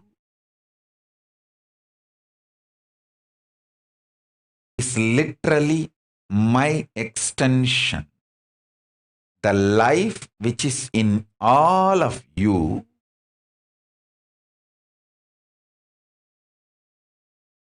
and the life which is inside me, all of us are extension of the same source, Paramashiva.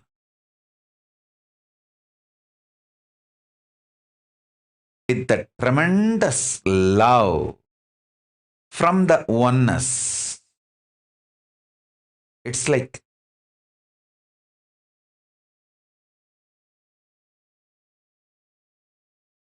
in India, in kindergarten schools, the kids will be forcibly made to sleep during the noon time after food. All of you have to just lie down in a row and naturally kids, when they have so many friends, they don't want to sleep, they want to play.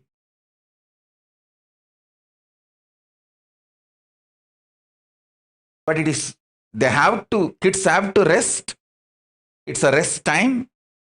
So the kids will keep one eye closed and watch through one eye whether the PT teacher who is in charge of making the kids rest, the moment the teacher steps out of the classroom,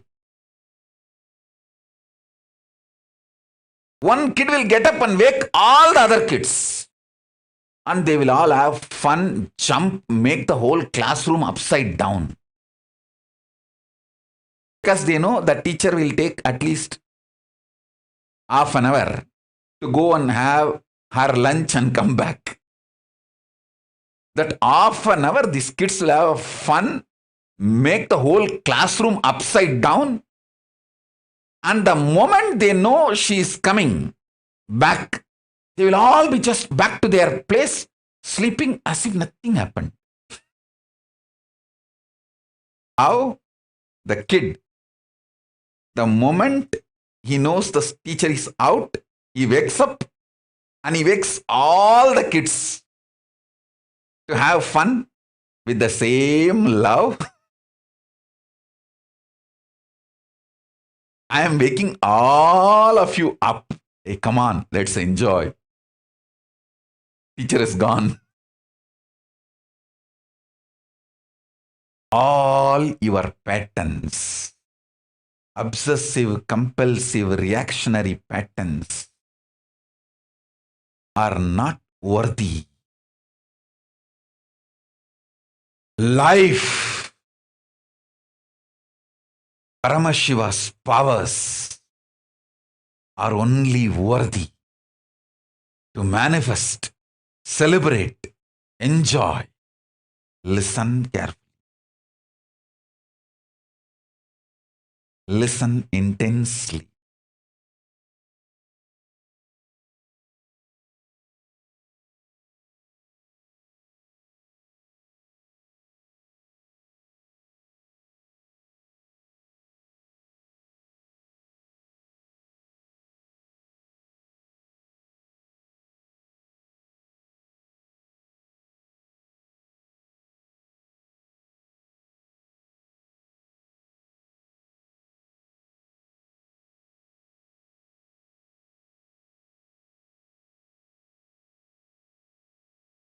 Unable to build collective integrity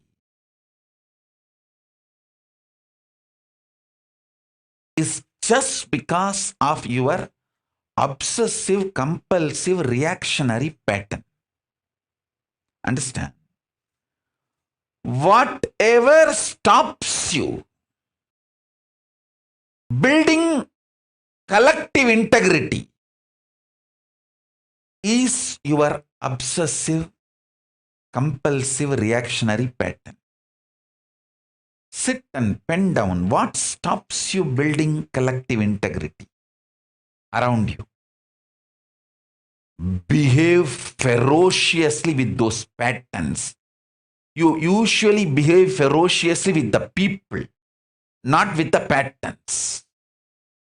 Behave ferociously with the patterns. Behave cutely with the people. You do opposite. You behave ferociously with people and behave very cutely with your patterns.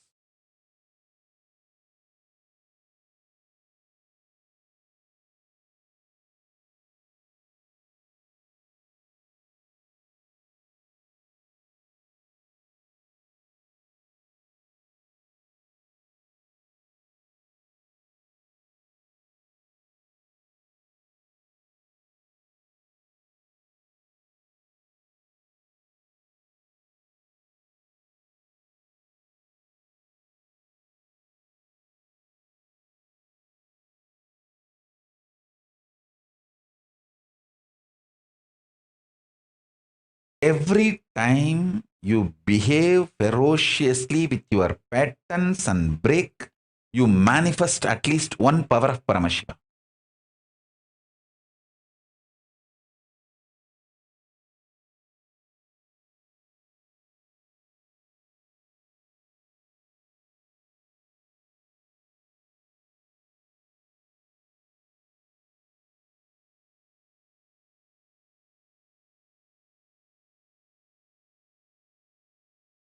Listen.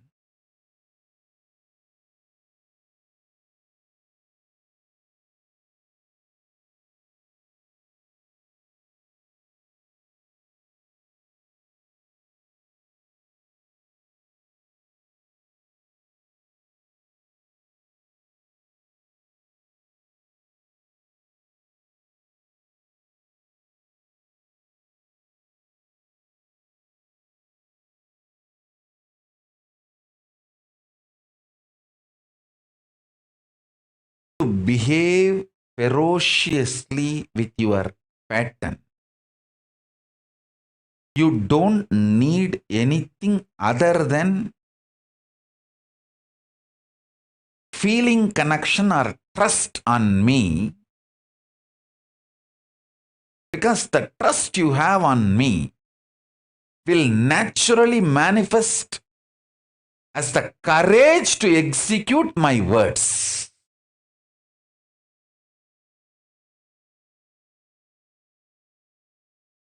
That is the way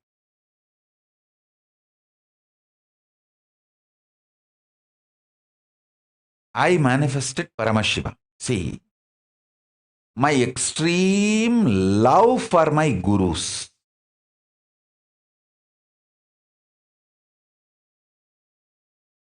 my extreme love for my gurus.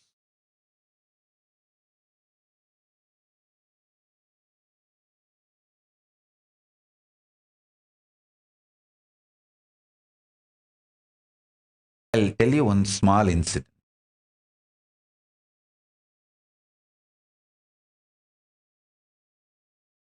One day, I took lunch for Arunagiri Yogeshwara. He ate, and after eating, I was sitting next to him. I used to be so attached to him. I picked up his left hand. In his left hand, the little finger used to have a long nail. Many fingers had a long nail. I picked up his little finger, and through that fingernail, I was cleaning my teeth. He is such a sweet person.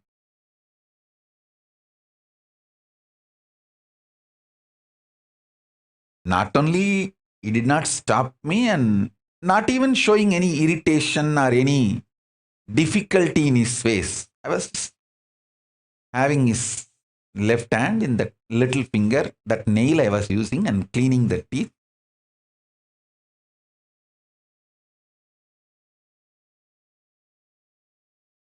He was talking something about mukti, goal of life, all that.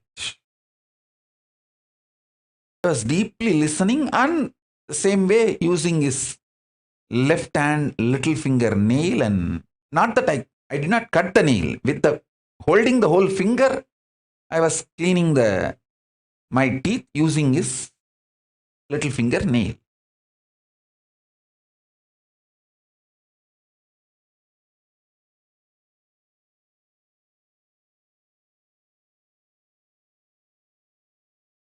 I'll try to exactly repeat the whole flow of the information from Akashic records so that all of you can understand.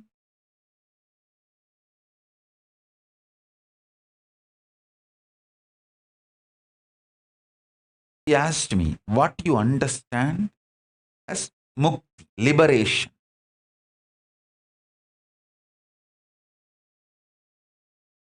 Because he was teaching me about goal of life is mukti, liberation.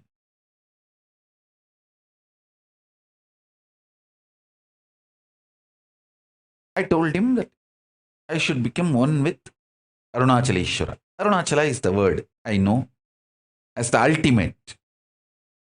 So I told him that I should become one with Arunachala.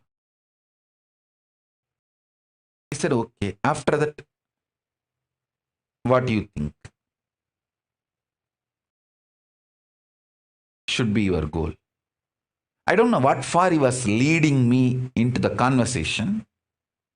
Maybe he was making me spell out more and more words, giving me clarity.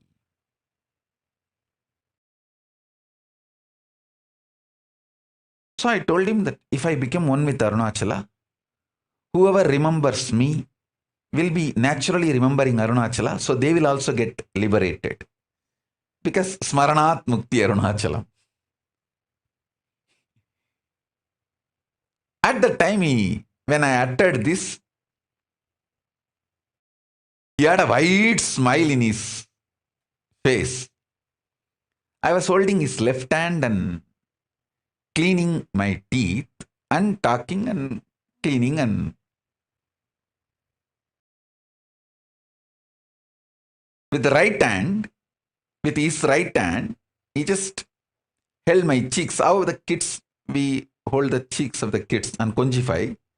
He held and shook my face and said, Tatastu, Tatastu, Tatastu. Blessed me. And I could see very clearly that very blessing entered into the whole being and started manifesting. Not only as my liberation, me becoming one with Paramashiva, Arunachaleshwara, and liberated. Anyone remembers me, remembers Arunachaleshwara. So I am only just a symbol of Arunachaleshwara. I am just one stone of Arunachala hill, that's all.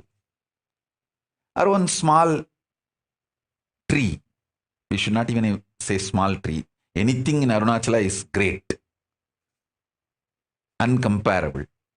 One tree or one small, so I should not even, again, I should not use the word small. A stone or a tree or sand, dust of Arunachala, that's all.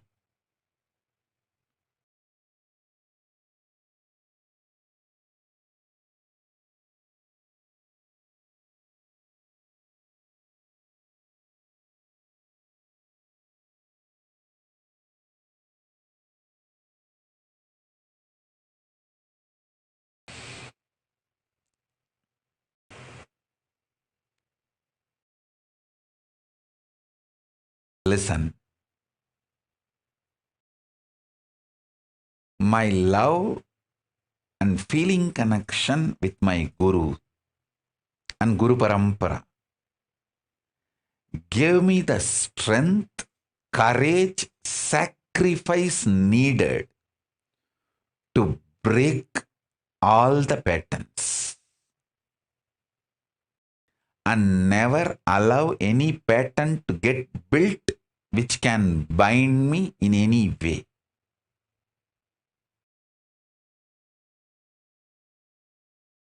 Guru Bhakti as a direct utility value.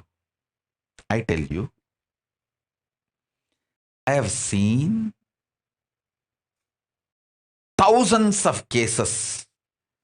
The moment they lose their Guru Bhakti, all the great ferociousness, powerfulness they had, and broken their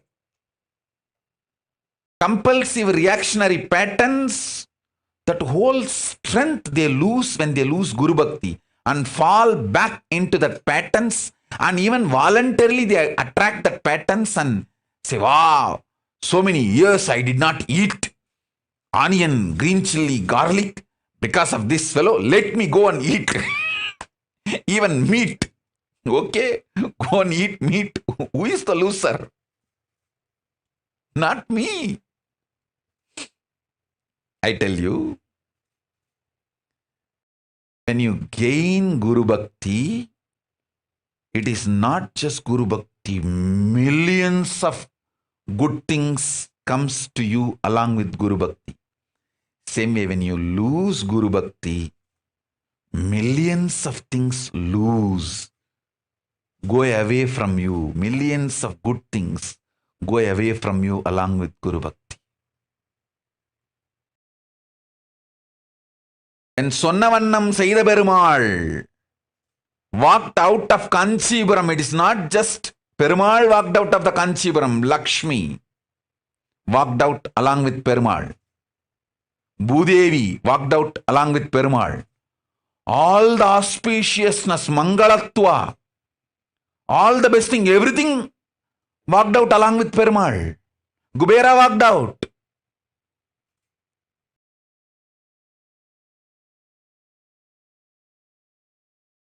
I tell you.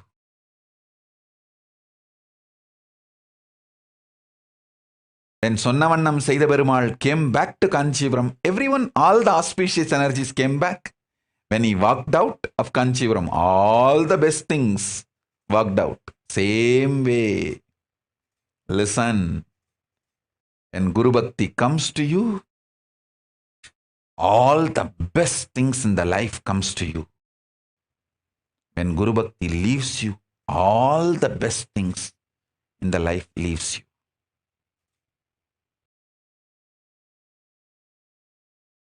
Because Guru Bhakti has too many wonderful things.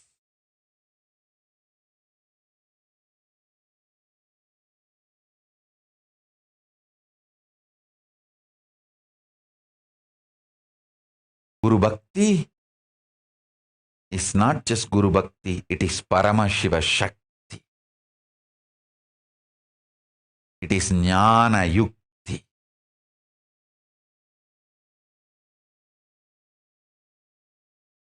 That is why I insist so much on reading Guru Gita and chanting Guru Gita.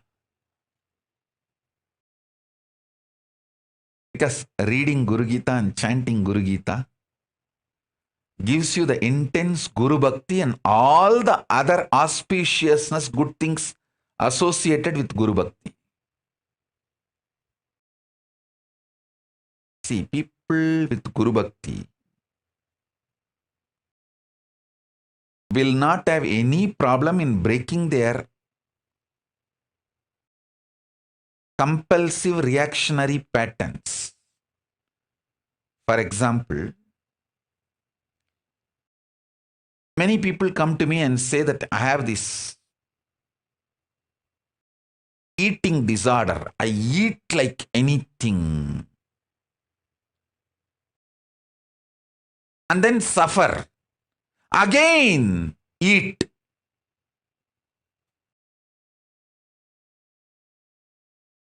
See, if they have a deep feeling connection with me, extreme Guru Bhakti, the straight solution I'll give. Start dry fasting. Eat only one meal a day. Only when you have that one meal, you can drink water. Only once a day you will open your mouth for food and water. After that, full other 23.5 hours, do the dry fasting.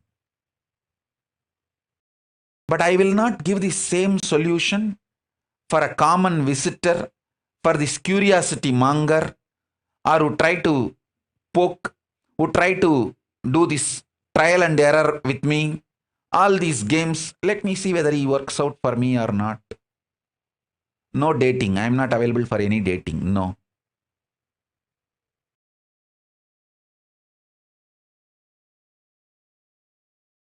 All this kind of people, I will never give that solution. I will tell them, you please practice Nirahara Samyama.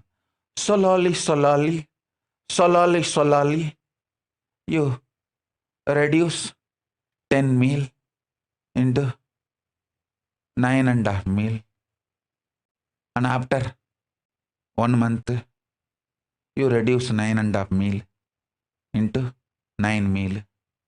And after 1 month, you reduce 9 meal into 8 meal.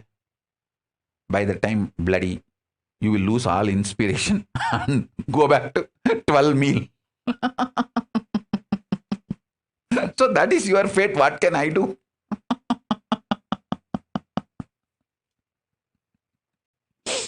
What can I do?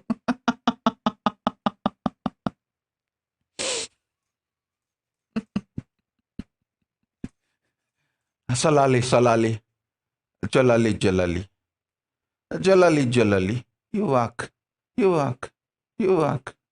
What can I do?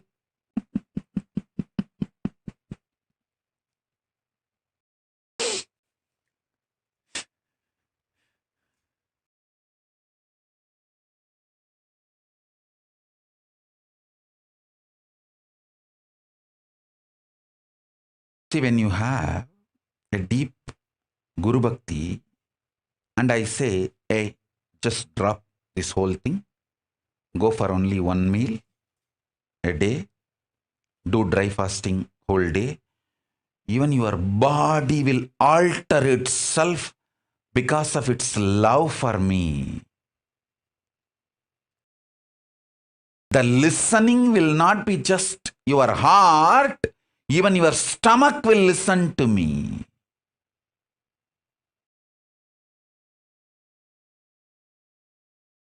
Even your stomach will listen to me.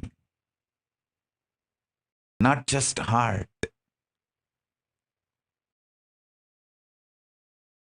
I tell you, in my life, I have seen 200 people living more than 100 years. In all the 200 people, a common practices, few practices I have seen, the Jain food lifestyle. Jains eat very little. That also only when the sun is up, not after sunset. The Jain food lifestyle. And Lingayats food lifestyle. Veerashaiva Lingayats, they eat only once a day after the puja. Many of the great Lingayat sannyasis I have seen in my life. Only once a day they will eat after the puja. After that, neither water nor food. Many people whom I have seen in my life who lived more than 100 years have this pattern of less food habit.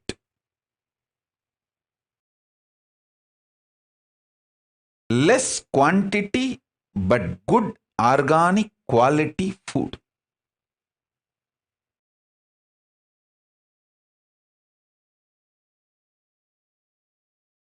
I tell you, Guru Bhakti is like a spiritual entanglement, that umbilical cord connection. I myself eat only once a day. My very bio memory of the tejas, that very energy,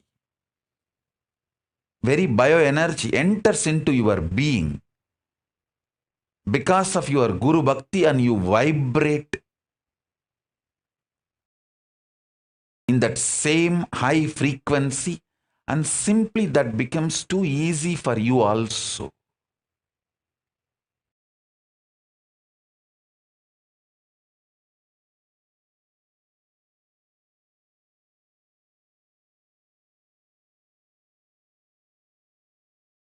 Ferociousness is not anger. Anger is pattern. Ferociousness is power.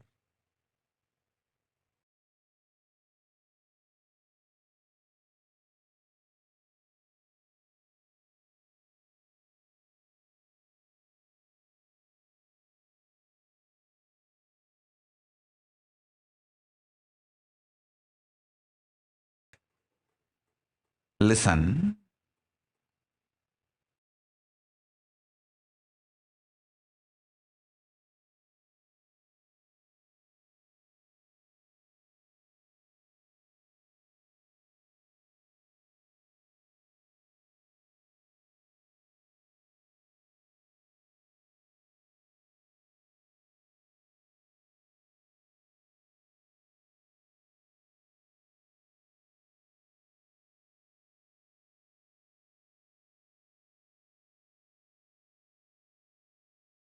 I expressed so many different thought currents in yesterday's satsang.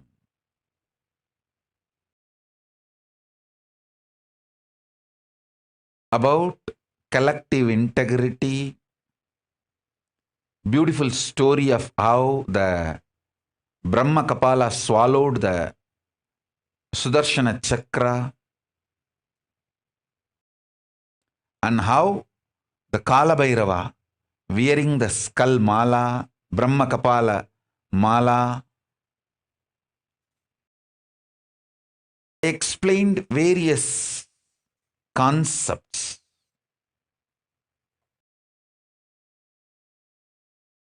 I also told you yesterday that today's satsang, I'll explain how the collective integrity,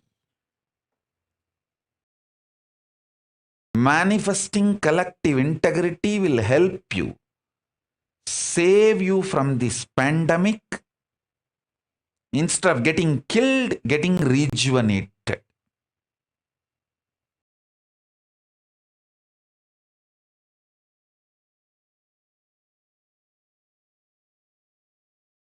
I remember once,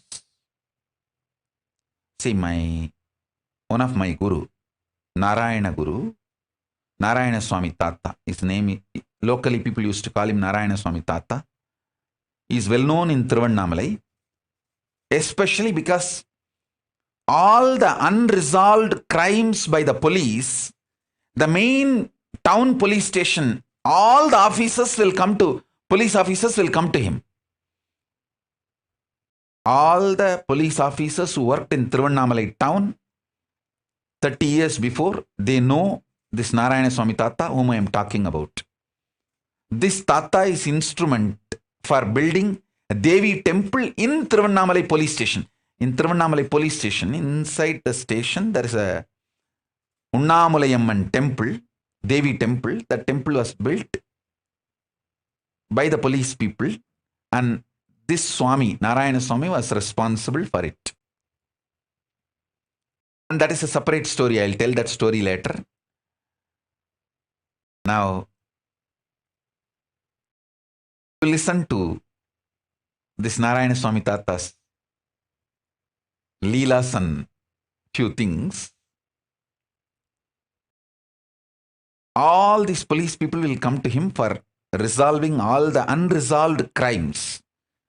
He will use his powers and give all the details, where that criminal is hiding, where that thief is sitting, where that stolen goods are kept. Even in the murders, he will tell very clearly who has murdered, how the murder happened, and police will go and solve the crimes. One day, one person caught in a crime, not because he did a crime, but he was in a wrong place with the wrong people. So his friends took him, saying that, come on, let's go for rounds to roam around. Without telling this person, they are all planning for committing a crime. They just took him like a company. But when they went there, they all committed the crime, which the team committed the crime. This fellow went there without knowing that the plan was a crime. And this fellow was a devotee of this Narayana Swami Tata. Listen carefully.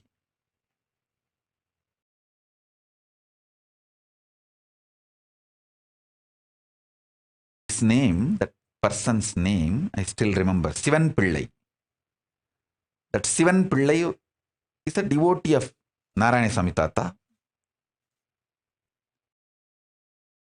That Sivan Pillai was called by his friends, come on, let's go for a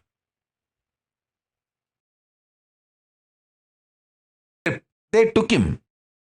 But his friends did not tell that they are planning to commit certain crime and they are taking this fellow along with them for that crime.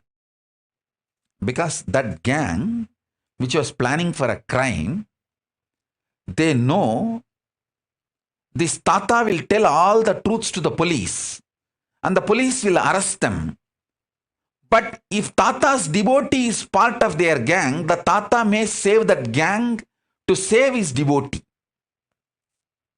That was the plan. So they took this Sivan Pillai with them and committed the crime. The Sivan Pillai did not participate in the crime, but he was part of the team. He ran back to Tata, Narayana Swami Tata, and begged him, please save me. I did not do the crime and they lied. They did not tell me that they are going to commit this crime and they just took me with them. Even though I have not done the crime, but I was part of that team when the crime was committed. Tata said only one thing. All right, go and sit. He particularly mentioned one cave in Arunachaleshwara hill. In the Arunachala hill, he said, go and sit in that cave. Don't come out of it. You will get the food inside the cave. As long as the food comes to you, don't come out. Eat, stay, don't worry, don't come out. This fellow is such an obedient disciple, he went and did the same. As usual, the police came to Tata to resolve this crime. And Tata gave all the instruction and he showed all the team fellows and all of them got arrested other than his devotee.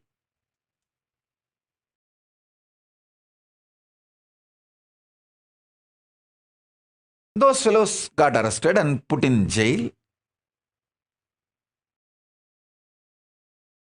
I was seeing the whole scene, means when the devotee Sivan Pillai came and cried to him. I think that Sivan Pillai must be still alive in Tiruvannamalai.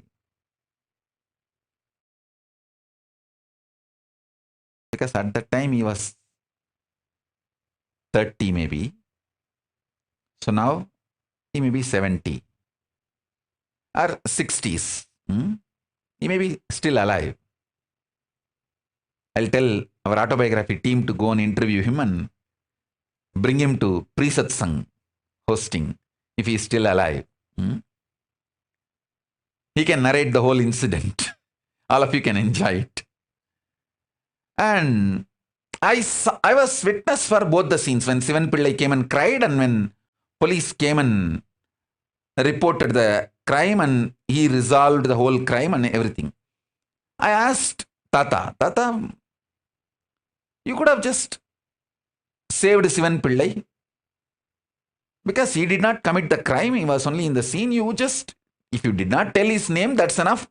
Police is not going to go and arrest him. Why did you tell him to go and sit in the cave? Then Tata told me, hey, illada Tambi. He told me in Tamil. I'll tell exactly in Tamil and then translate. Illada Tambi, அவனுக்கு பந்தனம் இருக்குடா, அதனால பந்தன யோகமா மாத்தத்தான் குகைக்குள்ள போய் உட்காந்து தியானம் பண்ண சொல்லிட்டுண்டா. இப்ப பந்தன சாபத்திலிருந்து பந்தன யோகமா மாத்திட்டேன்டா, அவனுக்கு பிரச்சனை சால்வ் ஆயிருச்சு.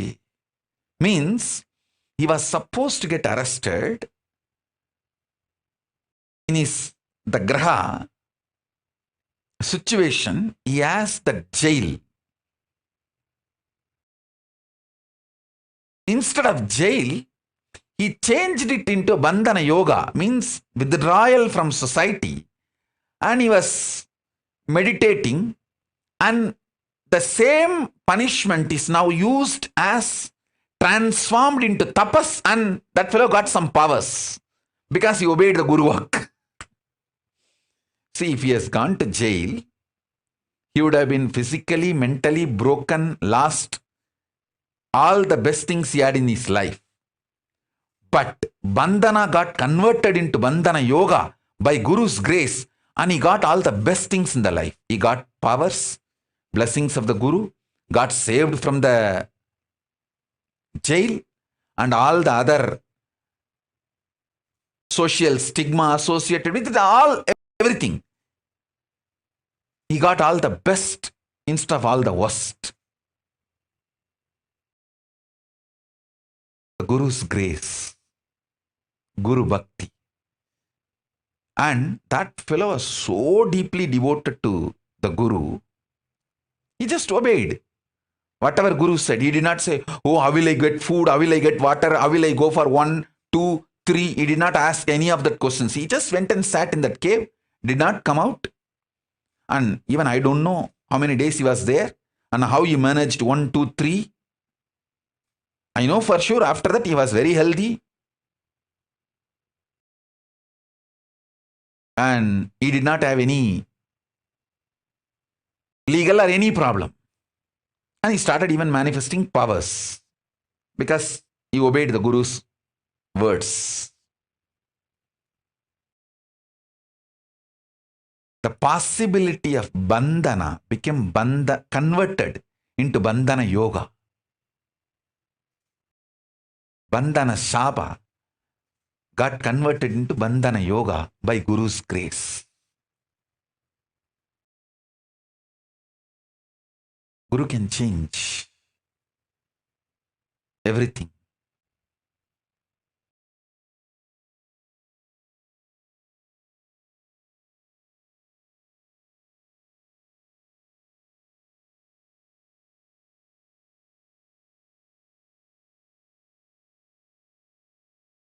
I should say, listening to Guru can change everything. More than Guru can change everything. Listening to Guru can change everything.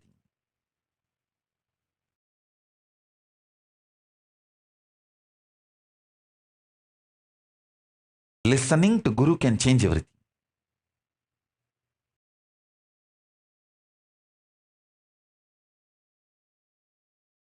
I'll try to get that Sivan Pillai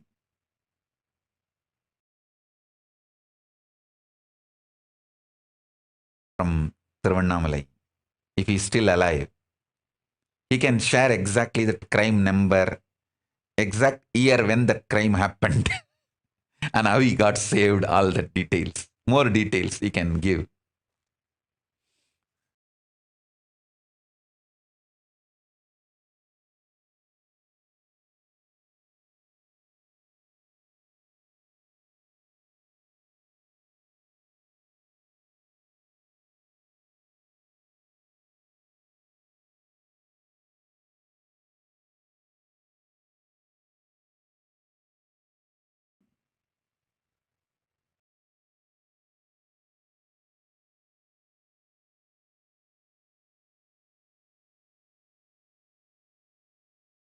All you guys just sit. After attending, after revealing that Arunagiri Yogeshwara's that story of that Arunachala Smaranam, I am feeling that intense samadhi manifesting. Just sit and enjoy Arunachala. I'll sit with you guys for some time. Enjoy Arunachala, Arunachala Smaranam, and experience liberation.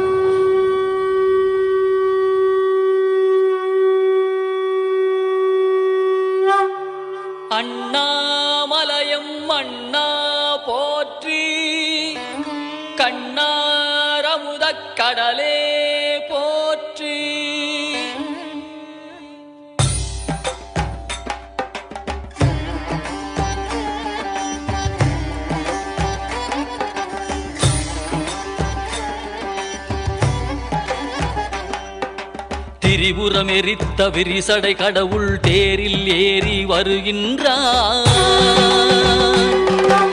Tiruvannamalai சோதிவானவன் திருவடி பதித்து வருகின்றான். அருளுரு ஆயிரம் காட்டிய நாதன் அம்மையப்பனாய் வருகின்றான்.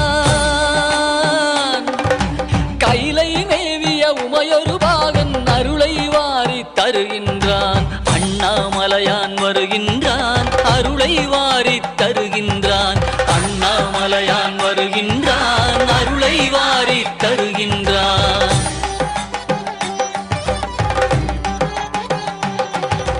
குருவாய் திருப்பெருந்துறையில் அருளிய கோலம் காட்டி வருகின்றான். திருவாய் மலர்ந்து வேதம் உரைத்த திருவாசகத்தான் வருகின்றான். மதுரை மாநகர் குதிரை சேவகன் மறுபடி ஒரு முறை வருகின்றான்.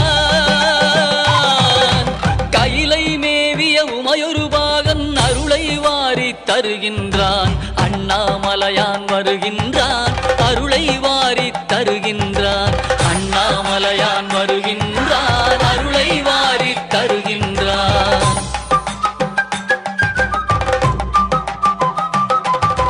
பிட்டுக்காசை பட்ட கூலியான் பாதம் பதித்திட வருகின்றான். பாட்டுக்காசை பட்ட தம்பிரான் பார்வதியுடனே வருகின்றான்.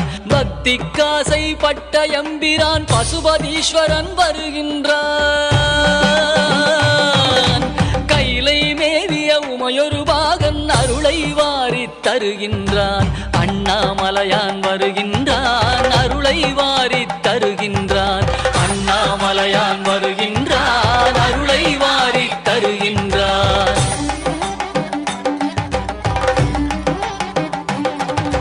பன்றிக்கன்று தாய்முலை தந்த பரமதயாளன் வருகின்றான். பன்றிக்கரியை உண்டு மகிழ்ந்த குடுமித்தேவன் வருகின்றான். பரிந்து வந்து பிரசவம் பார்த்த தாயுமானவன் வருகின்றான். கைலை மேவிய உமையொரு பாகன் அருளை வாரி தருகின்றான். அண்ணாமலையான் வருகின்றான், அருளை வாரி தருகின்றான். அண்ணாமலையான் வருகின்றான், அருளை வாரி தருகின்றான்.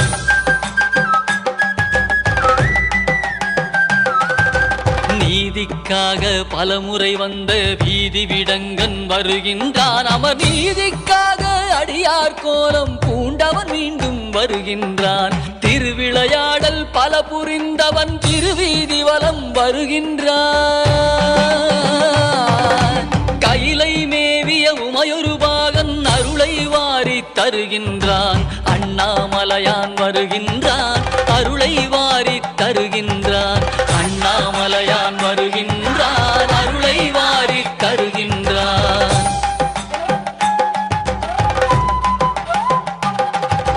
தக்கன் வேள்வி தகர்த்த வீர பத்திரநாதன் வருகின்றான். சொக்கன் மதுரை சோமசுந்தரன் அற்புதமாக வருகின்றான். திருமாலறியா மலர்ச்சேவடியான் திருமானேந்தி வருகின்றான். கைலை மேவிய உமையொரு பாகன் அருளை வாரி தருகின்றான்.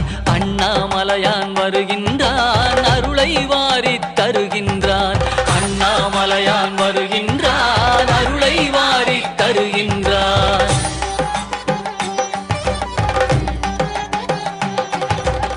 ஆலமுண்ட திருநீலகண்டன் உமைபாகனாக வருகின்றான். ஆலால சுந்தரன் பாடியவாறே காலகாலனாய் வருகின்றான்.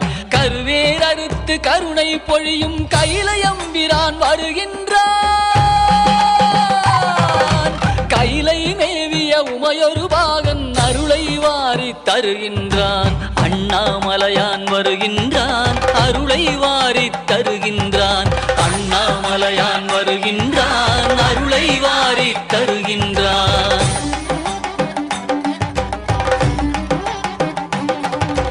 அடியார் உள்ளத்து அன்புக்காக அம்பலவானன் வருகின்றான். ஆடிய பாதன் ஆனந்த கூத்தனாடி ஆடி வருகின்றான். மழபாடி திருமாணிக்கத்தான் மண்ணில் நடந்து வருகின்றான். கைலை மேவிய உமையொரு பாகன்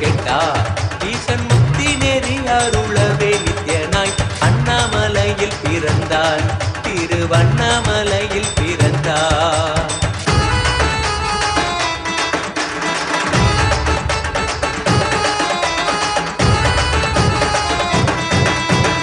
புண்ணிய கேத்திரம் தனிலே நித்யன் உன்னத நிலை ஊழத்தில் வருமே.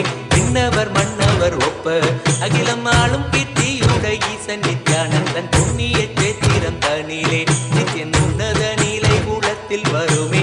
விண்ணவர் மன்னவர் ஒப்ப அகிலம். So with this, I bless you all. Let all of us have the great auspicious punya power of having Arunachala Smarana, Arunachala Smarana, Arunachala Smarana. Smaranat Mukti Arunachalam, Smaranat Mukti Arunachalam, Smaranat Mukti Arunachalam.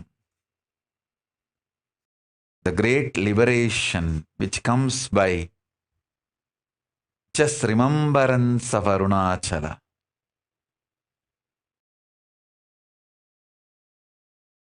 So with this, I bless you all.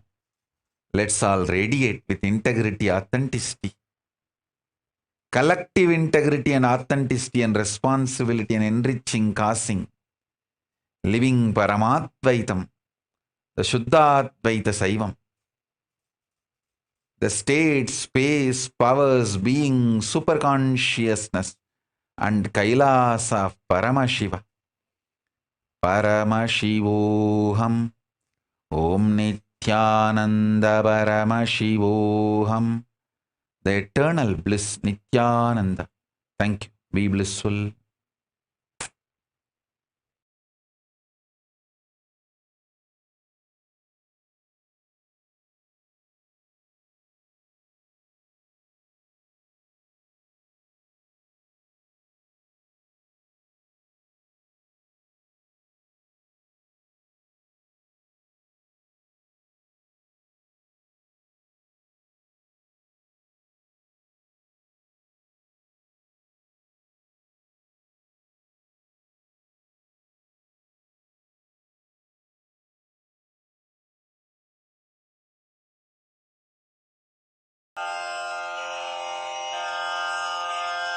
श्रीकैलासोन्नतद्वादशान्तश्यामलापीठारूढ श्रीमीनाक्षिसुन्दरेश्वरा भिन्नस्वरूप परशिवपुत्ररत्न Kumar गुरुमण्यतुल्यावतार श्रीपार्वतीस्तन्यपानलब्धदिव्यज्ञान विश्रुत सकल निगमागमसारभूत द्राविड वेद प्रवक्त्रे श्रीमत्परमशिव करुणा समधिगत मुक्तामय चतुरश्रयान गीयमान छत्र चामर श्रीचिह्न काहलादि समस्त बिरदावल्यलङ्कृत ज्ञान विज्ञान चक्रवर्ती सर्वजन संघ सद्यो निर्वाण दीक्षा व्ययापवर्गवर्ष विश्राण जीमूत परमत कलभ केसरी शैव सिद्धांत स्थापनाचार्य श्रीराजाधिराज पांड्य महाराज गुरु क्षपण शाक्यादि महांधकार निवारण ज्ञान भानु वीक्षणानर्हार्हध्वजोच्छेदन पूर्वक श्रीमद्वृषभध्वजस्थापक शैव समय कर्त्रे सर्वज्ञ पीठारूढ़ श्री जगद्गुरु श्री ज्ञान संबंध देशिक स्वामी वागीश सुंदर माणिक्य वाचक स्वामिनां अवतार भूत श्री ज्ञान संबंध स्वामी पुनरुद्धृत श्यामला पीठ सर्वज्ञ पीठ त्रिनवत्युत्तर द्विशततम गुरु महासन्निधान अरुणगिरि योगीश्वर परंपरागत अरुणाचल सर्वज्ञपीठ गुरुमहासन्निधान कैलास परम्परागत काञ्ची कैलास सर्वज्ञपीठ त्रयस्त्रिंशदुत्तरद्विशततम गुरुमहासन्निधान नित्योत्सव नित्यमङ्गल नित्यकल्याण नित्यरजित कैलास परम्परागत आदि कैलास नित्यानंद पीठ महासंस्थान महासिंहासन पीठ कर्तः साक्षात् श्री परमशिव समुद्भूत कैलास परम्परागत वैवस्वत मनु इक्ष्वाकु हरिश्चंद्र भगीरथ श्रीरामचंद्र शूरसेन इत्यादि अनवच्छिन्न सार्वभौम चक्रवर्ति परम्परागत चतुष्षष्टि योगिनी मंडित चतुष्षष्टि संप्रदाय प्रवर्तक मनुधर्म शासन सूर्यवंश प्राप्त सर्वज्ञपीठ सुरांगी साम्राज्य मूर्धाभिषिक्त चूडामणे साक्षात् श्री परमशिव समुद्भूत कपिल महागुरु पुनरुद्धृत महानिर्वाणि पीठ अष्टोत्तर सहस्र श्री महामंडलेश्वर साक्षात् श्री परमशिव सिंहासनाभिषिक्त समस्त गणनायक श्री महागणपति समारंभ अनवच्छिन्न पीठाधीश्वर गुरु परंपरा प्राप्त अटल पीठ अष्टोत्तर सहस्र श्री अटल पीठाधीश्वर धर्म मुक्ति स्वर्गपुर स्वर्ण पीठ त्रयोविंश गुरु महासन्निधान कैलास परम्परागत आदिपीठ सर्वज्ञ पीठ जगद्गुरो श्री कैलास पुनरुद्धारक श्री कैलास परमाचार्य श्रीमत् परमहंस परिव्राजकाचार्य वर्य सच्चिदानंद प्रणव स्वरूप श्रोत्रिय ब्रह्मनिष्ठ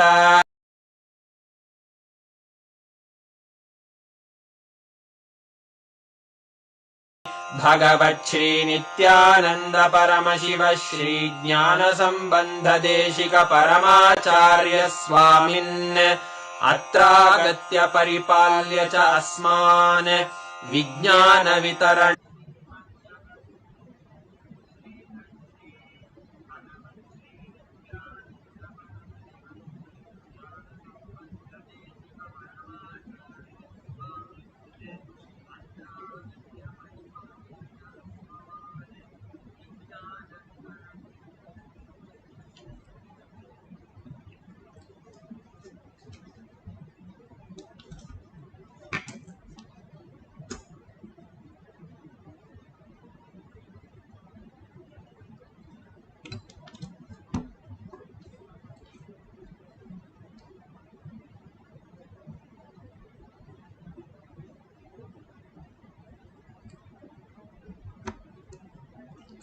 Let's start with the Sadguru Vandanam.